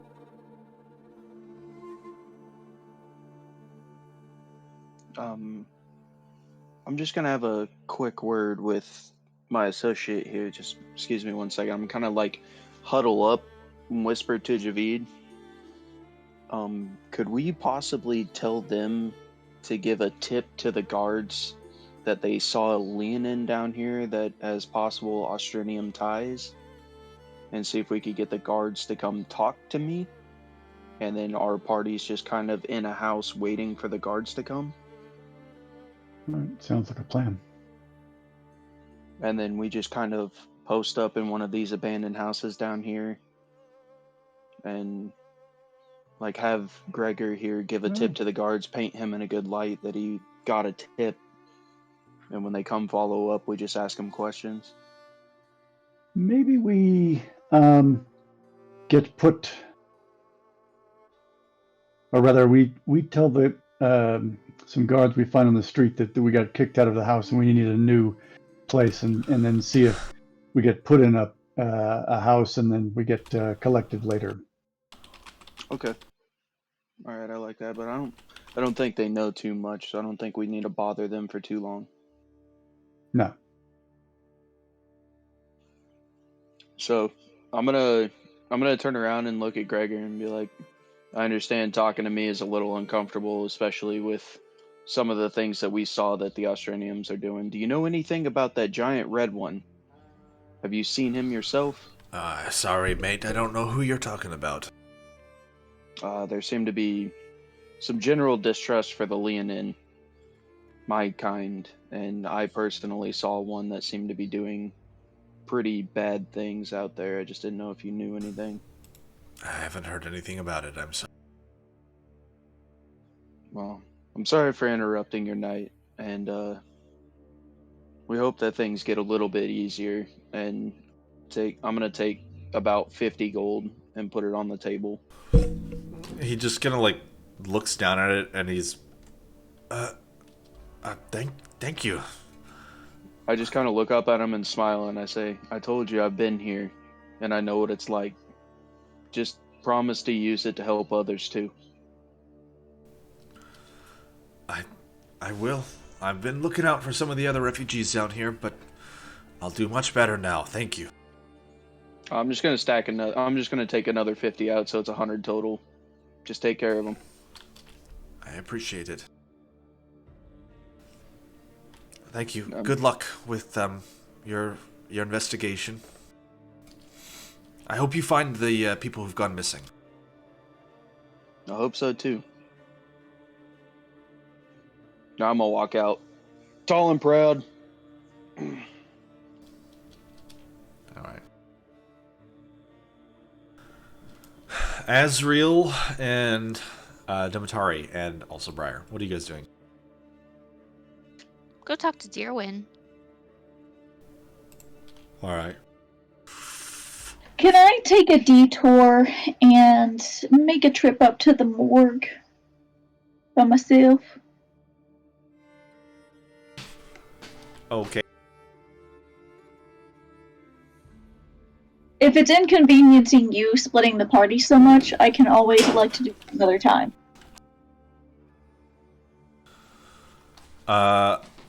I mean, you can go to the morgue. It is up on the 4th level. All right.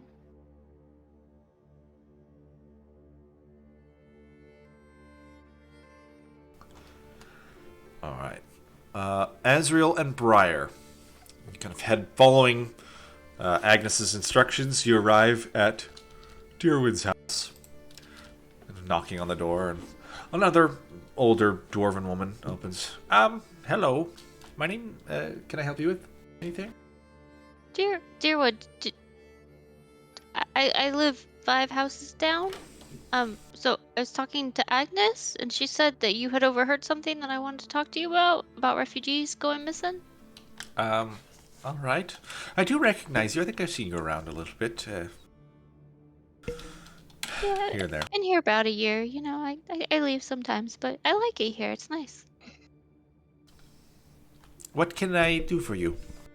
So Agnes told me that you overheard a conversation about refugees going missing.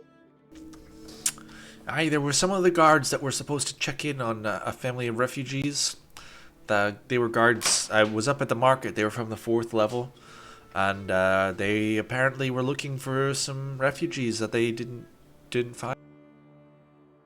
And what level were these refugees on that they were missing? They were down one. They were on the 7th level. The 7th level. Have any refugees from the 6th level gone missing? Not that I've heard. This is just the only thing I've learned about this, I suppose. And those were the guards up on the 4th level for the market, so... Well, they were in the market. I don't know if they were the market guards. What'd they look like? Dwarven, small, stout, bearded. You know, a guard. Yeah, so they were wearing the guard uniforms. Is that helpful? Yes! Like, clearly not.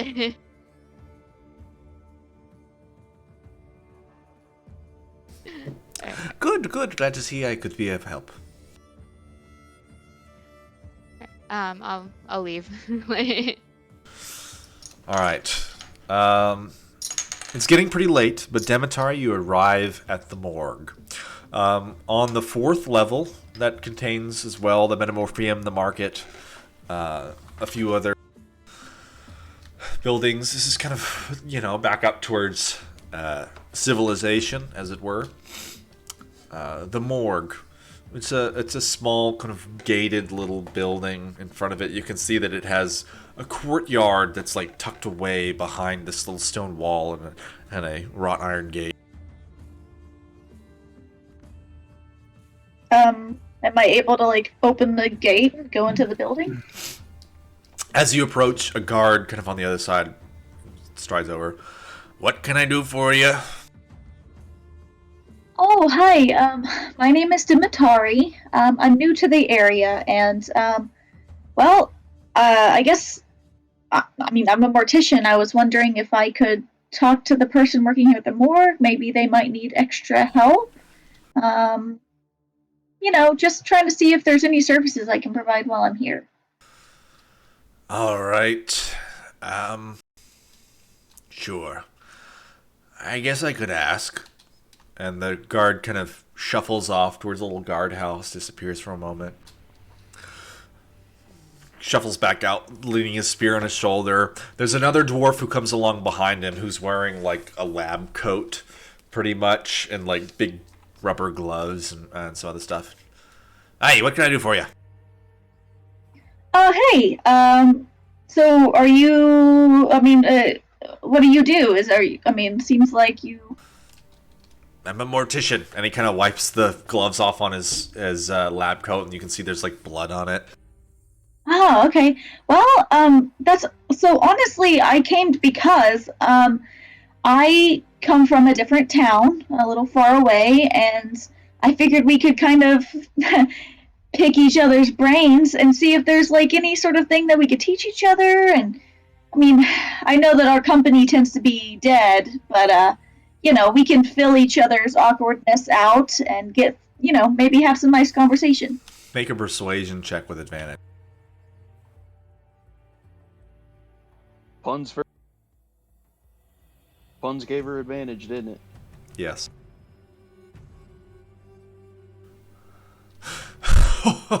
Pick each other's brains. Ah, that's a good one. Let her in. And the guard, all right, and he unlocks the gate and pulls it open and gestures for you inside. And the little dwarf's like, come on with me. My name's Rantharm, one of the morticians. Oh, one of them. How many are there that work here? 20, I think. You know, it's a large city. You know, you gotta have a few morticians.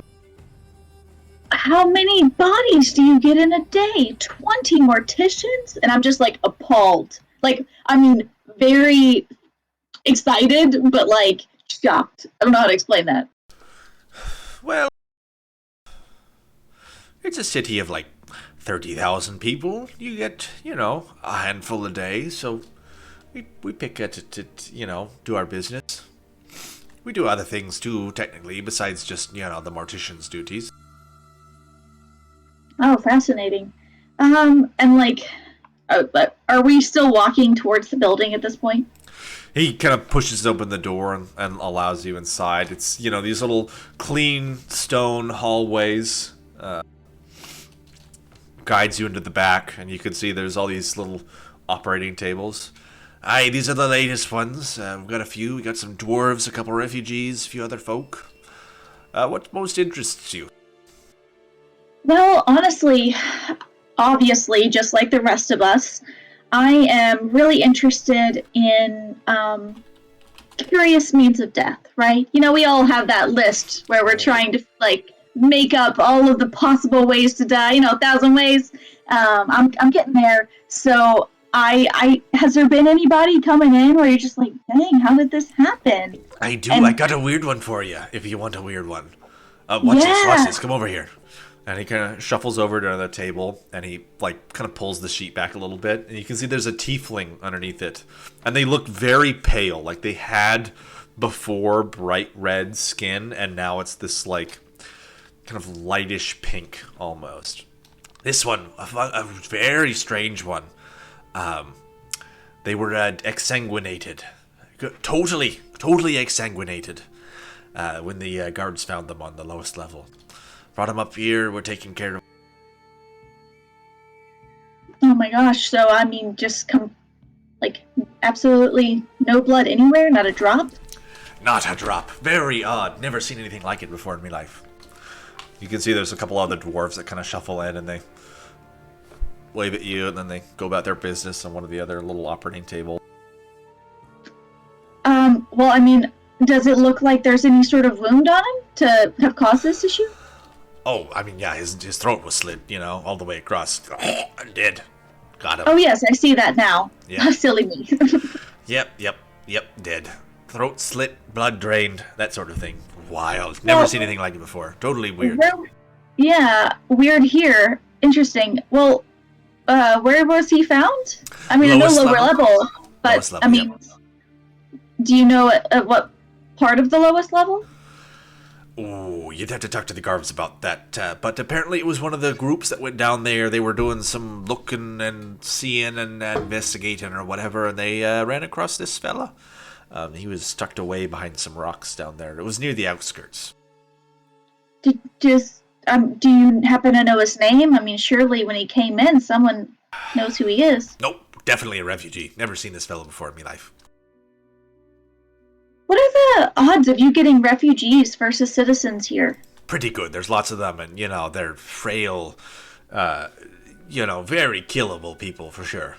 Not used to the surroundings. So we had like 10 of them fall off one of the upper levels a couple weeks ago. They were just wandering, and then they would just go, plummet. Oh, like literally fall off an upper level. Oh yeah, happens all the time to the refugees. Oh my gosh. Well, you know, have you heard about this whole missing refugee thing? I don't know what you're talking about at all. Oh, well, I just heard from some guy at the bar that, like, some of them are just gone from their houses. You think they just walked off a cliff? What? I mean, this is obviously through the grapevine, so I don't really know. I'm a newbie. But, They say that the guards took them. Do you think that's believable? Nah, not at all. What level are they going missing from? Well, I mean, various levels as far as I'm aware. I mean, any of the homes that they've been putting these refugees in, I mean, it's just been said that the guards have been taking them in the night and then they don't come back. So, Nah. I mean, either they're letting them see the sights and then they move them somewhere else and let them stay with them. Yeah, I don't know, but I was just curious, like, are there certain times when you get a crap ton of these refugees and sometimes it's not so much? Like, do they all die in the same way in one grouping besides falling off a cliff? No, not really. I would be willing to bet that, the ones that go missing from the upper levels, they just fell off. It happens all the time. Newcomers not used to the edges and they just take a little tumble. And then the ones on the lowest levels, I don't know, probably got lost and eaten by Underdark things. It happens. It's a dangerous place down there. Yeah. Well, this is fascinating. So, I'm doing small talk. I'm going to share, oh, by the way, I'm not a dwarf, so I probably wouldn't feel so good eating these. But here's a couple cookies. It seems like you had a pretty long day. These are delicious-looking cookies. Thank you. Yeah, I'll wait until you have a chance to take your gloves off.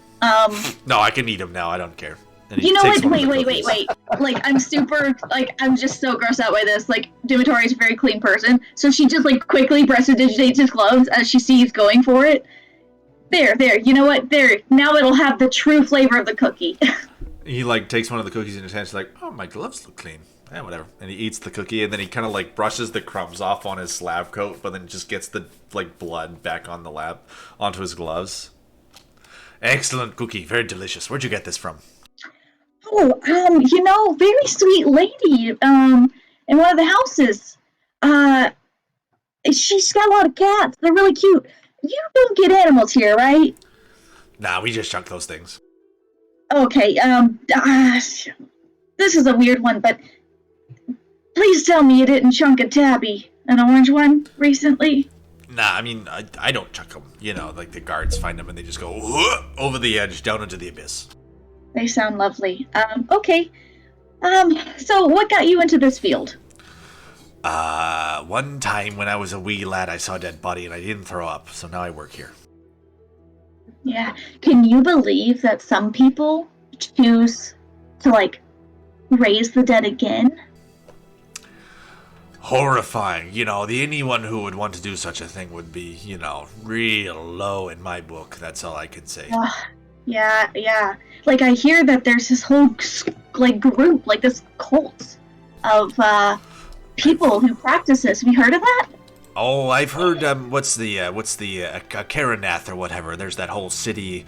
Oh, those people practice some unnatural magic, let me tell you. Anyone from there, I'm not a fan of. Let the dead stay dead, that's what I always say. Oh, yeah, I get it.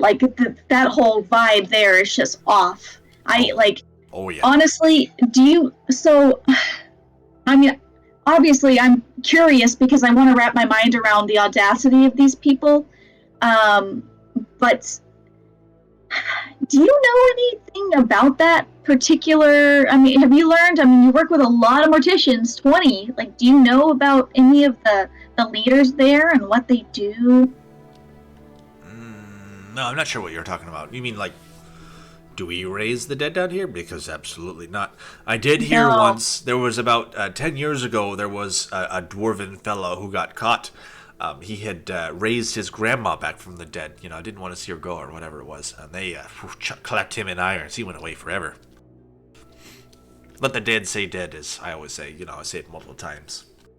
Well, that dwarf definitely didn't understand that the soul leaves the body once that's done and dead. Yeah. Pretty sure she got loose, tried to eat somebody. It happens. Grandmas do that sort of thing all the time. Oh yeah, I would imagine. Okay, well, yeah, I was just curious because, like I said, it's barbaric, and I was just kind of trying to learn about that whole order, just so I could steer clear, honestly. Yeah, I guess it was nice meeting you, and I'm gonna. But before I go, let's compare some tools. Let's do some tips or whatever, and then it's just gonna spend some time the rest of the evening, I guess, before closing, just like trading tips and stories and stuff, and then I'm gonna head back. All right, he's got a lot of them for you, you know, and he's very excited to talk with someone who doesn't already work with him about things that they've seen and show you his tools. They're pretty close to yours, so it's not that unusual, but it's just fun to talk to somebody who, you know, has a little bit of a different experience. And I guess I'll sharpen mine while I'm there, like whatever needs to be sharpened. And I would like to note any like a super common thing that they come in for, just like, for example, the falling off the cliffs, just so I could put it in as an option of where these refugees are going. I'm sorry if that's not good English. You're like trying to figure out what they do with the refugee bodies? No, I'm trying. So, you know, he said, for example, like 10 of them died with this in this one way. I want to hear, like, I want to basically remember the stories where he's like, oh my gosh, all these refugees over a course of, you know, the past month, there's this one particular way of death that they have dealt with, and like it doesn't seem quite natural, or maybe it does, and it's just like a weird thing. So he describes to you probably Fairview, you know, it's been, you know, a couple weeks, 2, 3 or 4 weeks since this like refugees started showing up, and most of them die of, you know, I'll say natural causes in quotes, like they fall off one of the upper levels and die from falling 100 feet or whatever, and you know, some of them get like stabbed in a back alley and robbed. Some of them like accidentally get crushed by a rock that was dropped by an upper level or something like that. Pretty much all of them have, you know, overall in quotes natural causes, but the one that was exsanguinated definitely is unusual by all standards. Okay, but no families had come in at once. Correct. Dead. No, it's been pretty much just individuals here or there. Before I leave, I do want to like further inspect the body, I guess, and see if I can't find any information on how this happened. Can I get an Arcana check? Sure.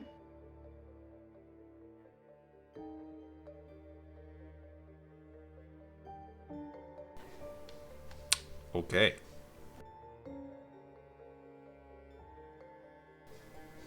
You note that, like, on the body, it appears to have been removed, but there was some kind of, like, paint that was placed, like, around the wound and on the chest, in this, you know, like straight line grid pattern almost. It's missing from a few places, so it doesn't give you the full picture. But you can tell that there was something very deliberate done to this body, and then it was probably removed after they died. I'm going to try to sketch the best of my abilities, whatever that rune is.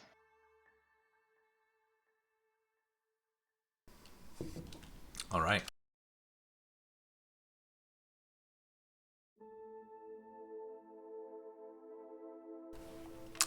And after that, you're probably just going to leave? Yes. Okay.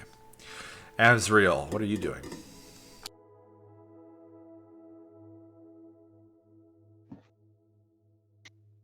So, what time is it at night? It's probably pretty late. Not like, you know, just around dusk would be equivalent to it. The dwarves operate on a much stricter schedule. The lamplighters like turn the lights on, you know, brighten and dim them at very specific hours to simulate daytime down here. So you're right around when the dwarves are going to start dimming the lights.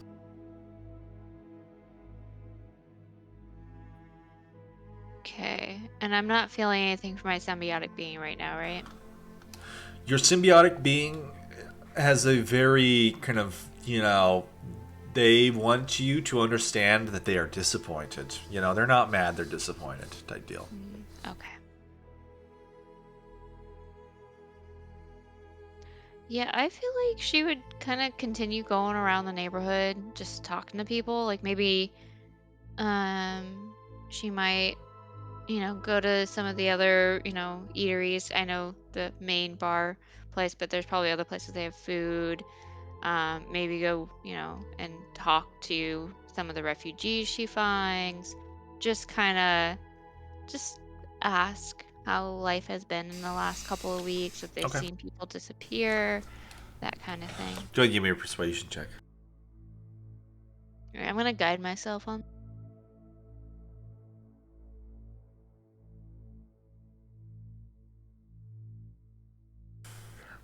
All right. You're able to talk to people, and overall, they kind of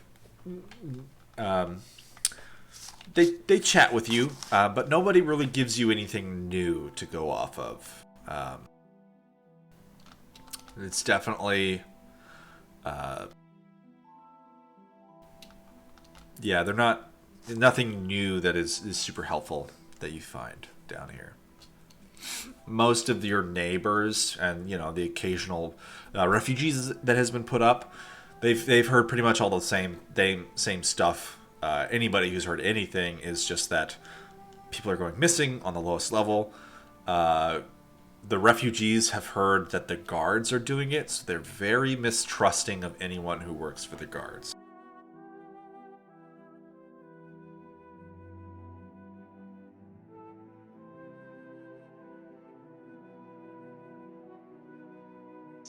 I guess, yeah, if that's unsuccessful, she'd probably just go home because she also wants to find somebody who speaks Infernal, but that's probably not going to be down here, and probably wants to go and talk to the guards, but it's getting late, so she'll probably just go home. Okay.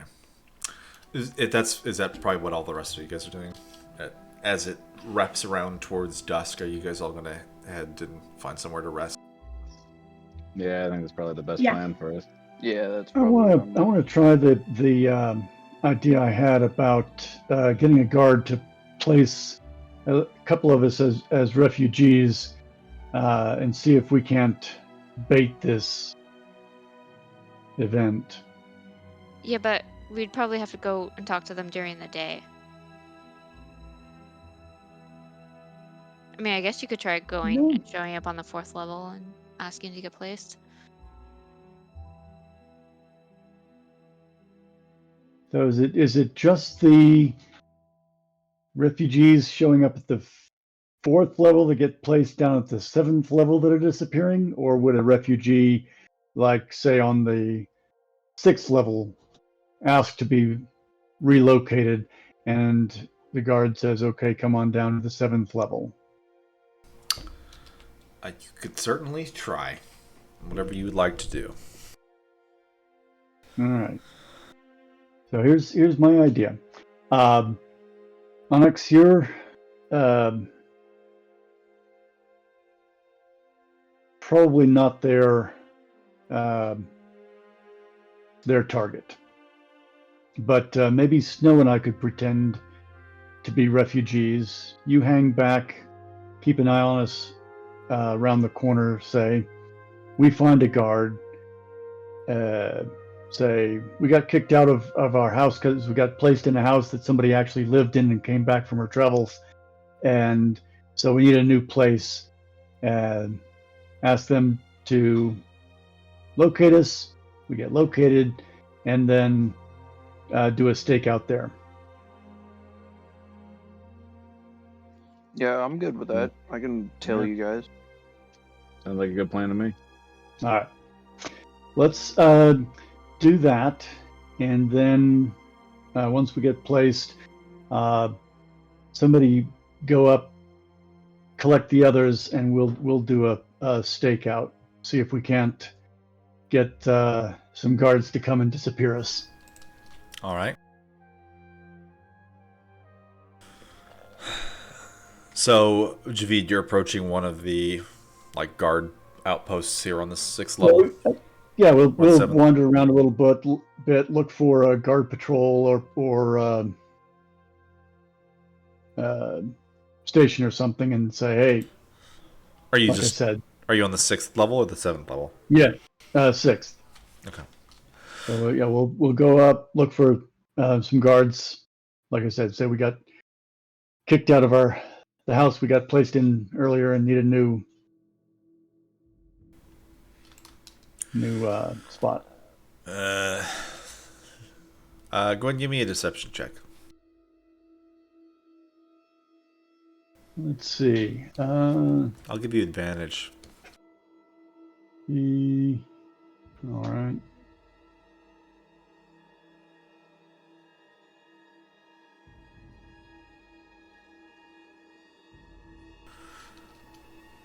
As you approach, you kind of walk up to the guard outpost. The lights around you seemingly dim. Just as you do it, kind of knocking on the door, one of the guards kind of opens it up. He's wearing the typical kind of dwarven scale mail. What do you want? Oh, I need a place to stay. We got placed earlier by one of your number, and it turns out that it wasn't an empty house. It belonged to somebody. Okay. So we need a new place to stay. All right. So if that happens to you, I need you to figure it out. Good luck. And he just shuts the door.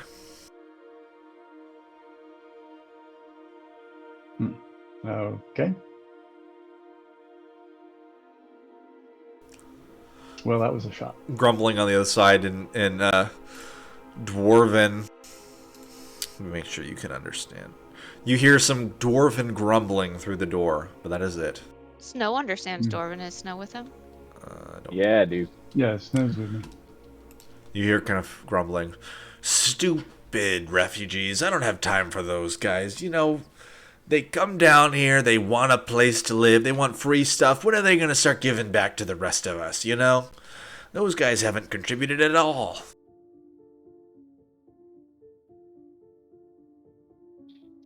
Well, damn. So I'm gonna relay what they said to Javid. all right. Well, why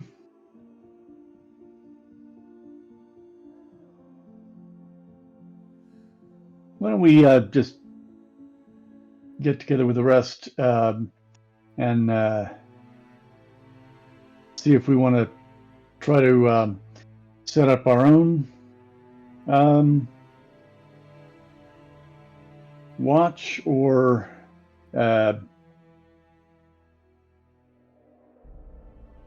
give that a pass. All right, so Azriel, Dimitari, you guys are going back to probably the hovel to sleep. Well, Azrael has night terrors. Can I ask to stay with the crazy cat lady? You could definitely talk to her and find out. I'll help feed her cats.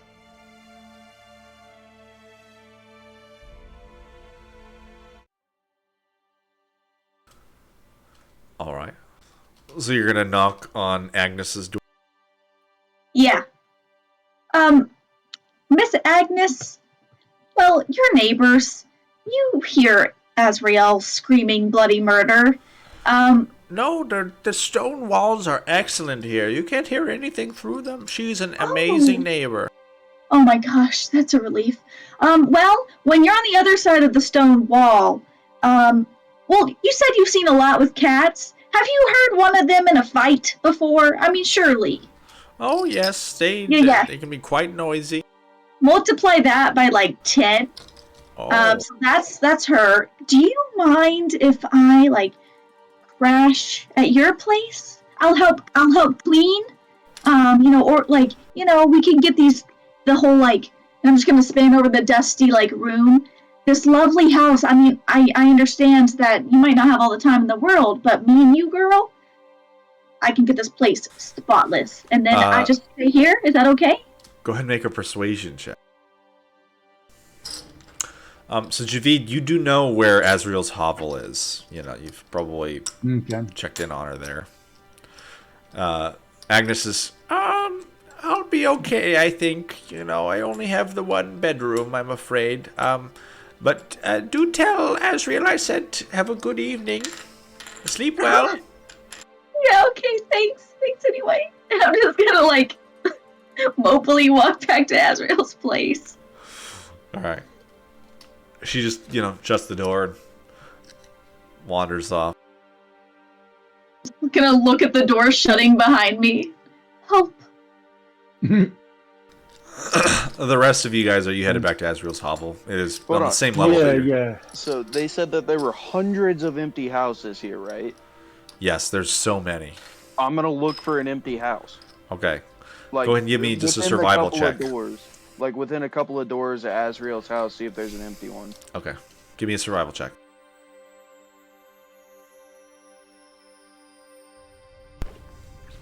You find one. There's one like 3 doors down. It's just a plain, dusty, cobwebbed little house that's totally is empty. It locked? Not really. They don't really do that down here. Okay. Yeah. I'm gonna walk in follow Javid back to Azriel's and say, hey, there's probably a house a couple of doors down. That's where I'm gonna be at. Like, this place is not big enough for all of us. Do you think that I could stay with you? Yeah, but in the morning you're making waffles. Damn it, I was gonna say that. All right. Yeah. There's probably a couple other empty ones. That way we're not all cramped up. Like, we're all within a couple of doors of Azriel's place. We can all just kind of claim our own house. And then, Javid, we can, in the morning, I would rather wait till the morning to talk to everybody about our plan. All right. Let's just get some Sounds like shut-eye. Sure. Yeah, it's been a pretty brutal day for some of us with the poisonings and all. Yeah, so is the house that I picked, is it like a 1-bedroom, a 2-bedroom? Probably just one. A 1-bedroom. Okay, I'll give Dimitari the bedroom, and then I'll just kind of like make up something in the living room. I'm good. I don't mind. I like do my little bedroll. It's fine. You pick the house first. Have the bed, basically, is what I'm saying. I'm gonna look at the bed as it's like crumpling and decrepit from sitting for so long, and just roll out my bedroll. All right. I think decrepit, crumbling hovels is. I'm going to sleep better back at the Fortune Hunters hostel. All right. Everyone's kind of heading off to take their long rest. Yeah. Does David have a problem with the 6th level? Like, is it just not good enough for him? Like, is he too good for it? Maybe. The Javid's more of a nature guy, and the air is fresher on the upper levels.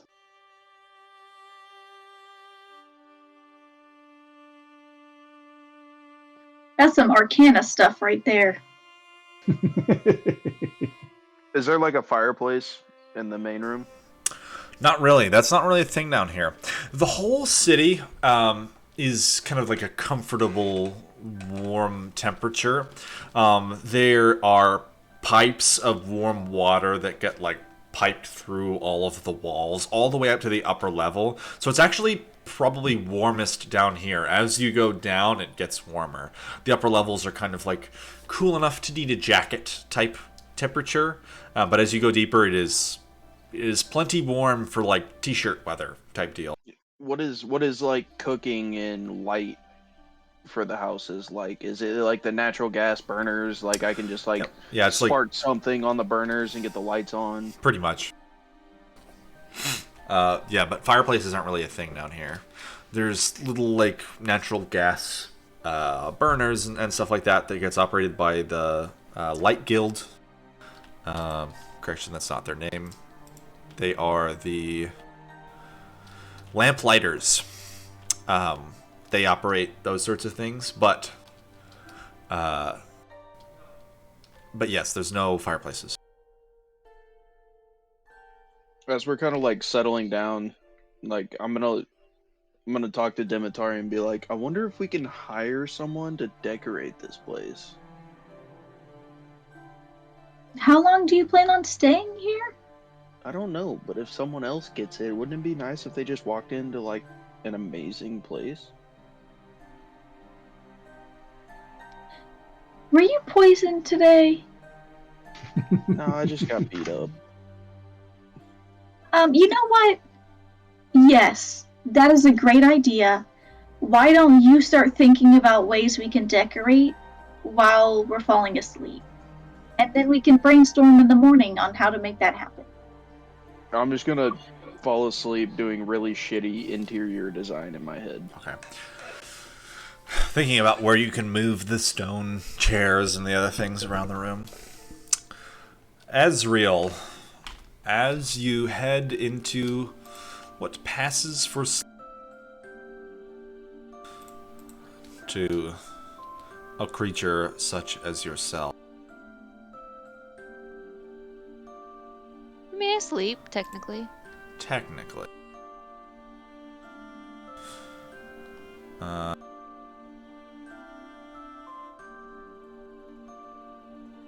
I always actually kind of think about it as like when she falls unconscious, she's technically just like dead. Like she goes to the other side and then just comes back, you know?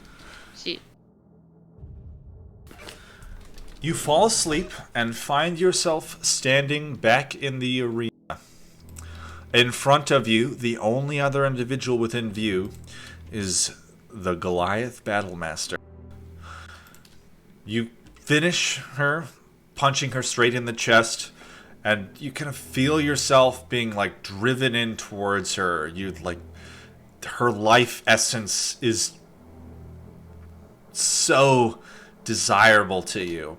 And as you kind of try to fight against it, you suddenly see this like kind of like clawed hand wrap itself around your shoulder. It's these like long, scaly fingers.